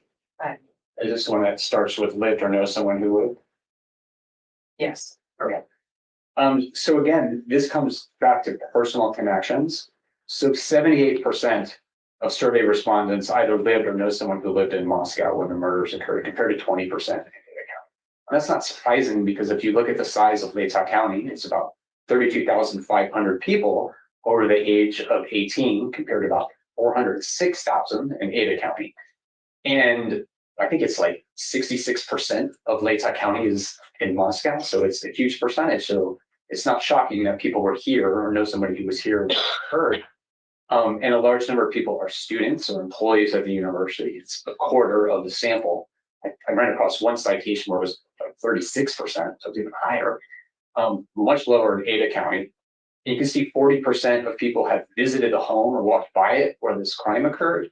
And again, if you look at some of the opens, somebody talks about seeing the house from their office window. So it's a constant reminder of this awful thing that happened. These are things, again, that jurors coming into that courtroom will see. It's like, indicators in the community of what impacted them. People may be fearful of people know they're on the jury and all those things because it's such a small community and people are so invested. And you can see that 22% of the respondents actually work or know someone who worked for a law enforcement agency involved in the investigation. 22% compared to just 4% in Ada County. So again, direct connections to this case. And those direct connections, those are things that Lake County juror would bring in. Is that right? Yes, and that's where we see these big differences in national cases like this. This is typically what you see when the entire state is saturated with coverage. Everybody's going to know about it and have opinions to some degree, but it doesn't necessarily have personal connection. That's why cases like the Oklahoma City bombing case was moved. I mean, that was a national case. Everybody knew about it, but they still moved it because of the personal connections. Now advance to the slide. What are we seeing on this slide? Well, this goes back to case knowledge. So we talked earlier in the day about how case knowledge and impacts prejudgment and how we have this belief perseverance. So people develop these more complex schema and case knowledge. They're more resistant to change. And you can see almost 80% of people in Latah County were familiar with at least 5 of the 9 media items we tested in the survey, almost 80%, and 52% knew 7 out of the 9, or at least 7 of those items. So they have a lot of case knowledge here. It's quite high. While we're here, I'm talking about the media items. Did you test on every media item you could find? No. Did you have to select a certain number so that you could do the survey? What I do is I read all of the media coverage that is local, those local newspapers, and I'm pulling items that stand out, that are repeated quite a bit. So there's like multiple references to certain things and things that are inadmissible, prejudicial, things that are likely to have create bias and have an impact. All right. I want to talk a little bit more about how you set up the survey. What are we seeing? So this should kind of give you an indication of the flow of the survey. So this is what I call the case recognition question. And it's developed by reading a lot of the coverage and seeing how the case is commonly described in the language in the newspaper, on TV, to construct a case recognition item to try to trigger a memory. So if someone answers yes to this question, question 2A, they then go to the prejudgment question. If somebody answers no, we give them a little more information to see if that triggers a memory.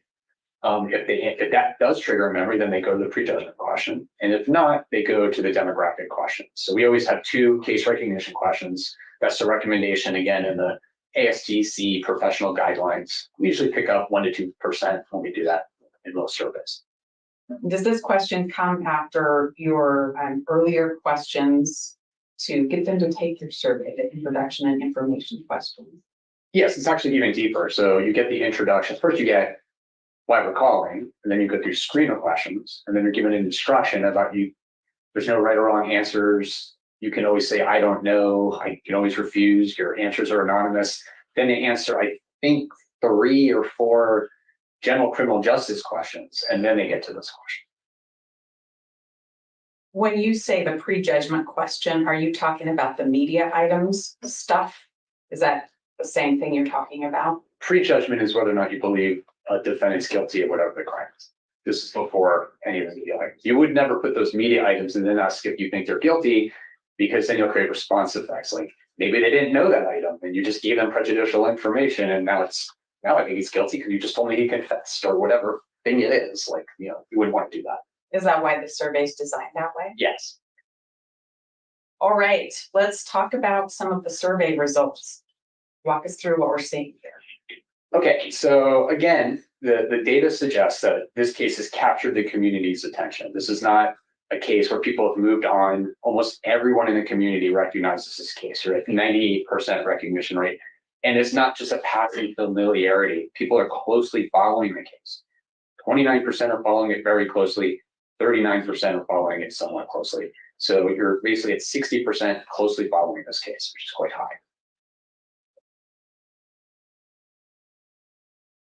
All right, what are we seeing on this slide?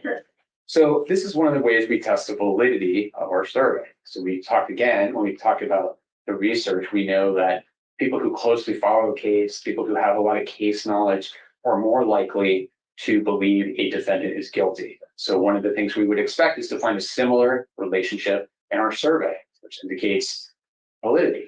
So, and that's what we find. So whether or not people are closely following this case is significantly related to bias. So if people are following it very closely within that group, the guilt rate is 84%, and somewhat closely it's 73%. Just kind of looking at it combined, you're at basically 77% of people who are following it somewhat or very closely believe the defendant's guilty of murder. So the more you follow it, the more likely you're to be exposed to prejudicial content, the more likely you are to develop a complex memory and case knowledge, and more likely to have an opinion. All right. What did you learn about prospective jurors who are talking to each other? So one is the fact they are talking to each other, and we don't always see that. Sometimes that's 40%, 50%, or even less in terms of talking about a specific case. And you can see here, it's almost everyone. 88% of people who know about the case have talked about it either in person or online. That's quite high. And they're following it, seeing things on social media. They're watching, Netflix episodes or Paramount or whatever was on. They're seeing shows. They're seeing it in their news feeds. They're closely talking about it. In a small community, that's how information gets spread. It's what we call this informal communication network. Did you have an opportunity in your survey to learn more about different rumors and things that are going around in Utah County?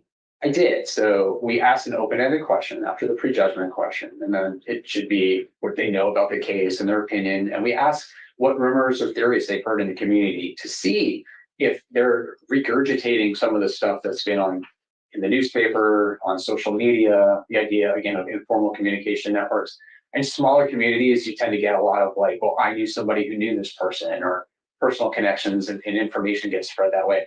And that's what we saw here. There's a lot of references to things like, the defendant committed a murder in Oregon, like speculation, no evidence of that. It's just something they heard, that he talked about committing the perfect murder on a paper, or that he hates women and he had trouble at the university he goes to with women, and people who worked with him had problems. He stalked her because she didn't respond to him. People were looking at Reddit comments or Reddit posts he had made and from years back, all that kind of stuff. And then references to him, having obsession with some of the victims, ritual animal killings. And these are just a couple examples. Like you'll see that stuff everywhere, but the amount you see in Latah County is much higher. Like, if you go through comments in Ada County, you'll find some too. You can find examples, and I'm sure if you go to Bannock and Canyon, you're going to see them because the case has gotten so much attention, but not to the degree you have here. And given the size of the community, it's much more significant. Did you record and document all of these comments in the actual survey report? Yes. Okay. And that's something that we provided to the court, and the state has no objection, so the court can read the full scope of the rumors from Latah County residents on his own time, I guess. Yes. Thank you. Some fun light reading. All right. What did you learn about Latah County residents that were related to Moscow, specific Moscow connections? Well, this is kind of the unique nature of this too, that I see in cases like natural disasters, like wildfires is a good example, where it's this like collective trauma everybody goes through. So you can see 76% of residents here lived or knew someone who lived in Moscow at the time of the murders. So they either are here, the loved one is here, and it creates anxiety, right? So I think it was like almost 40% of students left during Thanksgiving, didn't come back because they were scared for their safety. And you see that in the other questions. So asking about if people experience stress, anxiety, or fear during that search, and you can see 39% reported that they personally did, and another 45% reported that someone they know. And if you look at those, it's called a crosstab. And the question is, did you or someone you know? It jumps up to 63%. So a large percentage of people were anxious and scared about their own personal safety or the safety of someone they know and care about. Tell me about the open question about people's sense of security. Did people respond to that? So one of the questions we ask is, how did this crime impact your community? And if I do this in a big county and I ask this, or a big venue, federal case, you get a lot of, it didn't, or not much. or, I didn't live near it, so not me, or something like that. You get a lot of that. And I'm sure there's some of that here too. If you look at different venues, Ada County probably has a lot of that, and Bannock. What really stood out to me was this shattering our sense of innocence, right? This is an innocent town and no crimes or horrible things ever happened here. And this guy took it away from us. We had this idyllic, safe community, and this person destroyed it. This crime destroyed it. And they talk about people, they never locked their cars before their homes. I think one person said, like, he didn't even have a house to his key when he bought it, or a key to his house. That makes more sense. And suddenly people are locking doors because they're fearful. People are scared to go to their cars. Again, someone mentioned, like, you could see the house from their office, and students and staff would run to their car to be safe. People's partners were scared to go to the grocery store. And there were tons of comments about that. This idea that we have this safe community and it's never going to be the same. It's lost. It's like our sense of safety and security, this special place, this tiny little place that's a bubble from all the bad stuff in the world. And then this thing happened. The comments that you've depicted in this slide, is that all of them, or are there others for the court to take a look at? There's plenty. On top of reading the other stuff, feel free to read all those opens. Okay. What about the connection to the house where this happened? What did we learn? Well, I think it comes to, like, again, this like direct and indirect connections to this case, which makes it unique in Latah County, which you don't see everywhere, is, 40% of residents who know about the case, which is pretty much everyone, have either visited the home where the crime occurred or walked by. And so there is this constant reminder of this awful thing, their daily lives. And also you see a large percentage of people are students or employees at the university, or connected to it, the investigation itself. 22% were connected to the criminal investigation. And then 25% were either students or employees at the university. And we know, if you look at it, like, the university is a big employer in this community. And when all of these students leave, it has an impact on the economy. Over 60% of the county is made up of people who live in Moscow. And if you look at some of the data, it indicates about 36% of people in this county are either students or employees at the university. So even higher than we saw in the survey.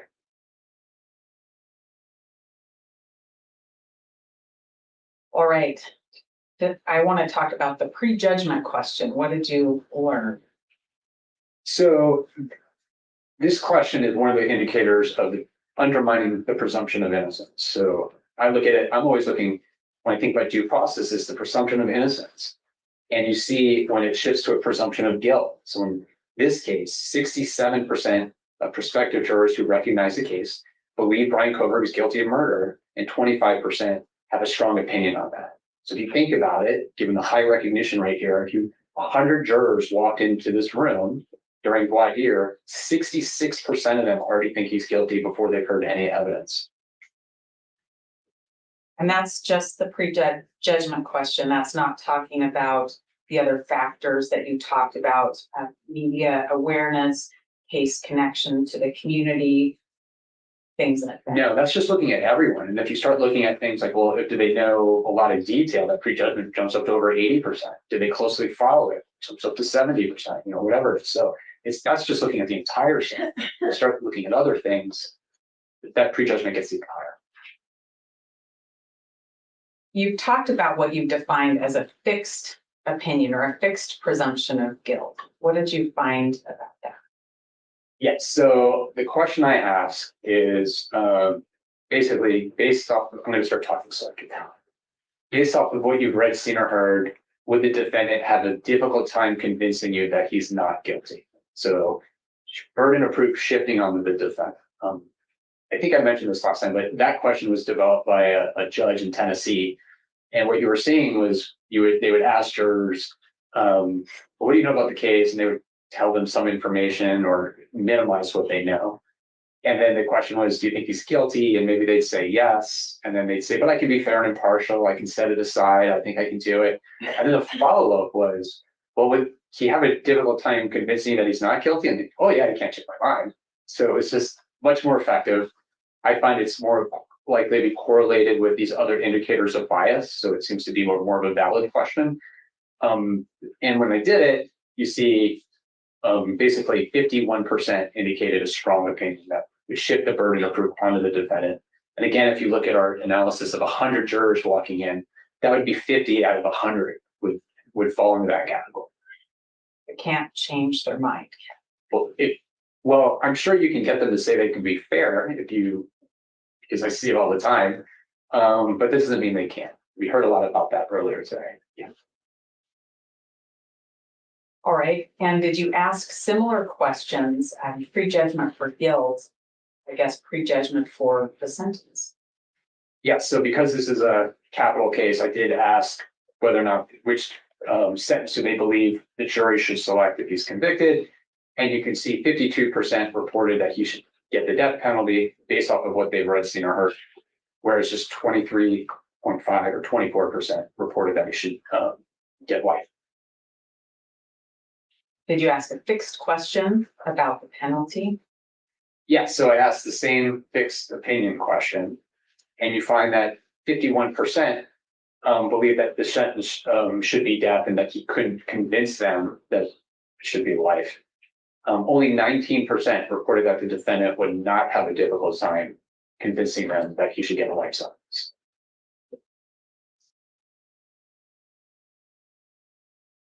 This is a small community. What did you learn about the impact of this case on this small community and the pressure of a juror in Latah County to do this? So one of the things I wanted to look at, because it's a small community and people know everyone, and the pressure when coming in and out of this courthouse on a day-to-day basis, when it's been inundated with journalists, and my guess is people can figure out who's on the jury by who's not picking their kids up at school and talking to neighbors and all that. Is there pressure? If the jurors ever feel pressure that there has to be a certain outcome? How would the community react if he's not convicted, if he's found not guilty? And there was quite a bit of strong comments and a range of themes from people would basically kill him to they burn the courthouse down or assume that the jury failed or that he would have to prove that he was not guilty. Again, shifting the burden. So it's like, I can't imagine that happening because they have so much evidence against him. We would be dumbfounded. Like how could he not be guilty given the amount of evidence? Several would be on the hunt for him to make sure he gets what's coming to him. And then just emotional stuff about it would be devastating to the community. Other people talked about the fear if he didn't do it, well, who did? Like that means this person's still among us who creates the same stress and fear and anxiety that people had before. So this community needs closure. And you have to imagine what that's like for a jury from months on end, in and out of this courtroom in this tiny community and trying to explain to their neighbors, what they did and why. And that shifts the burden again back onto the defendants. The comments that you've captured in this PowerPoint slide, is this all? No, these are just a few examples. Plenty more for the court to read? Yeah. Did you ask these open questions in the comparative counties too? Yes, it's the same question as in all the counties. Were the other counties as high of rate in these kinds of answers? Did they have a similar kind of answer as Latah County potential jurors did? No. And now you can read through it and you will find answers that people would be angry and upset because you're talking to hundreds of people and you're going to get those. But they're much less strong. They're much more, no opinion. They wouldn't have an impact, things like that you see in other places. Very few people in Latah County have that. All right. I think we have a couple of slides on the questions that were in the survey. I think we know those. Yes. So these are our case recognition questions, we call them, or I call them recognition items, I guess. So we do ask an open-ended question. What have you read, seen, or heard about the case? We'll get into that, but that's the typical question you ask in jury selection. And people answer that, but they often use minimization language or unable to recall everything. So we ask later on these case recognition items to see if they're familiar with widely reported media items. And if you look at the professional guidelines, this is what's recommended. So we first ask an open-ended question, and then later we follow up with these closed-ended questions. What did you learn when you did that in this survey with Layton? So I'm not going to go through all of them, but we learned that people are familiar with many items that have been widely reported in the media. And you don't always see that. Sometimes case recognition is high, but people don't know a lot of detail. You know, maybe they know a few items or recognition rates are 40, 50%. But what we found here are people have well-developed attitudes and opinions and have been recall a lot of prejudicial content. So in Layton County, you can see that 79% were familiar with at least 5 of the 9 media items, and 52% knew 7 or more of the media items that we tested, over half. And you tested on 9, is that right? 9. Yeah, up to 9. And I think you mentioned, but I think your chart's going to explain to me why more media items, more media recognition items correlate with the prejudgment question of guilt. Yeah, and this goes back to validity of the survey, right? We know from earlier research that case knowledge is correlated with prejudgment, and that's exactly what we found. So the more people know, the more case knowledge, the stronger their opinions, the more likely they are to have developed a perception of guilt.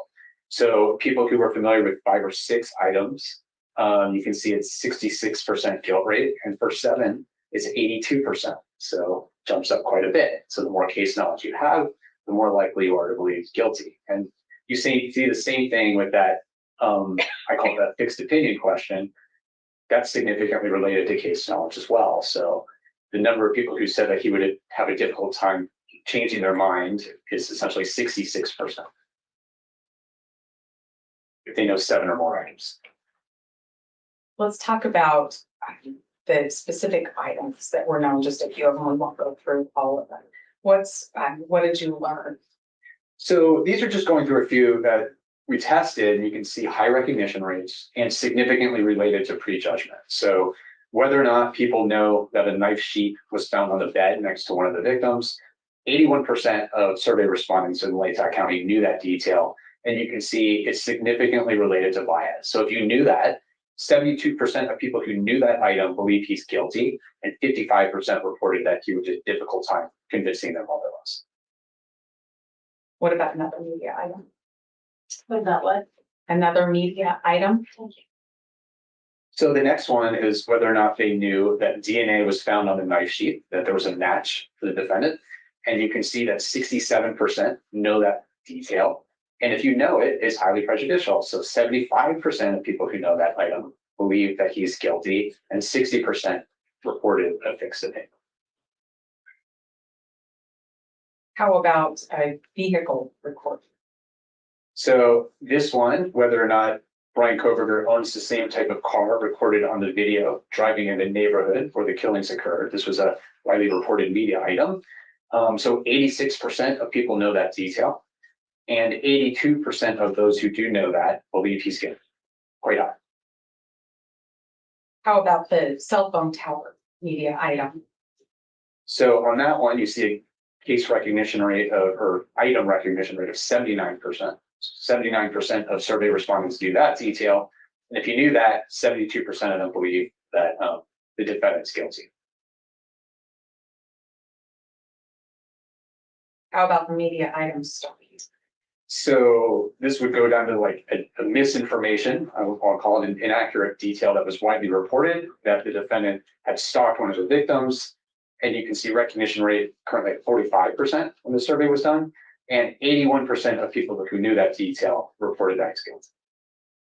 How about following on social media? I believe this is the last one. You can see whether or not he was essentially following them on social media. 45% recognition rate, and 79% of those who know that believe he's guilty. And these are all statistically significant findings. Let's talk about some of the comparative counties that you surveyed, and if you can give me a high level of your key findings in those counties. Sure. So now, in my mind, this shows significant bias, that there's a reasonable likelihood that the due process has been undermined in the sense that there's a presumption of guilt in this county. And the question is, if you were to move it, is there where would you move it? That's question 2. We're on to the second part. We're on to the second part now. That's where this comes from. So you'll see recognition rates are high in these 3 counties we tested. So we We tested Ada County because it's the biggest county in the state. It's about 406,000 people over the age of 18, and other high-profile cases have been moved there before recently. Canyon County we picked because I believe it's the second largest county, and it is also near Ada County. So it's a big county. We picked that, and we picked Bannock County because it's just far away, and it had less media coverage. So we wanted to see if there was a possibility that people would have less case knowledge there. And you can see recognition rates vary from 90% to from 84% to 93% across those regions. And you can see that in terms of how closely they followed it is less than we saw in Latah County. So Ada is 58, Canyon is 51, and Bannock is 46. Compared to Latah County, remember it was 68%, much higher. The guilt rates are essentially the same, or it's a little higher in Bannock County. But because of the population size, there's a big difference. So again, you'll find about 16 times more people in Ada County who have not prejudged compared to here. And then similar in terms of the strength of opinion and difficulty in convincing them that he's not guilty, similar to what you see here. And sentence similar as well. So you're in the 49 to 57%. So these numbers are also high. Where do you start to see differences that matter? You start to see differences when you talk about personal connection. That's where the big differences come up. So remember we said that 79% of people in Ada County had talked about this case. Might be wrong, might have been higher. It's just 60% in Ada County, 50% in Canyon, and 51% in Bannock. So it's much lower. You'll see whether or not they've experienced high levels of stress. In Ada County, it's just 17%, and the other two counties, it's only 11%. It was 39% in county here. And then whether or not they know someone who experienced higher levels of stress, we had 45% here. Here we're down to 24, 19, and 19. So you see big differences there in terms of the community connection, the personal connection for their case. What about the connections to Moscow that are unique to this area? Yes, so just 20% in Ada County know someone who lived in Moscow. 15% in Canyon and 16% in Bannock, 78% in Latah County. Whether or not they were a student or employee in Latah County, that was 25%, and we're looking at 4% and 3%, much lower. Whether they visited the home or saw it, Latah County is 40%. Here we're down to 8%, 3%, 2%, much lower. Whether or not they knew someone who actually was involved in the investigation, in Latah County, that number was 22%, I believe. And in Ada County, it's just 4, Canyon is 2, Bannock is 2. So much lower when it comes to those type of connections, the personal connection, personal investment in the case. What about the recognition of media items? Yeah, so we had, I think it was 79% in Latah County knew at least 5 of those media items, and it drops to 65% in Ada, 52% in Canyon, 59% in Bannock. If they knew 7 or more, that was 52% in Latah County. It's just 42% in Ada, 27% in Canyon, and 29% in Bannock. So less case knowledge. And we know case knowledge comes back to belief perseverance, right? So the more you know, the more resistant your attitudes are to change, the more likely you are to attend to and process information consistent with what we know. New information about the DNA evidence, I already know about that. That's credible, I give that weight. So you're much more likely to see that in Latah County. All right. I think you told us a little bit about the population size. And is that why you selected Ada was the population size?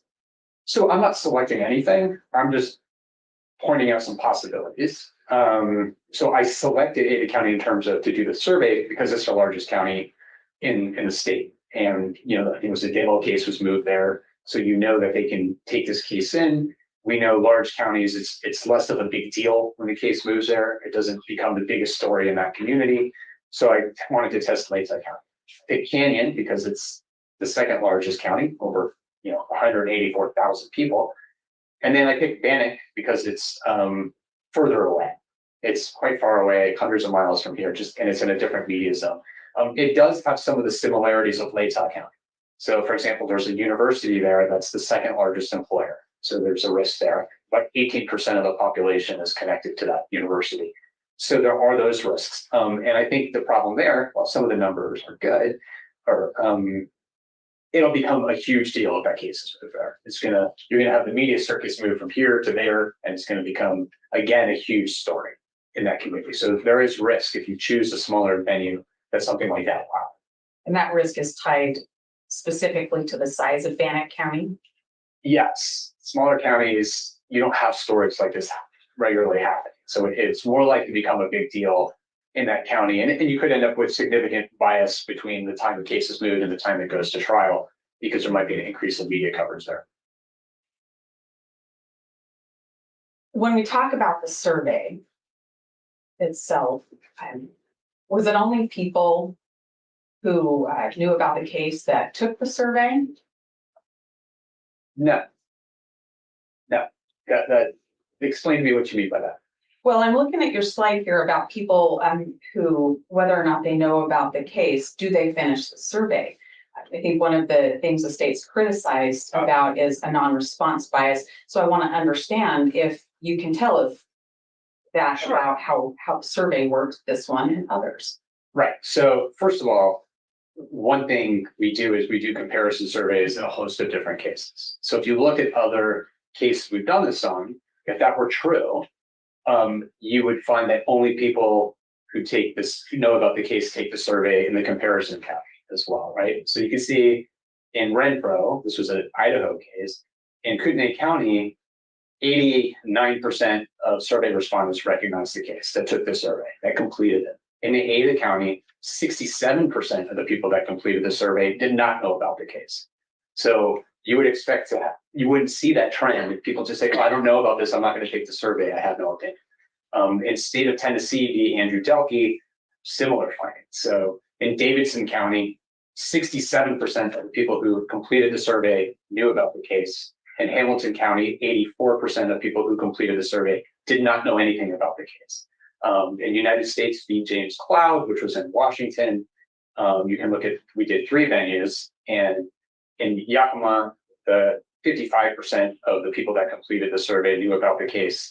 In Richland, 82% did not know about the case. In Spokane, 90% did not know about the case. What's unique and why you see high recognition rates across the surveys here is because it's a national case. And when we have national cases, you see high recognition rates all over. So this last one, the state of Minnesota, the Alexander King, was the George Floyd case.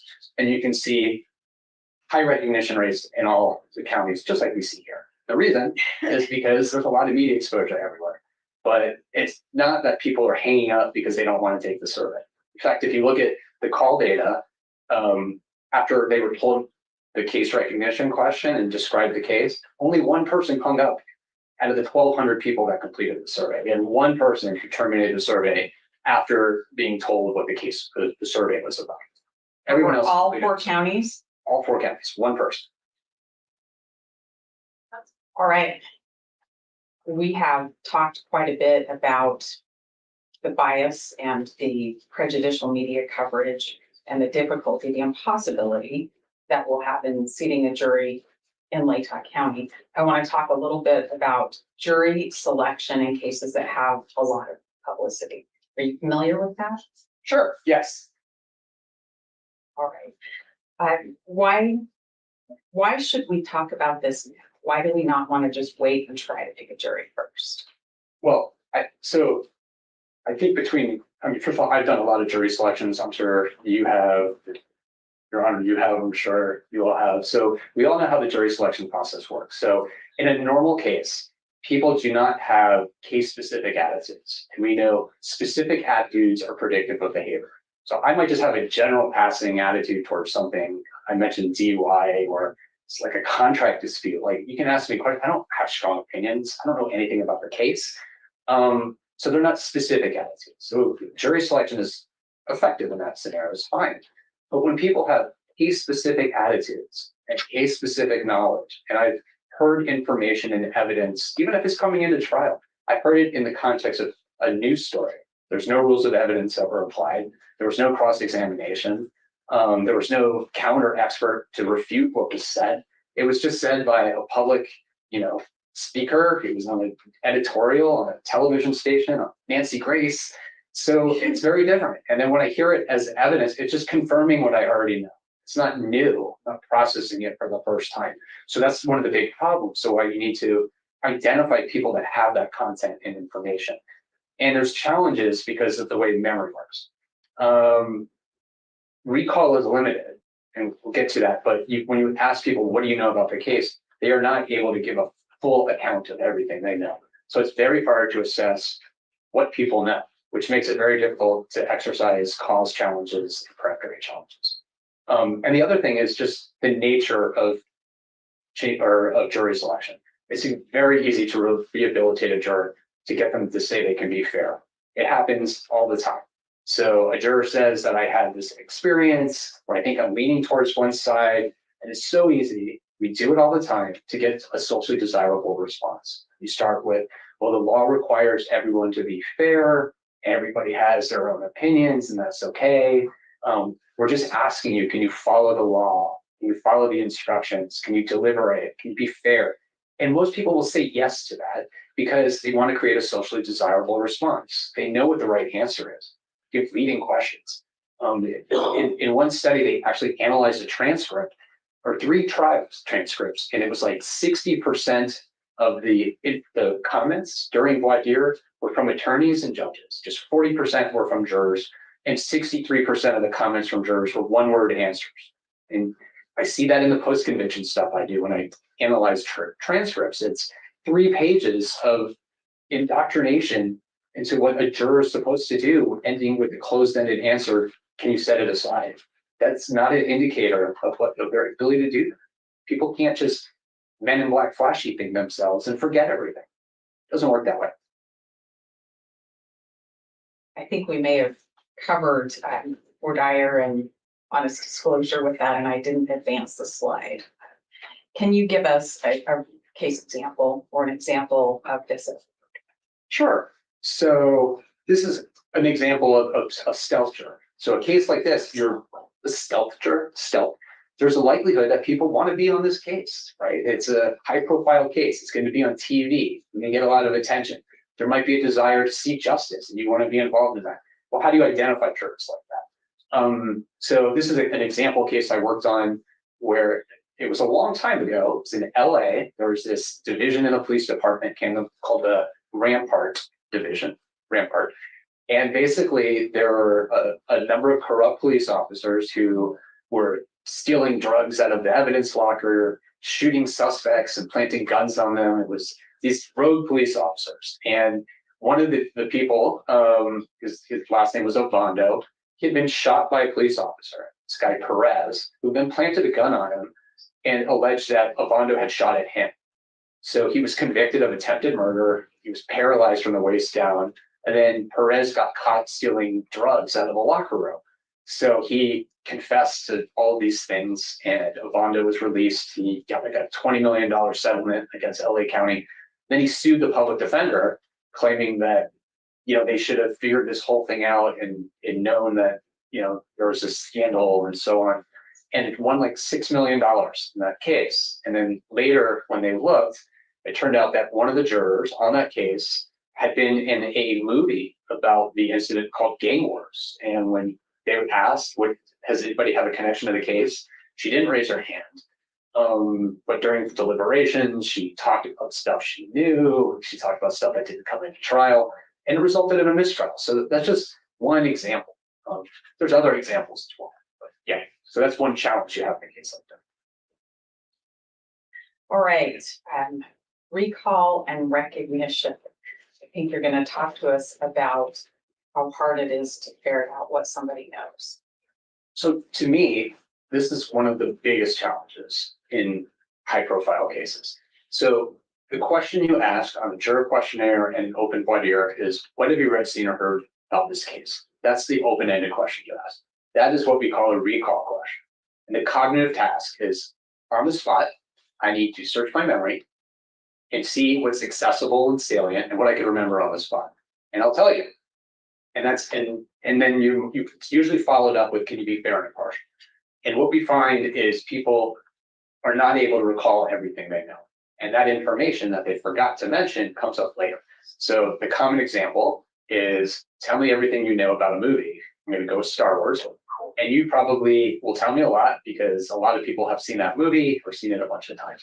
But if I asked you follow-up closed-ended questions, you'd find that you forgot to mention a whole bunch of things. Like maybe you didn't mention that Luke Skywalker was Darth Vader's son, right? And it was, do you remember that? Oh, of course I know that. I just forgot to mention it. So you see things like that. So the tricky thing is you can't ask people, have you read, seen, or heard if the defendant was stalking one of the victims? Because now you're poisoning the well. What if they didn't mention that and they're open-ended? Doesn't mean they don't know it, because we know about 45% of the population here does know it. So you're in that position where you are trying to make an assessment if this juror can truly be fair and impartial without knowing what this juror actually knows about the case. And that's one of the biggest problems you have in high-profile cases that are not a problem in your run-of-the-mill typical case. Have you seen that bear itself out in a real case? I have. This was a case in Texas where we actually had community members come in during the venue hearing and treated them like mock jurors in a sense and asked them what they knew about the case. And they told us. It was a big case at the time in Hidalgo County in Texas. And people told us what they knew. And then we asked, is that everything you know? And they'd say, yes, that's it. And because it's not real jury selection, we had the opportunity to demonstrate this whole problem. And we would say things like, well, did you know that he allegedly confessed? And then it would stimulate a memory. And the person would say, oh, yeah, I did know that. He actually confessed twice at a monastery. So it triggered a memory. And then it was, well, is that everything else you know? Do you know anything else? And they'd say, no, that's it. And say, well, did you ever hear that he had committed another crime? And they say, oh, yeah, that's right. He actually attacked another girl at a different church in a nearby town. And it was, well, is that everything you know? Take your time, search your memory. That's it. And then we do it again. And it was, well, did you know there was a cover up?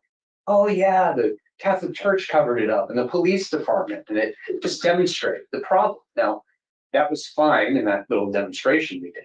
But you could never do that in jury selection, because if you did that, you just poison that juror. If they don't know it, you just poison them. If they did know it, then you have to get rid of them, right? So you're in this impossible position in terms of trying to figure out if this juror can be truly fair and impartial when you don't know what they know. Do we have a glimpse of how that works in Bryan Kohberger's case based on the search warrant? We do. All right. How do we know? Tell me about that. So we always use the open-ended question. What have you read, seen, or heard about the case, and code it? And what we found is, on average, people reported 1.6 details when asked that open-ended question. So we know that's the average number of details they report. And then we compare that to the closed-ended questions later, those 9 media items, to see if there's additional items that they actually recognize that they failed to mention in the open. And what we found in this case was that 96% of survey respondents knew at least one of these media items that they failed to mention in the open. And on average, they recognized an additional 4.9 media items. So almost 5 out of the 9 failed to mention. And these are just some examples. So, someone said, what have you read, seen, or heard about this case? Just what has been on the TV and the papers. So that's minimization language. They use the word just. There's no specific detail. But later when we ask those closed-ended questions, that person knew all 9 of them. Another one is just what I've read and seen on the news and newspapers. Again, knew all 9. Read articles about the case, knew 8 of the 9. Just what I read in the papers, same as everyone else, 7 of the 9. So these are just 2 examples, but this is what happens. This is what you see on juror questionnaires. This is what you see in voir dire. And I mentioned that, anyways. And that's dangerous in this case because of the amount of prejudicial media coverage. Is that right? It's dangerous in this case and in high profile cases. That's the unique problem they create.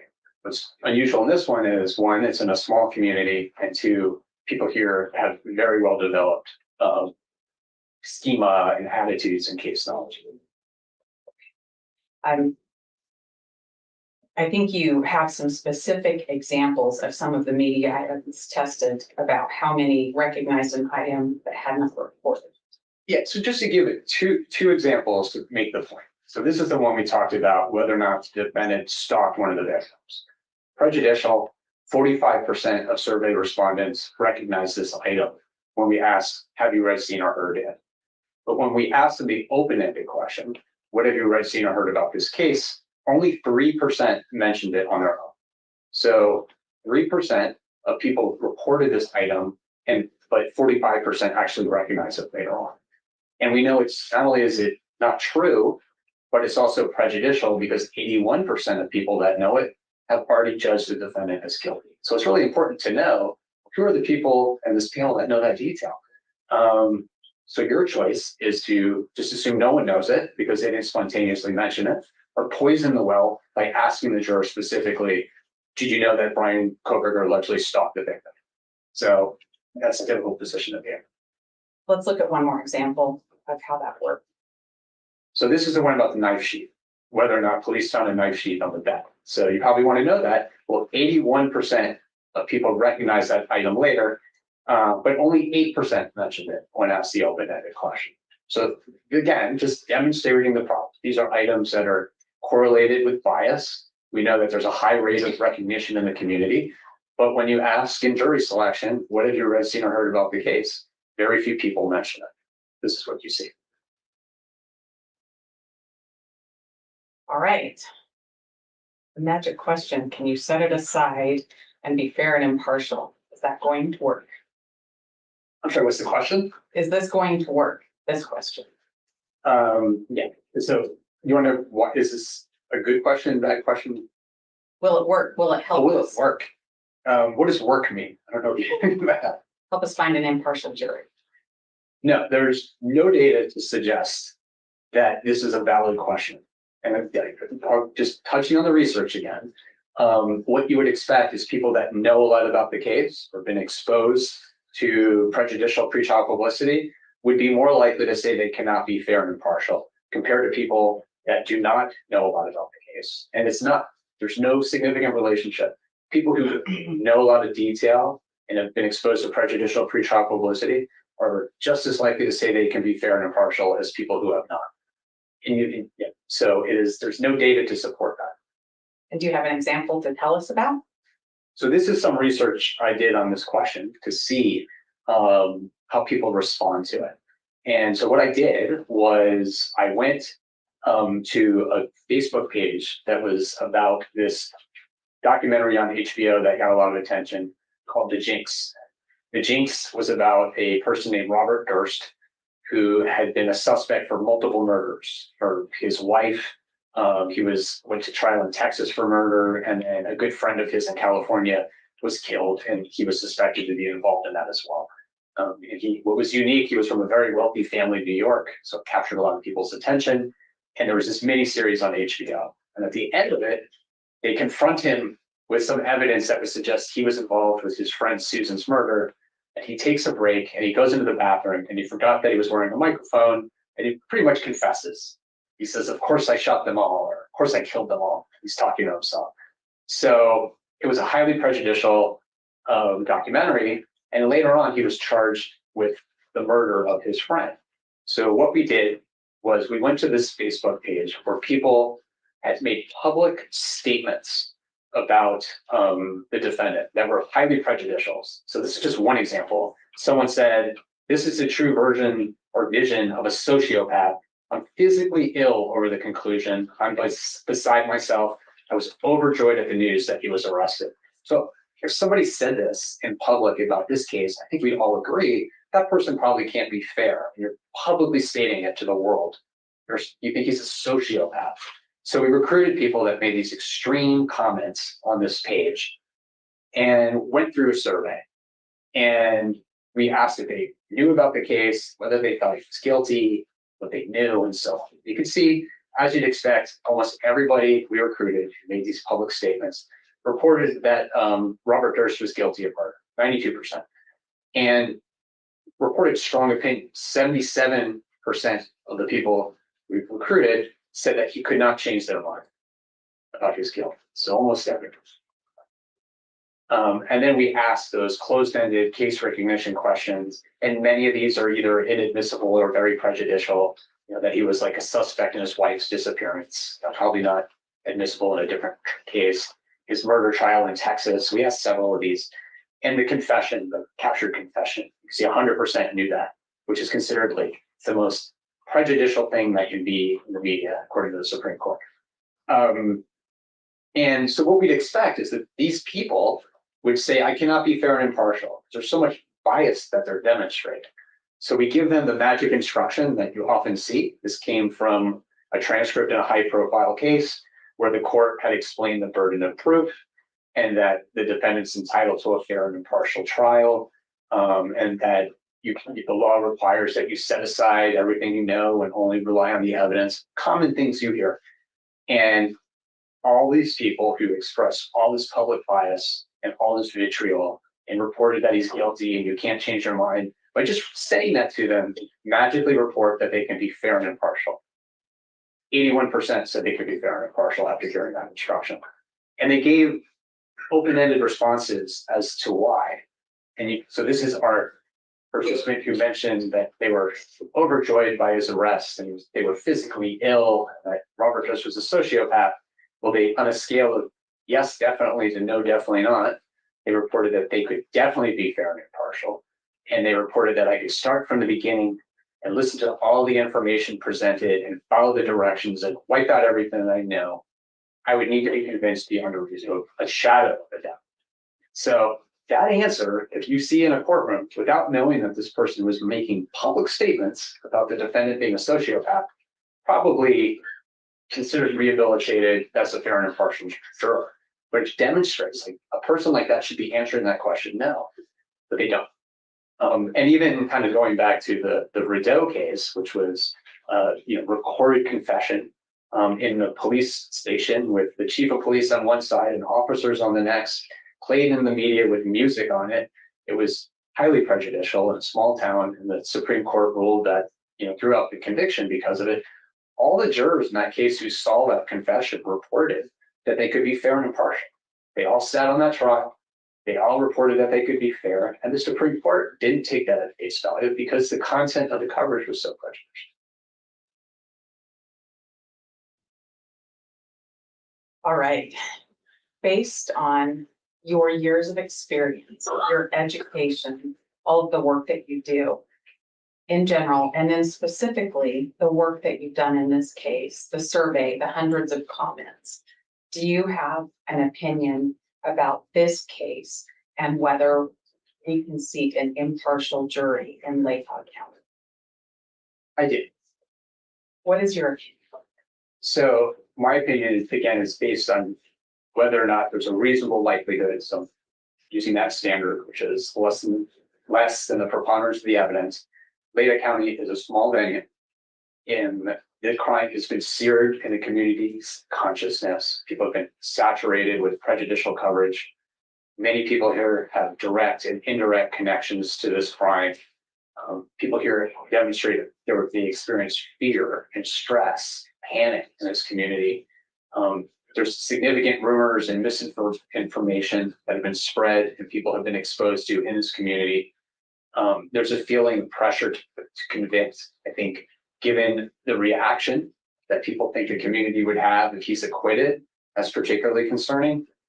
We know from the data that jurors have closely followed the case, they've talked about it, they're familiar with prejudicial details.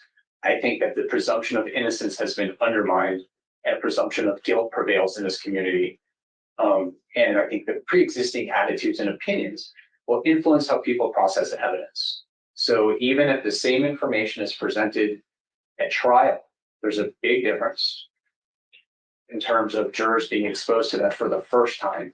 I don't know about the DNA evidence. I don't know about the videos versus a juror being exposed to something that they already know, where they're just confirming what they already know. I already know about the DNA evidence. It's just triggering a memory of what I already recall. And I'm processing this information through that filter that is consistent with what I believe and I already know. And it impacts how they see government witnesses and how they will view and evaluate defense witnesses. And I don't think voir dire is an effective remedy, given the research I've done, my experience doing jury selections, and the nature of how memory works. So taking all that combined, I think it's appropriate to change that. Thank you. I don't have any other questions, Your Honor, and Dr. Edelman hang tight if you should state mine. Okay, thank you, Ms. Taylor. So this would be a good time to take a break. Sure. And we'll come back at 3:20. Thank you. Dr. Radcliffe.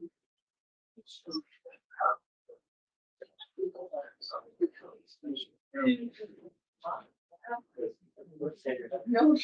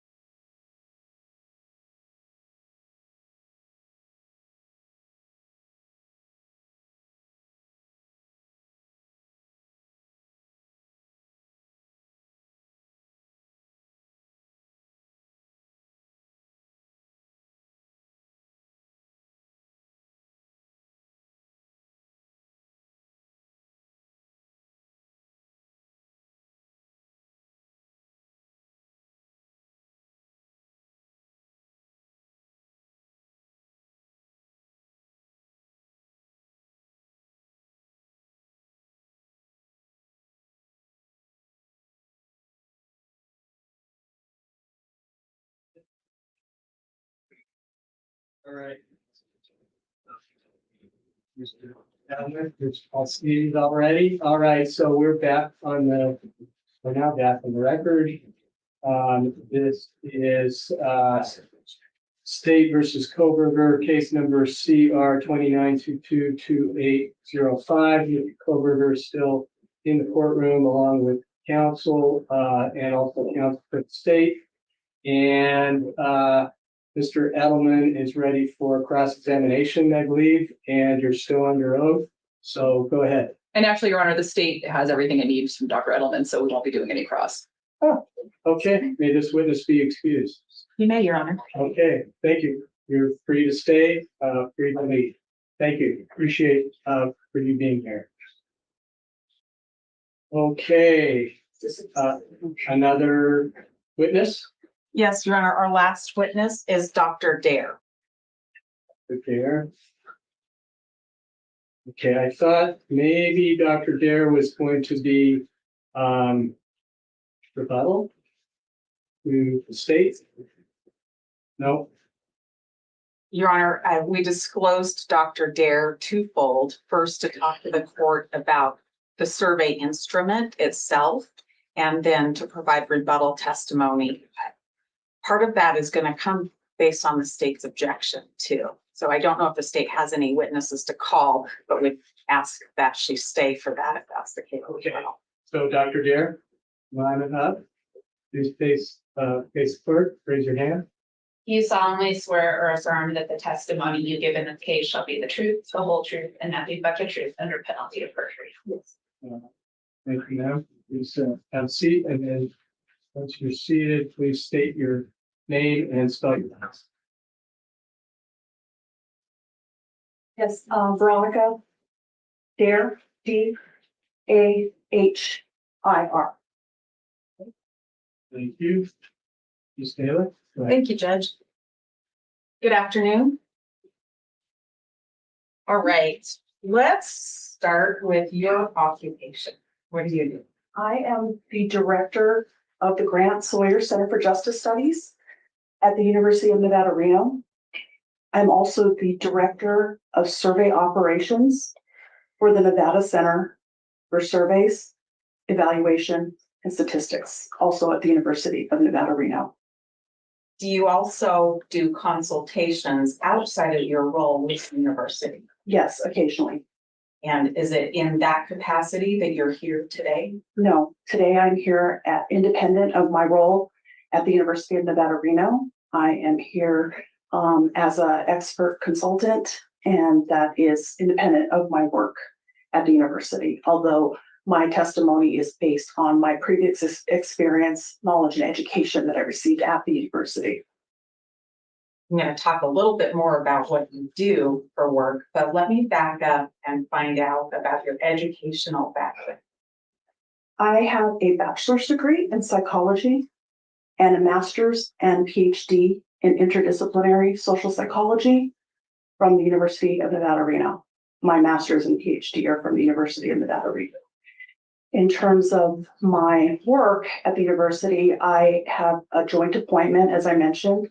I run two different research centers at the university.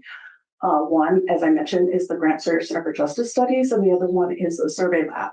I also teach in the Judicial Studies program. I teach a graduate level course called Scientific Research Methods for Judges, which is a course for judges getting their PhD across the nation. They're sitting judges that are on the bench. I teach another course called Scientific Methods for the Justice Management Program, which is a master's degree program at the university.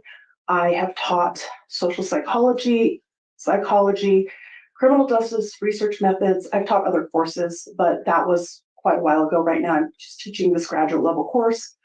I serve on several dissertation committees for various departments on campus: social psychology, psychology, School of Public Health, computer science, natural sciences. There's many. I serve as a dissertation advisor and committee member for students that are getting their degrees, and primarily in the judicial studies program. I have served as an advisor and as well as the social psychology program on campus. In terms of my role on campus, I do primarily, let's take the Sawyer Center first. We do research on justice-related topics broadly defined. My background is social psychology with an emphasis in justice studies and law. And so our research that we've been doing there is specifically related to research in the justice system. We have many different populations that we research and do surveys with, including jurors, judges, attorneys, both defense and prosecution, court reporters. We've done many surveys on diverse populations as well, including people experiencing homelessness, LGBTQIA populations, the elderly, prisoners, inmates, Native American populations. So we've done many, many surveys in that capacity. In my role as the survey director for the Center for Surveys, Evaluation, Statistics, I am in charge of multiple research projects that have to do with surveys nationally, regionally, and locally. Most predominantly, the one that we have been doing since I've been there in 2006 is the Center for Disease Control and Prevention, otherwise known as the CDC, their BRFSS survey, which stands for Behavioral Risk Factor Surveillance System. I am the project coordinator for Nevada, and I've been doing that role since 2000 for the state of Nevada for the last 3 years. But before that, I was the data collection supervisor for this project since 2006. So I've been working on that project for quite a while. Prior to my role in both of these programs, I also worked on surveys. I've been doing, I would say, surveys and research for almost 30 years, since I've been a graduate student and even before that. So not before graduate student, well, I did research, but before my role in this area, I did research. Most predominantly for the Sawyer Center, we did a nationwide survey on Daubert, and it entailed 400 randomly sampled judges across the nation. And we looked at the effect of Daubert on judicial decision-making. In both of my roles, I work with many organizations to do surveys. We do work for, besides the CDC that I mentioned, many state agencies, Nevada Department of Transportation, Department of Training and Department of Employment, Training and Rehabilitation. I won't do all the acronyms. I won't do that to you, so because I can shoot off all the acronyms. But we work with the National Judicial College. They're right on campus. I'm in the building actually. National Council of Juvenile and Family Court Judges. We've worked on projects with the Federal Judicial Center, the State Justice Institute, and many more organizations. I know you're going to ask me other questions, but I wanted to get those out. So I do have a couple of questions for you. You said 30 years about of your life you spent doing this work. Yes. And it sounds like it has a whole lot to do with survey work. Yes. Is that both designing surveys and then critiquing surveys? Yes. So we have done numerous projects, as I mentioned.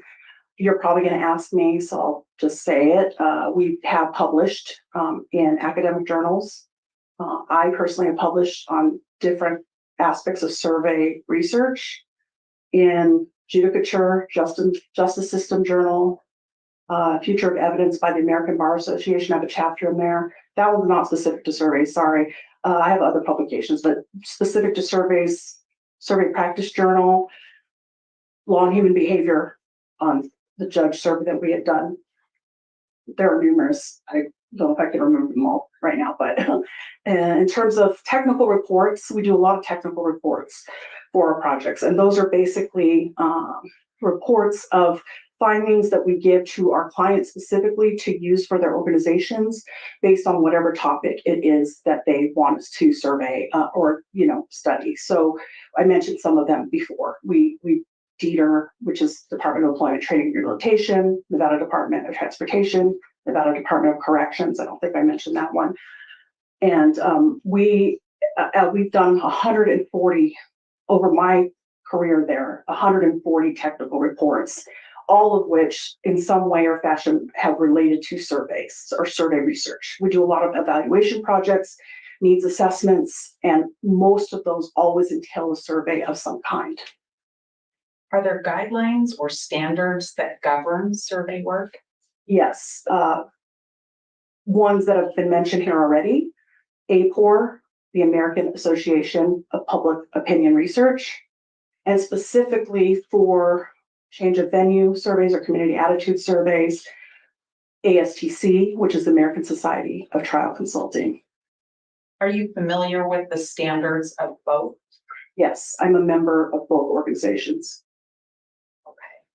I want to know why people do surveys. It sounds like you've had a hand in a lot of surveys over the years. Why do people do surveys?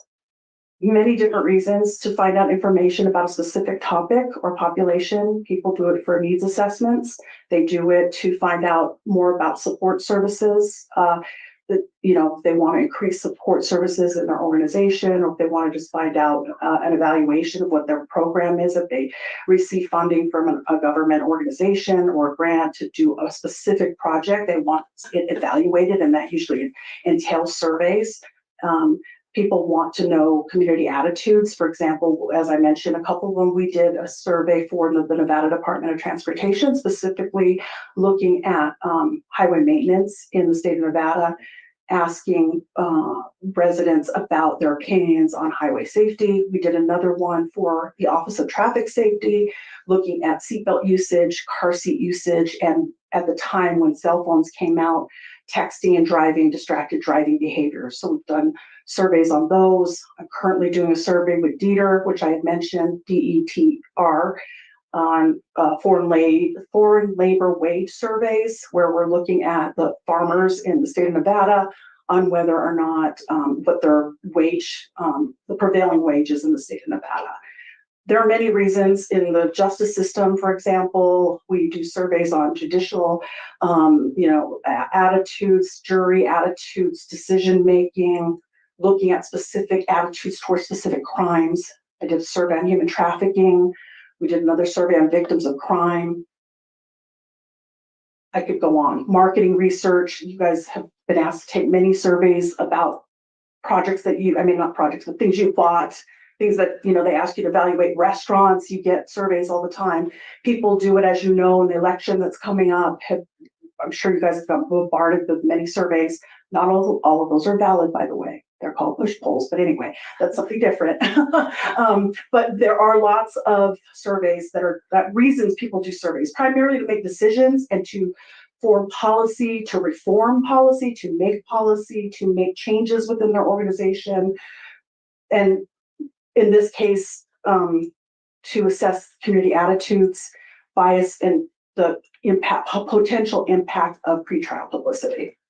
Sounds like it's to gain information, and that's in order to make a decision. Yes, decision making, and especially within their organizations, and then related to policy. We do a lot of policy change as well. We've actually presented reports to the legislature for whoever our clients are. Like, for example, the seatbelt survey that we did. We were trying to do a survey of Nevada residents to see if they should have a primary seatbelt law in Nevada. I was involved in what we call Assembly Bill 122 in Nevada, where they were looking at the assisted living communities within the entire state of Nevada to see if there should be change in those areas. So those are some examples. And primarily, I guess a good example would be the behavioral health, BRFSS again, by the CDC. The biggest thing that we use that survey for is to look at population health and health outcomes. So we ask questions like behavioral risk that's related to how many fruits and vegetables do you eat in a day? How often do you exercise? We ask about drug practices, substance abuse, sexual practices, whether or not they've ever been told that they've had diabetes or a heart condition or asthma.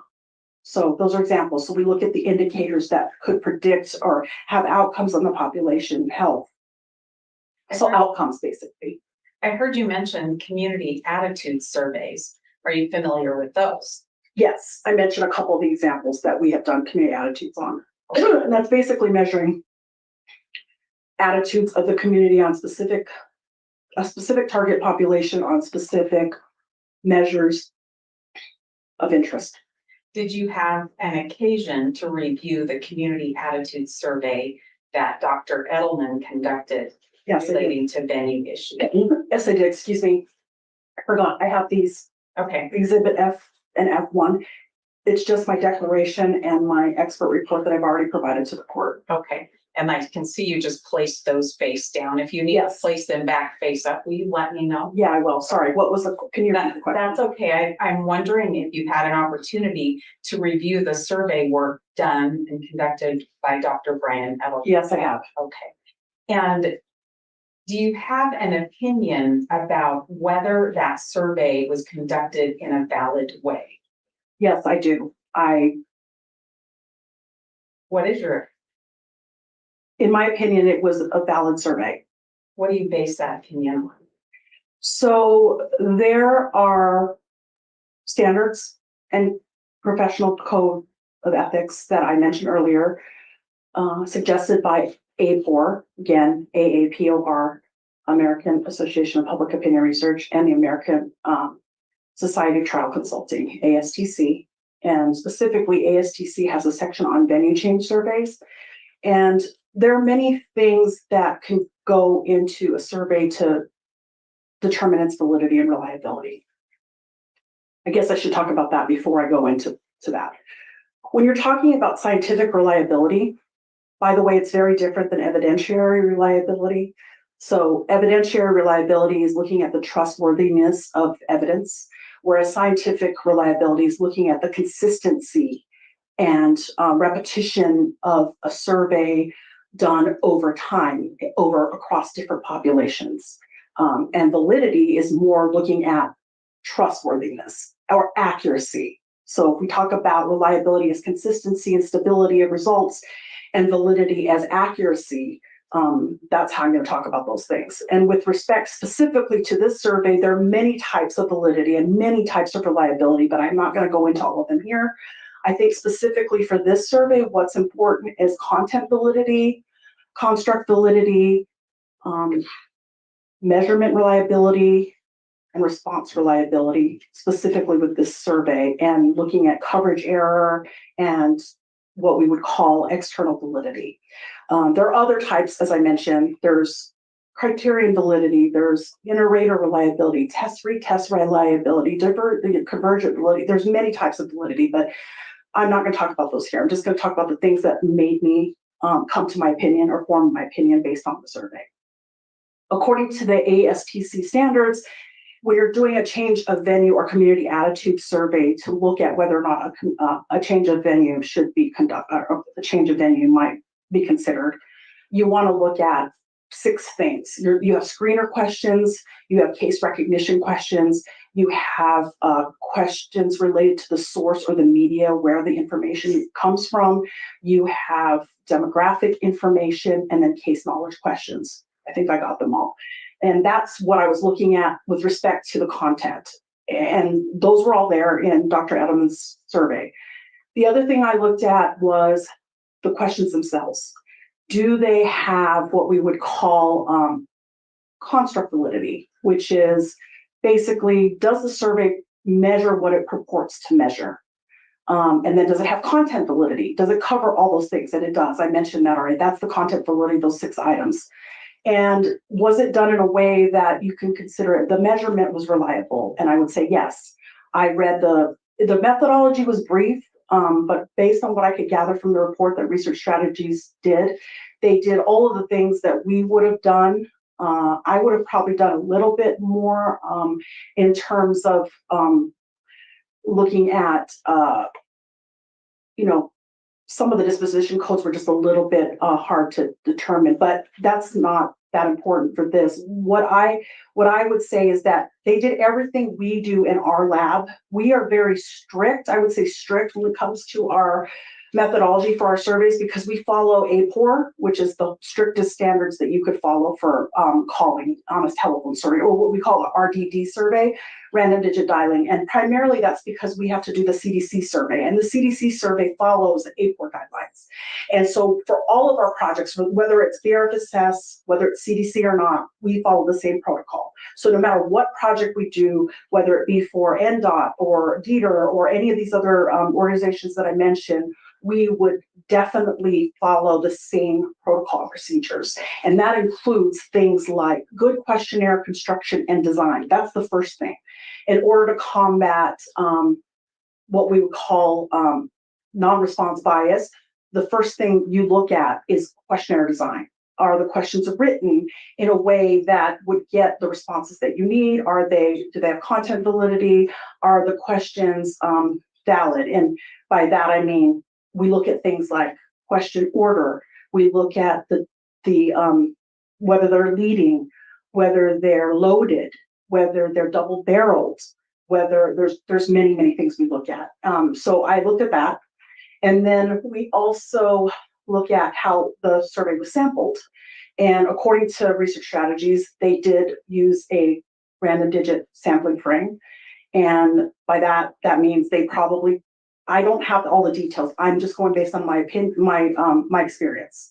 What we do for our surveys is we order our sample from a sampling company, and we get replicates of phone numbers. And what that means is we get them in blocks of like 30, for example, and you would call your replicates of 30 phone numbers until completion. And that's to make sure that you are not biasing your sample. So you don't want to call, here's an example. If you get 20,000 phone numbers, you don't want to call all 20,000 phone numbers just once. That's not how it works, because you're only getting those people that answer the phone on the first ring.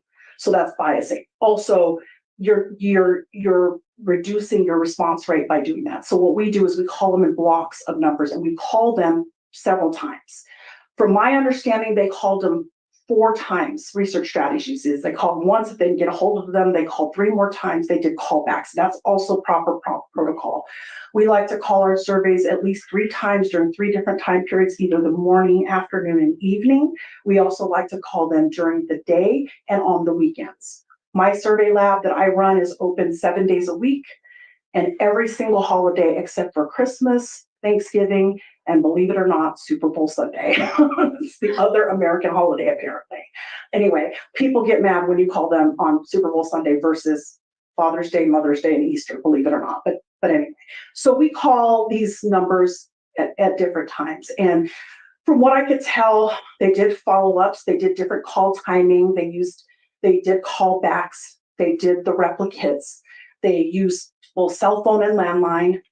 It is customary practice now when you're looking at coverage validity, you want to get more you want to make sure you're getting the population that you're interested in. And now so many people have cell phones. So in our lab and most labs across the country now, we do like 90% cell phones versus 10% landline. Now it's customary because of the reduction in the number of people that have landlines. Anyway, those are some of the things that I looked at, and whether the questions themselves, like I said, were valid in terms of what they were being asked. It sounds like Did I answer the question? you had a really Okay. thorough look Okay. Before you had your opinion as to whether the survey was valid. Yes. Do you have an opinion about whether it was reliable? Yes, in terms of measurement reliability, which includes things like if you are an interviewer and you are asking questions, it could be biasing if you're not trained properly. And the mode of survey that you're doing for change of venue surveys, the typical mode is RDD surveys, which is phone surveys versus paper or in person. And so the interviewers must be trained and supervised. My understanding is that research strategy has been around for 20 plus years. So I'm assuming they're like our lab where they were trained properly and they have supervision where there's supervisors also supervising the interviewers. So that's another way to combat non-response bias, which includes refusal conversion training, which is, I think Dr. Edelman alluded to it earlier, things like soft refusals. If someone calls up and says, I'm making dinner, I'm too busy, I'm giving my kids a bath, I'm running to the store, whatever it is. We train the interviewers on how to handle those situations so that we don't get only the first person that answers the phone or only those people that are saying that they're busy. So that's all part of the training to make sure that we get at non-response.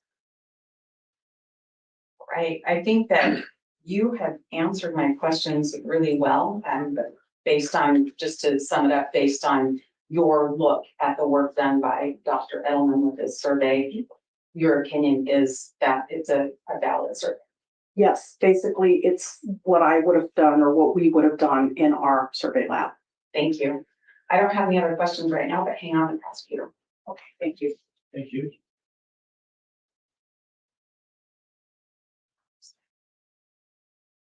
We have no questions for this witness, Your Honor. Okay, great.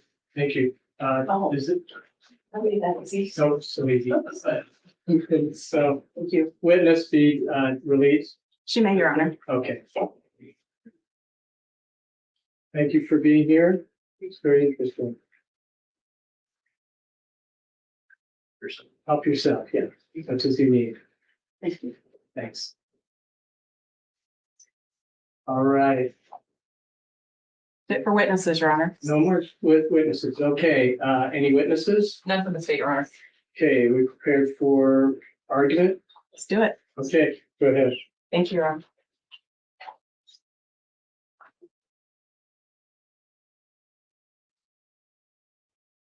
Your Honor, the decision to change venue rests on what you've heard today and the court's determination that there's a reasonable likelihood that all of the media coverage has impacted the impartiality of a Latah County jury. That comes from Paul and Shepard.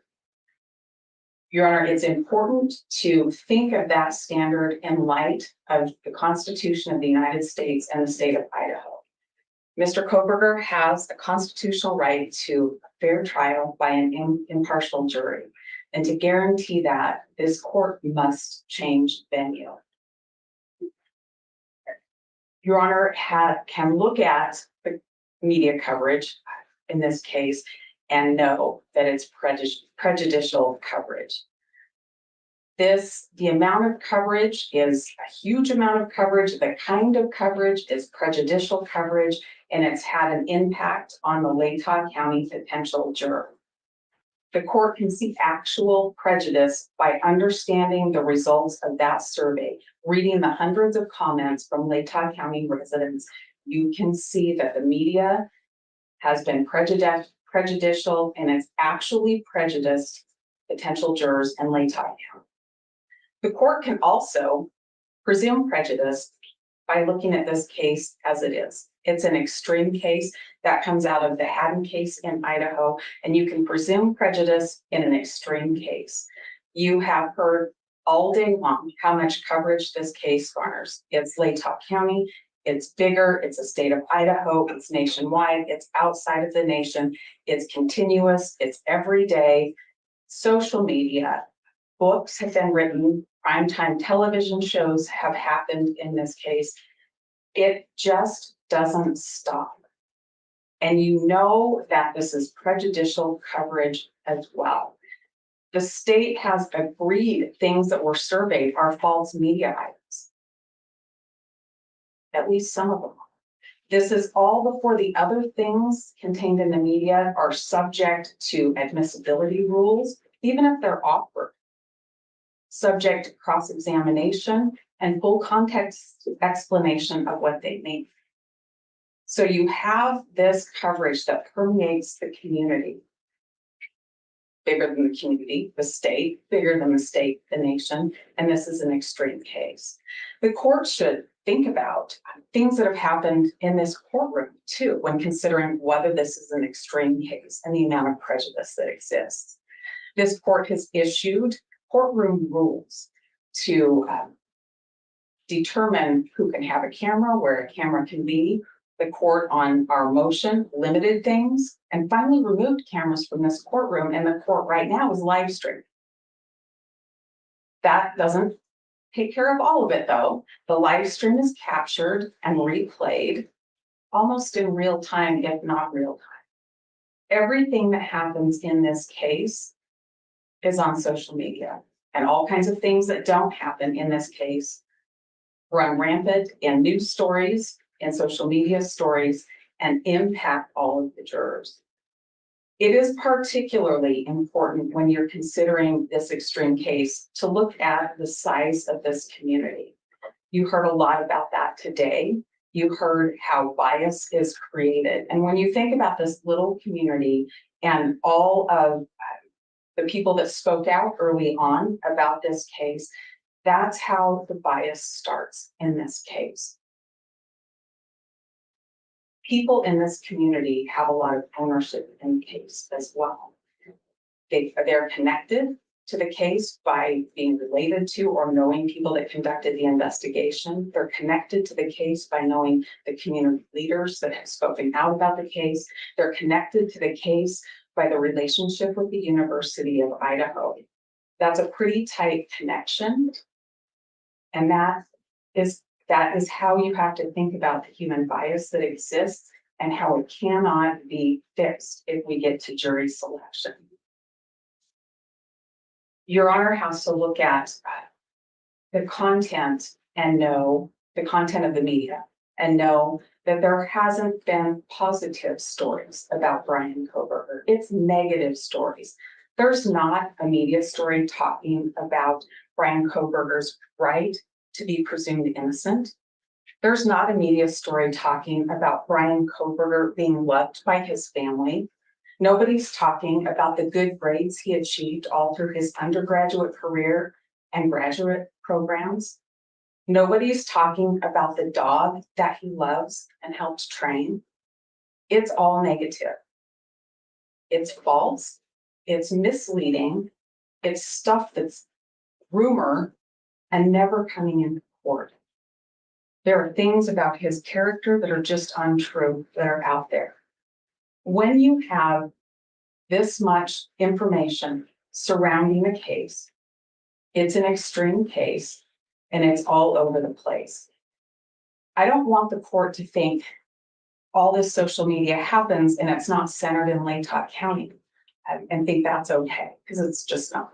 There's plenty that's centered in Latah County. I'm sure the court remembers where we started earlier today with the two pie charts that we were shown by Crusoe this morning. One talks about how big the coverage is in Latah County that projects into Latah County compared to how small of a piece of the pie of the whole population in Idaho that Latah County is. So that's a lot of coverage directed into Latah County, and that's the stuff. Those are the news stories, the nightly news that's coming into Latah County residents' TVs. That's their newspaper that they're going to get in the morning. But that's not all. Latah County has as much access to primetime news stories, as much access to Facebook groups, to different podcasts, to watch things on YouTube, to buy books containing this information. They have as much access to do that as anybody else. So you have to recognize how big the case is, how much coverage there is, and just how prejudicial the coverage is. You understand that, we understand that, Lauren, from Dr. L. Alili this morning, when she talked about bias. So having that as a backdrop and thinking about the survey results that we just talked about, you can see that there is a huge correlation to the few media items that could be tested and prejudgment of guilt for Mr. Kohberger. And those are people in Latah County. You can see the case connections that are bigger than the other counties, and they just don't go away. You also should be aware that the coverage doesn't drop off. It's not going to stop. It may peak and it may dip a little bit. It comes right back up. You can expect that will continue. We have a pretty good schedule of hearings coming up. for pretrial motions. The court issued a scheduling order a couple of months ago. And so you can expect that the interest in the case is going to pop back up every single time we have one of those hearings. And that's a lot of media coverage, and people in Latah County are going to see it and read it, and they're going to continue with their opinions. So what do we do? What do we do about it? It's tough. It's really tough in Idaho. There is a lot of case recognition, and there's prejudgment in Idaho, but there's hope. When you look at the survey and you recognize that in other parts of this state, people don't recognize as many media items as they do in Latah County. That's good, because that means right to prejudgment. So that's good. That's hope right there, that we can find a jury somewhere in this state to give Mr. Kohberger his right to a fair trial. It's also a much larger population, so the impact on people sitting on the jury would be much smaller. Imagine with me that we are here in June of 2025, and we're here and we've seated 16 or so people over here. You're going to recognize some of them. People that sit in the courtroom in our audience that want to come and listen to the trial are going to see them. Even if they don't listen to the trial, people are going to know whose car leaves their driveway every morning to get to the courthouse by 8:30 for 3 solid months. And those jurors that sit over there are going to feel an immense amount of pressure to answer the call of the community to be safe. You can read those comments about what people in this community think about Mr. Kohberger and what they think would happen if the jury found him innocent. It's hard to imagine that one of those jurors who all of a sudden said, you know what, I'm not sure, and listened to more evidence and said, I'm really not sure. I don't think he did it. Are they going to be brave enough to do that, to write not guilty, to say not guilty, and to stand their ground?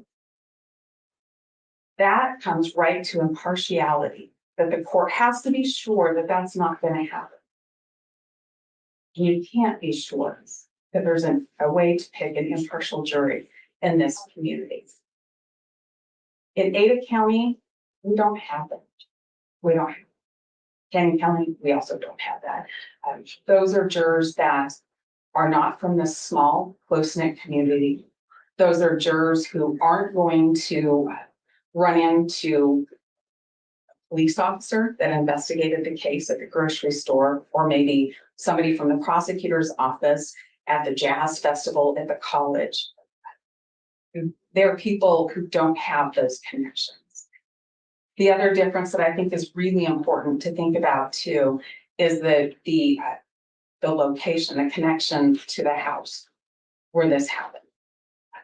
That has been a pretty big deal in the community and wider, but in the community, about whether the house should remain standing through trial or should be torn down. And there's been an awful lot of publicity about that.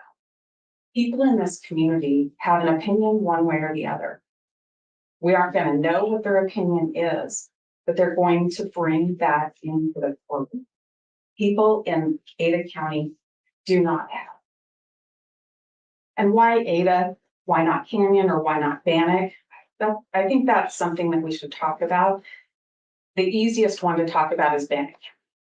The numbers look a little better there in a lot of regards, but it's a smaller community as well. And so I think that there's a danger that if the court says, I'm going to change venue and we're going to Bannock County, I think there's a danger with that small community. There could be more interest all of a sudden, and we may run into a bit of a problem.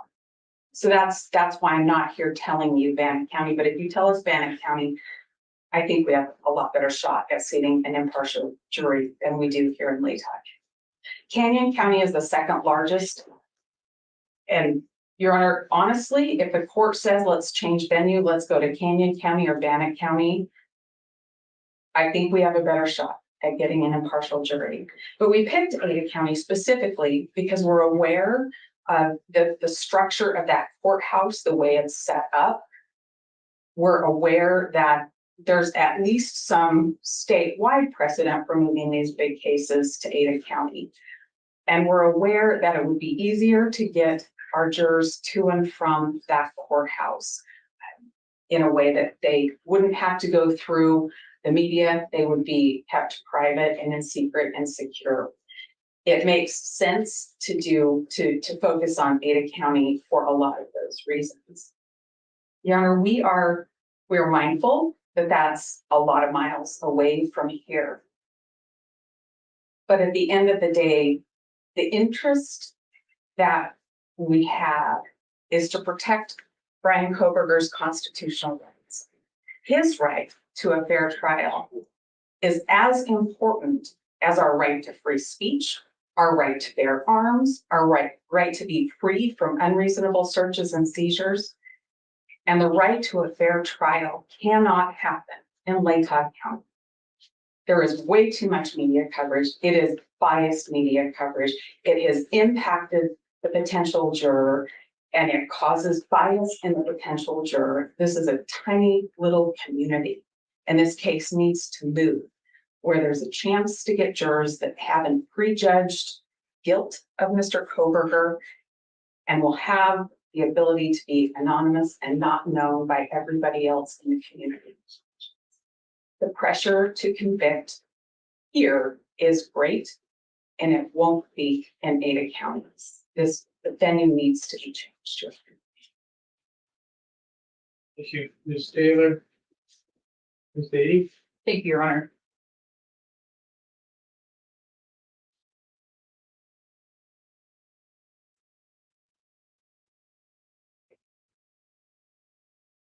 Your Honor, the case law in this case just does not support a change of venue, given the evidence that the court has before it.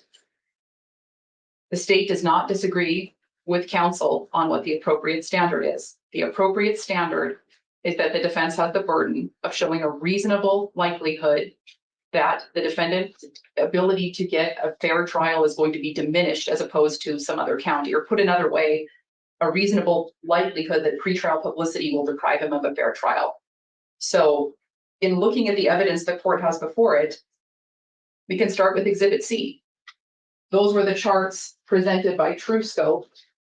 And we can see in those charts that for at least 6 months on one of those line graphs that compared Ada County and Latah County, Ada County had significantly more coverage than Latah County. And that more recently, in the past couple of months, that line graph comes together again, and they're just a couple points off.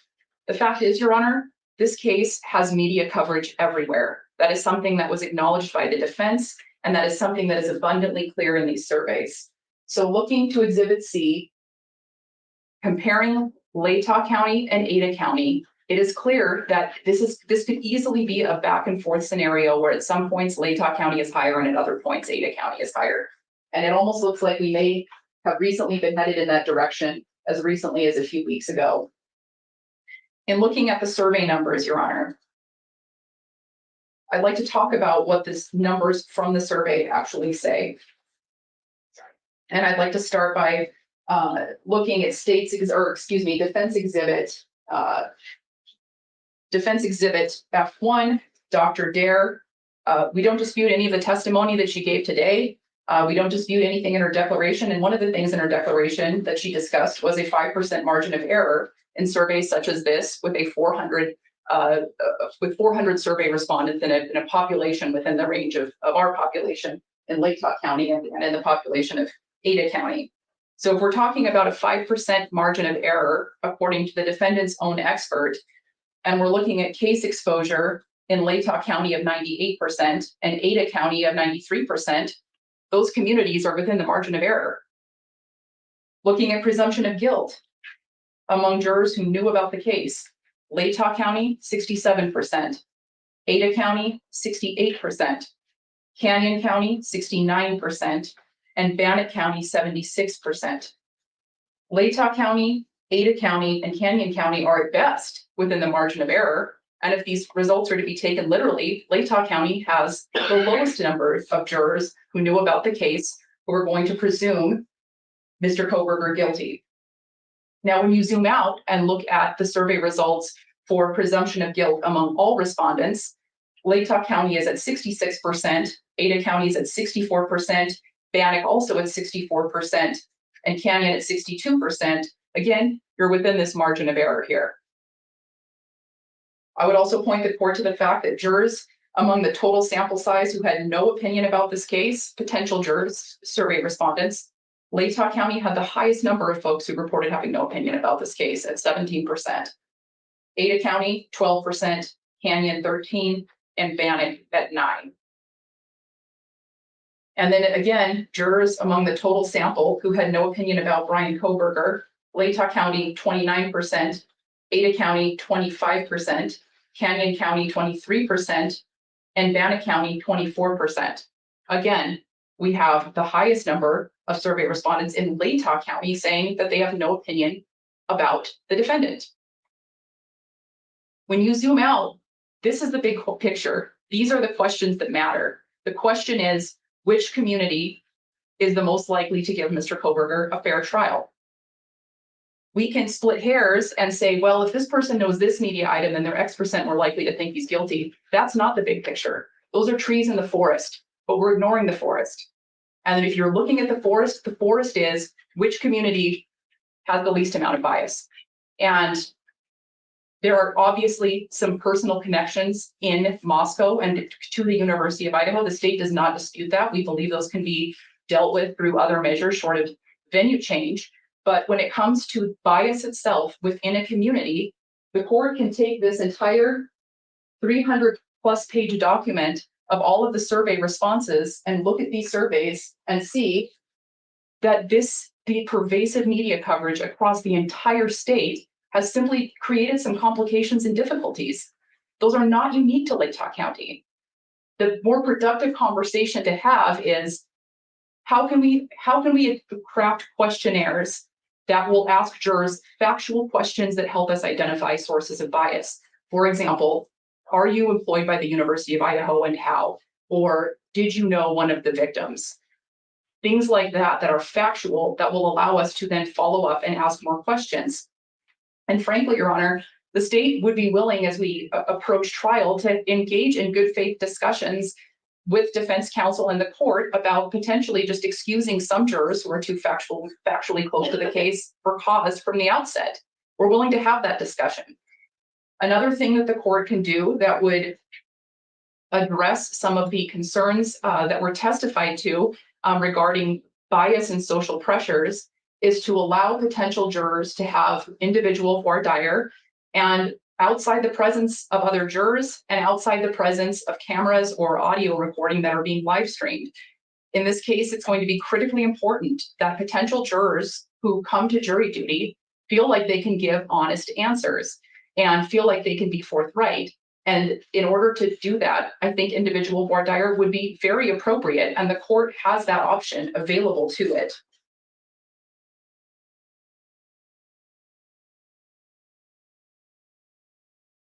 I think another possibility that the court should consider, particularly after looking at Exhibit C and those line graphs where we're talking about peaks in media coverage, is sealing some potential hearings coming up. And the defense may not want to seal certain hearings for good reason. We're not asking the court at this point to seal all hearings going forward, but the state believes that there may be certain evidentiary hearings. For example, if the state files 404B notices or motions in limine related to the evidence, some of that information might be extremely prejudicial, and the state would agree to seal hearings where prejudicial information is going to come out in that hearing. And that too is a tool that the court has before it to alleviate some of those peaks in media coverage, because of course, part of the court's consideration is going to be the intensity of media coverage over the life of the case. And so one way that the court can address that is by sealing certain hearings, and the parties can use good faith and seal certain motions or briefs addressing prejudicial information temporarily until the trial is complete.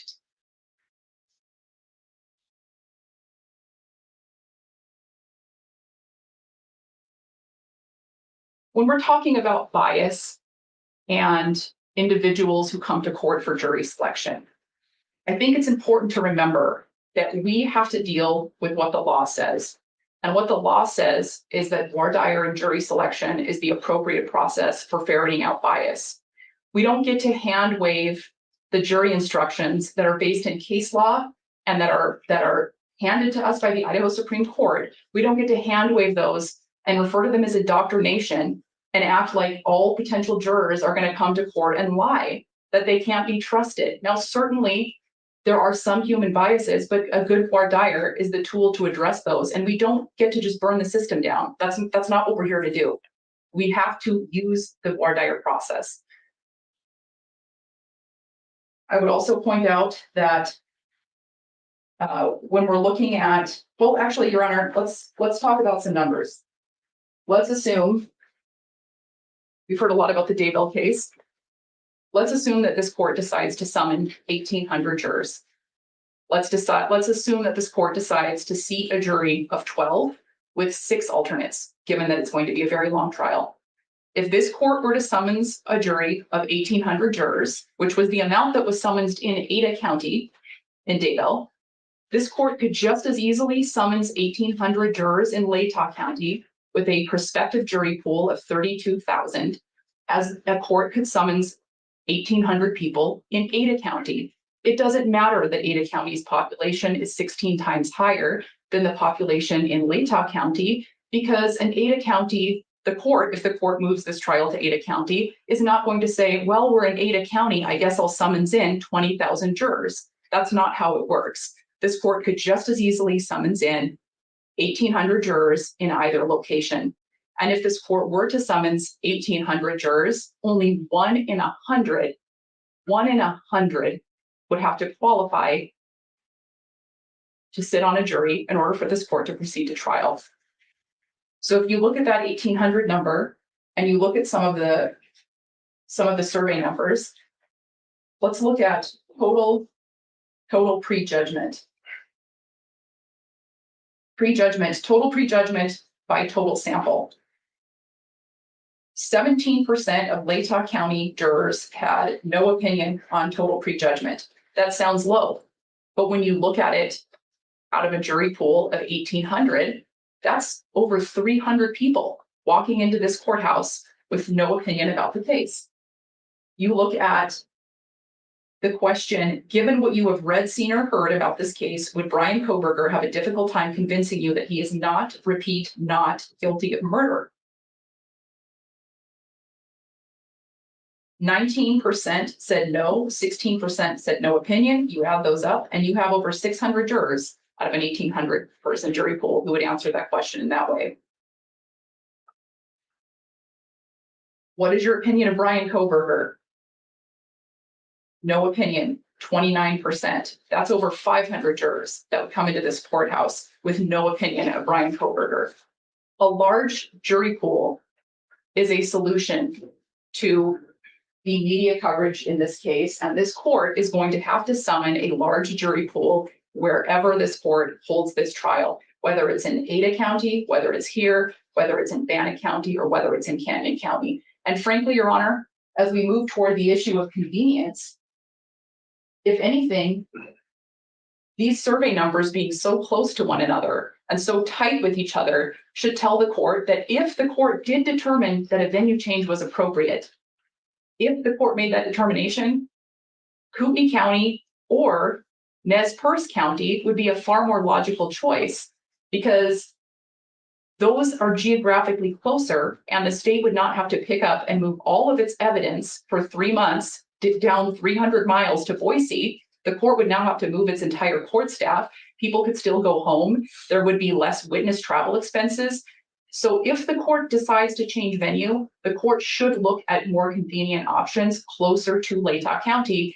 Either Kootenai County or Nez Perce County would alleviate some of the concerns laid out by the defense about the connections to the university or the connections to Moscow itself. But again, even looking at the survey on those issues of connections to Moscow or connections to the university, 39% of folks in Latah County visited or walked by the home where the murders occurred. 60%, nearly 60% didn't. That means that out of a jury pool of 1,800, over 1,000 people would not have gone by the home where the murders occurred. Are you or a family member, a student or employee at the University of Idaho in Moscow? 75% of folks in Latah County said no. That's 1,300 out of 1,800. I don't want to beat a dead horse here, Your Honor, but a large jury pool alleviates these concerns so much better than simply moving venue to another locale where the public sentiment is so close that it's within the margin of error, or if you're taking these survey results literally, worse. That makes no sense, Your Honor. The other option that the court has available to it would be to bring in a jury pool from Nez Perce. Again, the state does not believe that a venue change is warranted given the evidence that the court has before it. But if the court were persuaded that a Latah County jury could not successfully be sat in this case, the court could bring in jurors from Nez Perce County. Lewiston is approximately 30 minutes away. It would certainly be a longer drive for them, but the court could deal with that in scheduling and make those accommodations. It has many months to prepare to do that. Moving to the convenience issue, I think it's important to note that Latah County is not a tiny little community. Latah County might be close-knit, but it is not a tiny little community. Latah County is one of the top 25% of most populated counties in the state of Idaho. It's 11th out of 44 counties in Idaho. There are 32,000, according to Dr. Edelman, jury-eligible citizens in Latah County. It is not so tiny that we could not summons in a jury of 1,800, a jury pool of 1,800 folks. Since the convenience argument focuses primarily on Ada County, that's what I'm going to address today. So starting with the size of courthouse and the ability to house parties and court staff, it's already built into the Latah County Courthouse for the court to have a place to go, for the court's employees to have a place to go, for court staff, for the court staff attorney. All of that is built into the Latah County Courthouse. Unlike moving to Ada County, where the courthouse would have to accommodate the court and all the court staff. Similarly, the prosecutor's office and their staff already built into the Latah County Courthouse. No separate accommodations would be needed. The defense will have to have accommodations wherever they go, and certainly they are entitled to privacy and accommodations that will allow them to prepare for this extensive trial. They absolutely should have that. But they are going to have to find those accommodations regardless of where this trial is located, unless it does get moved to Kootenai County. And so keeping this trial in Latah County would be a lesser burden on the Latah County Courthouse, in the sense that they would simply have to find accommodations for the defense team rather than finding accommodations for everyone. As to juror space and security, as well as the argument of overall security, it is true that the Ada County Courthouse has a precedent of handling large trials. And it is true that Ada County does a very good job with that. But the reason Ada County does a very good job with handling these high-profile cases with security, with court staff, with organization, with getting jurors in and out in an organized fashion, the reason Ada County does a good job with that isn't because Ada County has a physically bigger courthouse. It's because Ada County has diligent, competent, and professional staff. And I have every reason to believe that with the 9 months we have until trial, that this court staff here and security could also have the time to prepare and make operation plans and all of the things that go into having a trial of this magnitude. I have no doubt that they can accomplish that with careful planning and preparation over the many months between now and trial. It is also my understanding that there is a means to bring jurors securely into this courthouse outside of the public view. Moving on to the cost of travel expenses, council referenced the cost of transportation to and from the airport and correctly noted that the Spokane Airport is considerably further from the Latah County Courthouse than the Boise Airport is from the Ada County Courthouse. That's absolutely correct. However, the Lewiston Airport is a shorter drive, again, about 30 minutes, and does connect to some major airport hubs. That would be another option. But even taking into account that there may be some additional rental car expense for the few out-of-state witnesses that we're going to have, that would be negated and then some by transporting all of the local witnesses from Latah County down 300 miles to Boise by paying for accommodations in Boise for the court and court staff, the prosecutor's office and prosecutor's office staff, and the many local witnesses that will be testifying in this trial. There's also the logistical issue of transporting evidence for a 3-month trial, the chain of custody issues, the evidence tech from the Moscow Police Department, and it's my understanding there's only one, taking him out of his role up in Moscow here for 3 months and having him in Boise, trying to manage this evidence in a location that we would also have to arrange for, and dealing with the chain of custody issues, transporting the evidence back and forth. I think the court can also consider, since this is a pretty broad standard on the convenience side of things, the effect of prosecutors and law enforcement being away from the community for up to 3 months. And I think the court should also consider the nature of Latah County itself. The infrastructure of Latah County, and specifically Moscow, which has a university of nearly 12,000 students, is that this community is tailor-made to expand and contract with the rhythm of the school year.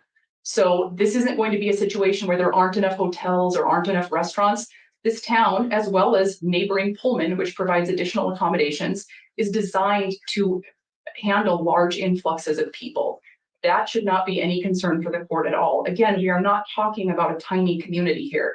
We are talking about a mid-sized town that's on the, frankly, a larger side, on the larger side for counties within this state, that can amply accommodate a jury trial of this magnitude, particularly in the summer months where you don't have these major academic events.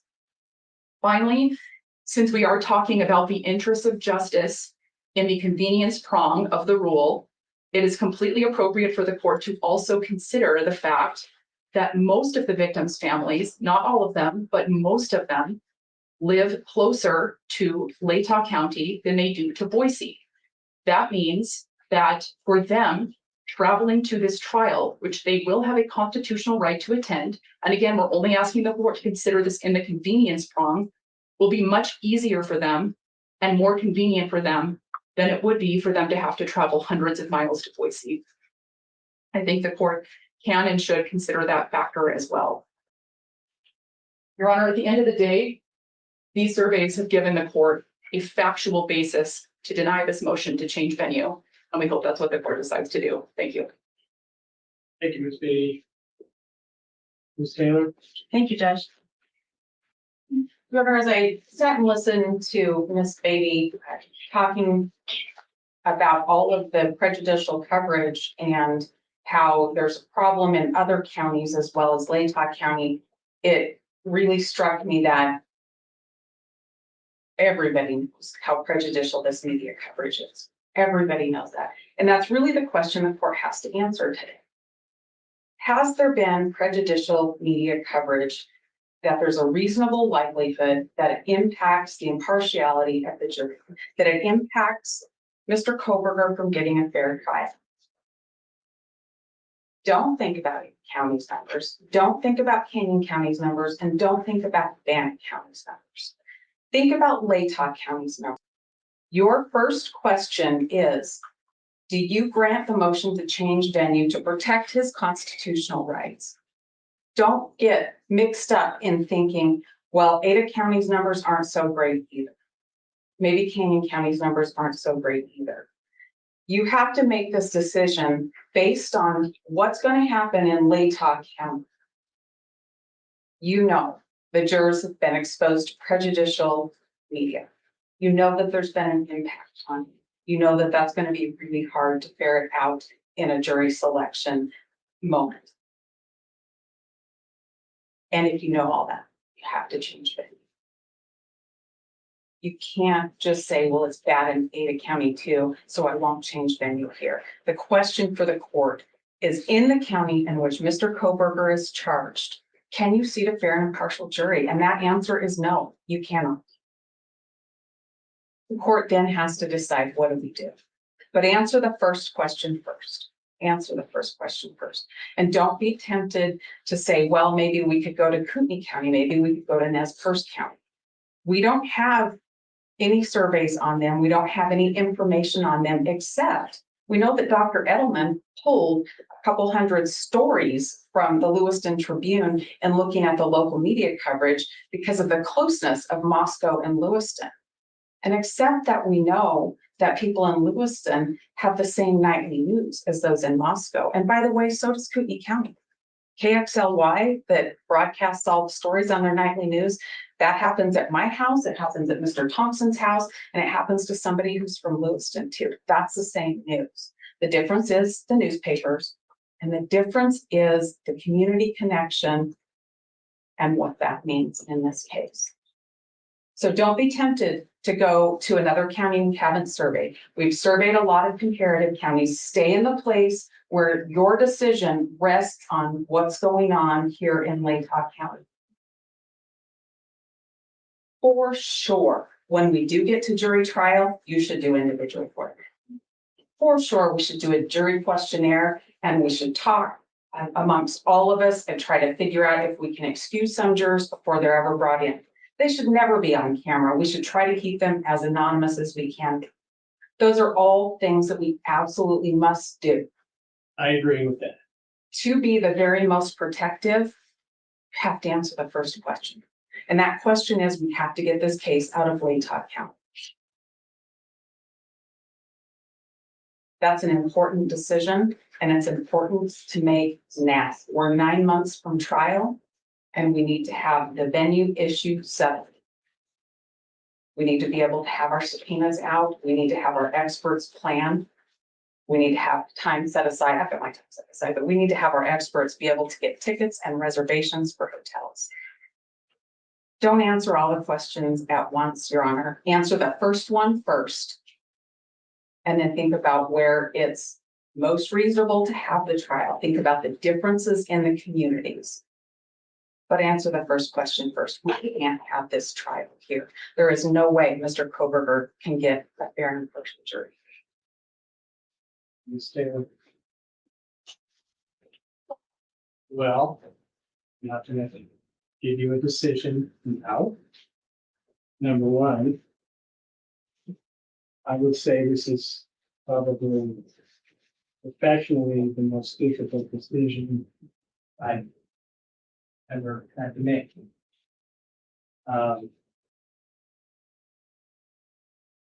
Both sides.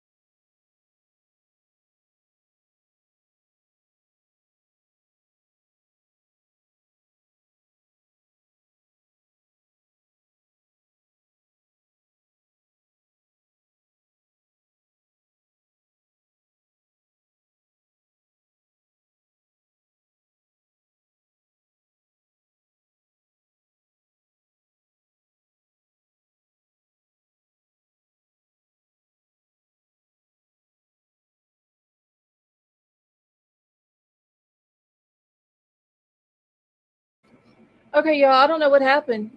It popped up and said that the video is not available. It's not even on their YouTube channel. It's completely gone. Hold on.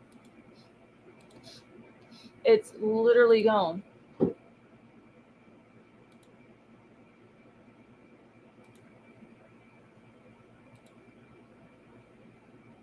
This is crazy.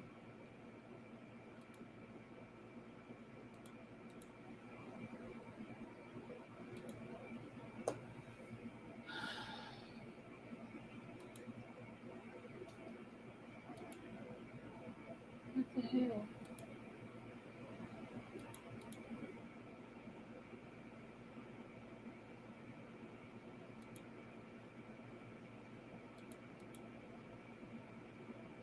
Okay, well, maybe we'll be able to figure out what all was said. Tonka, you're going to send me those names of those creators that was in.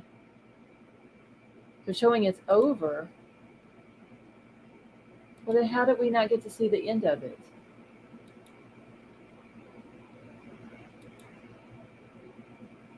Okay, y'all, let me go ahead and end this live stream. I got some stuff that I need to go take care of real quick. And then something else important that I got to do, but I'll try to see if I can find the end of it. If anybody else has it, and we'll come back and post it on a community post. This is crazy.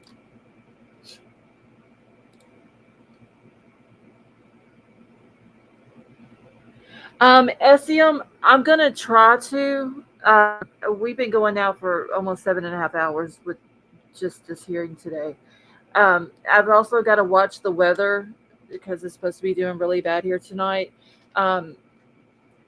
As of right now, yes, I'll do a live tonight. Probably not a long one, but just long enough that we can talk about what all was said in this today.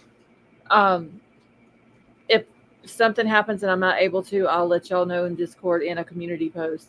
But yeah, let me go ahead and end this one. Thank you all, everybody, for coming and hanging out and listening to all this craziness on here today. I've got some notes. I'm gonna go back and rewatch some of my live in a little bit and try to get some more notes and some screenshots. Glowbug, be safe. I sent you those channels. Okay, thank you, Tonka. All right, but anybody that's in these storms, y'all be safe because they're supposed to be getting crazy down here tonight. But I love you all, and hopefully I will see y'all tonight. If not, I will be back tomorrow. So I will talk to you all later.